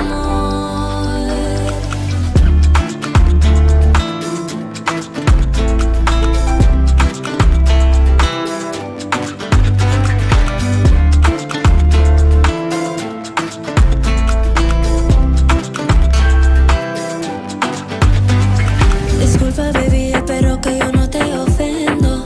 I'ma be honest, never felt this kind of love before, todo tan nuevo. I like keeping a surface, a really good way to keep 'em. So when you dove deep, it made me think that I would lose us. Ya me acostumbré a estar sola. I found happiness en el mar y las olas. I refuse to settle, even if it meant that I'd be alone forever. Pero tú me enseñaste que el sexo no debe ser la única pasión en una relación, que soy linda con make-up on, también natural como soy, como soy. Me enseñaste que los sentimientos que se siente uno al otro pueden ser mutuos. Me enseñaste que el amor debe sentirse como el amor.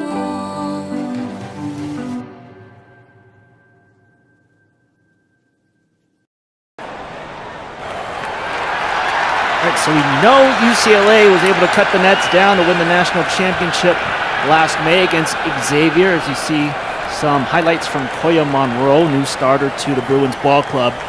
But let's go back to the disappointing end to Duke's Hoop Stereo run, which was an 85-64 loss to St. Mary's out of all teams in the second round, Rick Blaze. That one was a head scratcher. Busted a Very lot of much brackets. so. Plus a lot of everything. It's just one of those things. You have the number one player in the country, and you were unable to get past the first round. Speaking of Koya, you were unable to get past the first round against St. Mary's. That's, to me, that puts like Shire immediately got hot just off that alone. Duke is used to winning and going far, and when you come up short, especially against St. Mary's, then we gotta ask questions.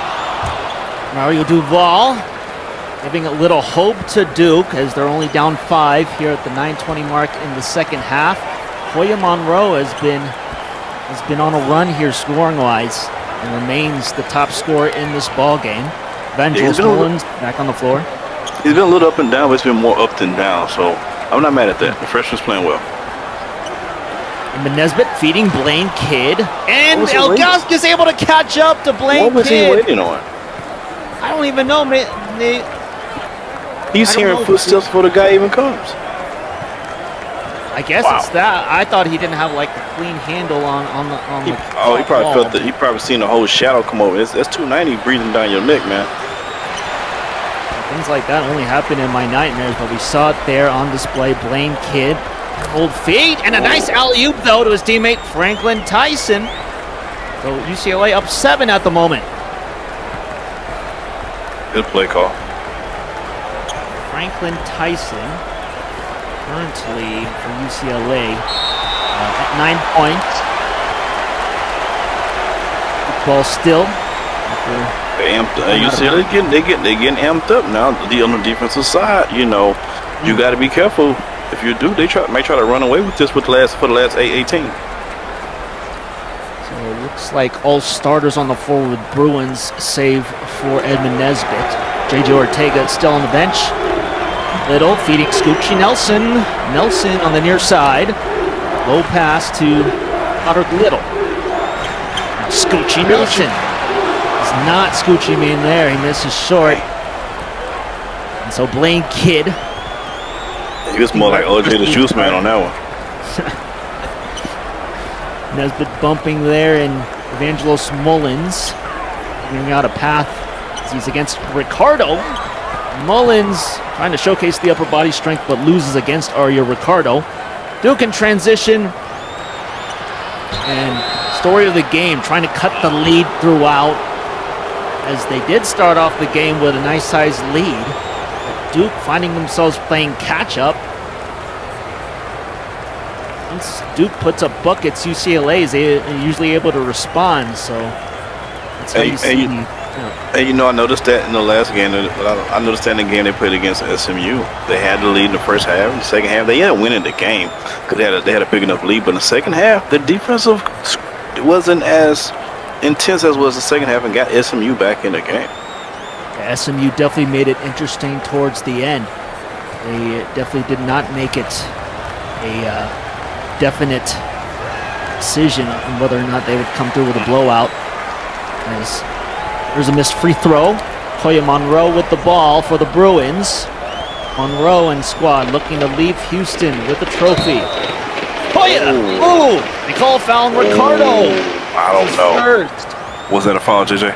I don't know, man. No, I lean on it not being a foul. I'm leaning with you. Yeah. Not hear us slap on the hand. I mean, slaps in the hand. We high five each other all the time. I thought I heard all ball. Hey. Monroe, his first free throw misses. Ball don't lie. Ball don't lie. Ball don't lie. Koya Monroe not only is an elite scorer who can get his own shot, he is also a willing passer. Now he is locked at 20 total points, only 2 assists. Now at 21 after the made free throw. And Koya has been perfect from three-point range. He's 4 for 4. So that's something John Shire needs to look out for, is ensuring that Koya does not get open the rest of the way. Blaine Kidd operating after a Duke miss. Goes to Edmund Nesbitt. Now here's Monroe, trying to keep him close to the rim. Gucci Nelson on him. Good pass. Nesbitt. Awkward there, catching the pass. Jump shot. Misses the mark. It's Gucci time. Gucci man. Shot a little too early. Oof. Burr. Edmund Nesbitt up against Victorious Ilgauskas. I guess he has no fear compared to Blaine Kidd. You about to have something. Oh! You about to have something. Hey, listen, man.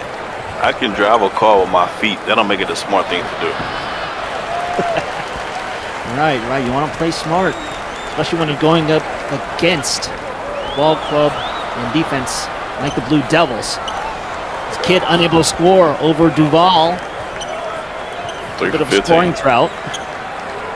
Field goal drought, rather. Ilgauskas will find himself at the line. Good ball. Like right at the line. Let's review the free throw numbers.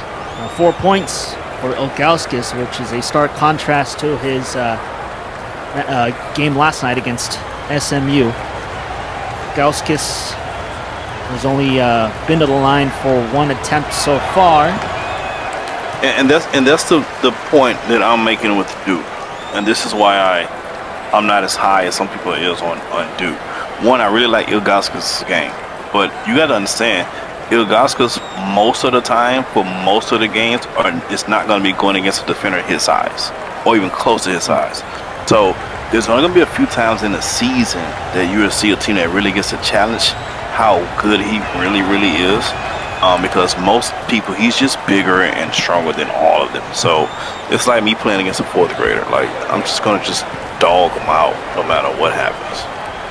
Yeah, we're not going to call him Big Z like the Cavs alum, but we'll call him Big V. And he can Big V. come up with a huge impact for Duke this season in the hopes of going far in Hoop Stereo. But right now, Duke has to deal with an 8-point deficit with 5:44 left in the second half. Roderick Little over to Demario Duval, who's guarded by Nesbitt. Duval. Kavanaugh's climate. Working off a screen, and Demario Duval getting up an SWBA-style dunk on the Bruins to make it 60-54. Duke staying in there. There's Tyson with the ball. Not want to go physical with Ilgauskas at the moment. It's Blaine Kidd. Tries with the layup, no good. Oh my God. 4 for 17. Oh man. 4 for 17. Gee. That one is a miss for Duke. So UCLA a little lucky there after the bad decision making from Blaine Kidd previously. Koya Monroe can add to his point total, but is double teamed. Monroe back with the ball. You know, JJ, and if UCLA wins this game, it'll be in spite of Blaine Kidd playing for the other team tonight. Yeah, that is true. There'll be discussions over Blaine Kidd's early season performance thus far. Oh yeah, able to hit, but Mullins also unable to hit. Duke trying to make it work. Near turnover. Near side is Duval, guarded by Blaine Kidd. 4:10 on the clock here in the second half. Barbecue chicken. Oh boy. Wow. Ilgauskas somehow unable to score over the smaller Monroe. Now, if you're UCLA, you need to slow it down. Get an easy bucket. There's no rush. Milk the clock. It's your friend. Absolutely. And don't let Blaine Kidd shoot it. Oh my gosh. He shot it and he scored the three. He's 5'18". Blaine Kidd putting up the three-pointer. 9 points is the lead for the Bruins.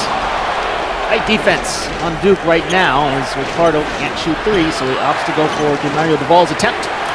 Ricardo was there though in the paint for the offensive rebound and score.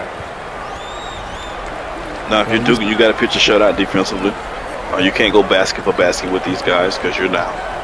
Yeah, time is running out here in the second half of this championship game in the SimWorld U Tipoff Invitational. UCLA grinding all their lives. Get on this stage here. Early exposure on in the season. Koya at the top of the key. Missing. Mullins. Off of Ilgauskas. Nesbitt saves it. Also misses. What they rushing for? Slow it down. They did rush it. Why are you rushing? You ain't from Russia? Good foul.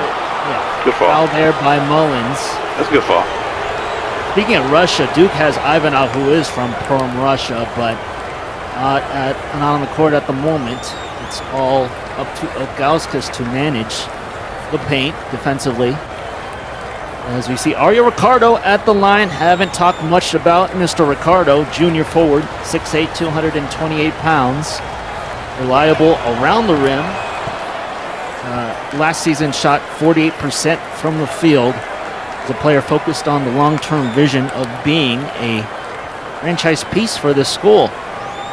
Ivanov checking back in for Duke. He do a what? He wants to be long-term vision of the program and being sort of a franchise piece. And he's a junior, right? On a franchise, yeah. You better hurry up. Yeah. Yeah, he ran out of eligibility. Right. UCLA has called time at the 2:32 mark here in the second half. Don't go anywhere. We'll be right back after this short breather.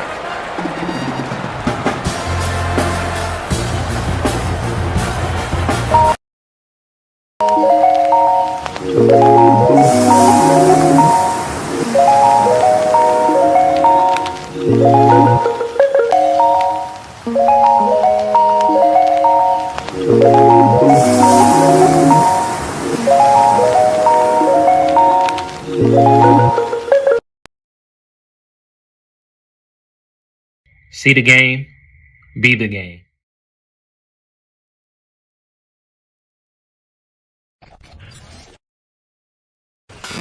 I'm CC Lyle, and I always wanted to be a pro coach. And SimWorld Hoops is the place where I'm able to live out my hoops dreams. SimWorld Sports is the only place where you can see the game, be the game.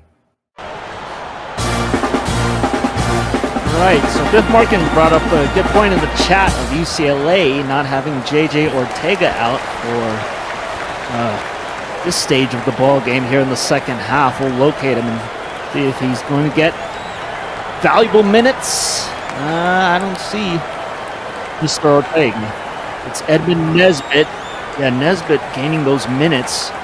So it's an interesting decision maybe based on, tournament rotations and I guess I don't want to say the forbidden word, but if you, in my opinion, I think it's the freshman that's making the difference, taking this minutes right now. Blues had a really good game tonight. Blues having a good game. Absolutely, yeah. Clay Monroe, 21 on the night. As Duke still down and running out of time. Turnover committed by Duval. It's Tyson who steals it. Yeah, it is. Bad turnover. Slow it down. UCLA, no rush.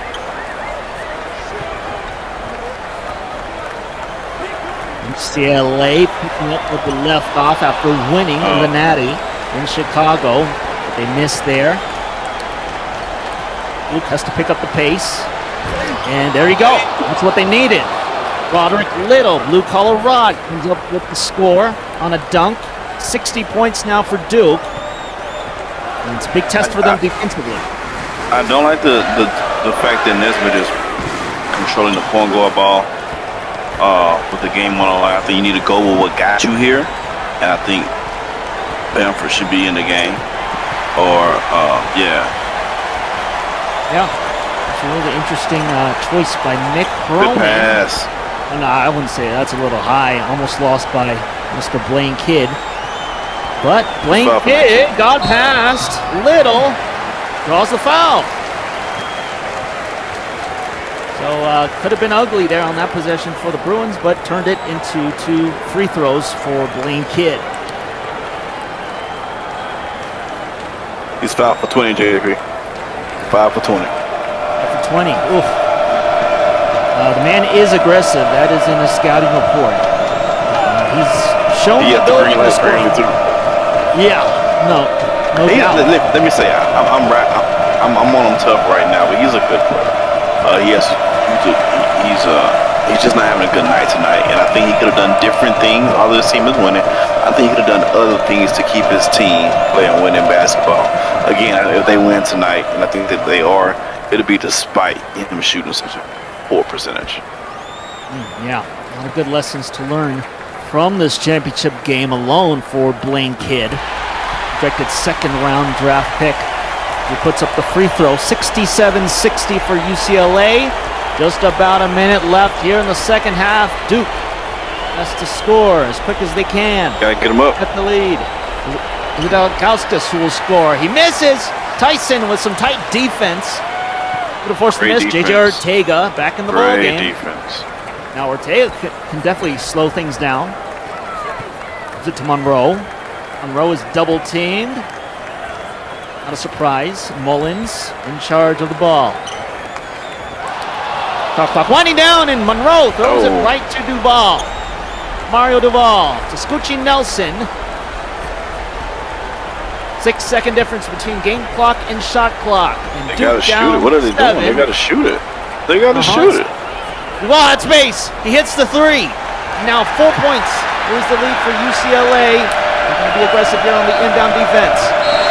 Ortega intentionally fouled by Demario Duval. That's your closer, baby. That's your free throw closer, J.J. Ortega.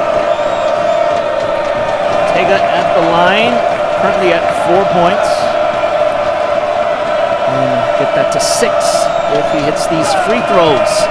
UCLA, number 10 in the nation, seal the victory. They can possibly be in the top 5.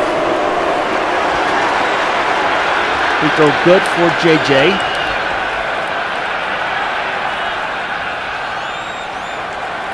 And the senior hits that next free throw as Duke has called a timeout with only 18.5 seconds. Rick Blaze, your thoughts on strategy for Duke? Just basically score however you can, as quick as possible. You got to break out your rosary beads right now. You need a Hail Mary. You need a couple of glory beads to the fathers. You need all those things. First, you got to get a shot up in like the first 4 seconds. Then you got to play the foul game. You want to deny Ortega because she's going to knock his down. So there's a lot of things that got to go right. You have to hit your 3. You have to deny Ortega and make somebody shoot the free throw and hope they miss the free throws because you can't go bucket for bucket. Time is not on your side. Well, no, definitely agree with all of that. And just curious of who will be the guy to come up with the shot. Demario Duval II is the leading scorer for Duke. I would say either Duval or Little maybe take a shot. Yep, Duval has 14, Little has 10. But you gotta go quick. You need to go Ilgauskas. Need to set the that long screen that we call the eclipse. You need to set that eclipse so that one of those guys get the shot up. Duval has the higher field goal percentage over Little, 46% from the field, and Little has 40%. So here we go. Out of the timeout, 69-63. Bruins are up. Championship for this tip-off invitational on the line. And Aria Ricardo will be the man to inbound.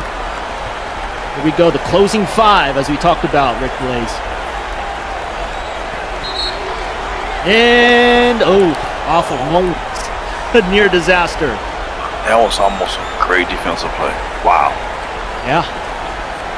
Hand-eye coordination from Mullins there to deflect the ball. So the next inbound attempt to Little. Little taking time. Oh, my God. Yeah. And commits the offensive foul. Get them up out of here. Get them out of here. Time to go. Yeah, Robert Get them up out of here. Little. Just surprising coming from him. Yeah, he came up short on that possession.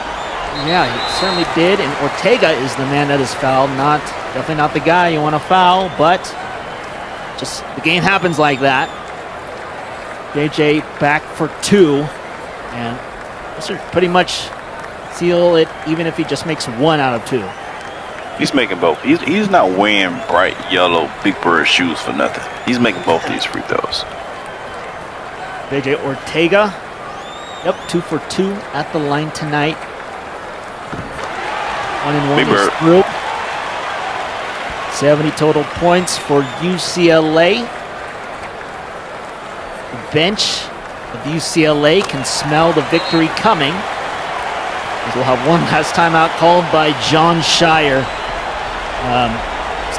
Talking more about John Shire the rest of the way in non-conference play after we leave Houston here. His post-oriented offense, half-court press defense should be sure to stop opponents down the line when they face their next opponents. And then always high expectations for this Blue Devils program, Rick Blaze. Absolutely. And this, as it should be, it's a blue blood program. They get the best recruits. They should be getting the best recruits. Again, I'm not as high on them as a team as others. I got them at like 19 wins this year. 19 wins, okay. We'll preview their next 5 or so opponents.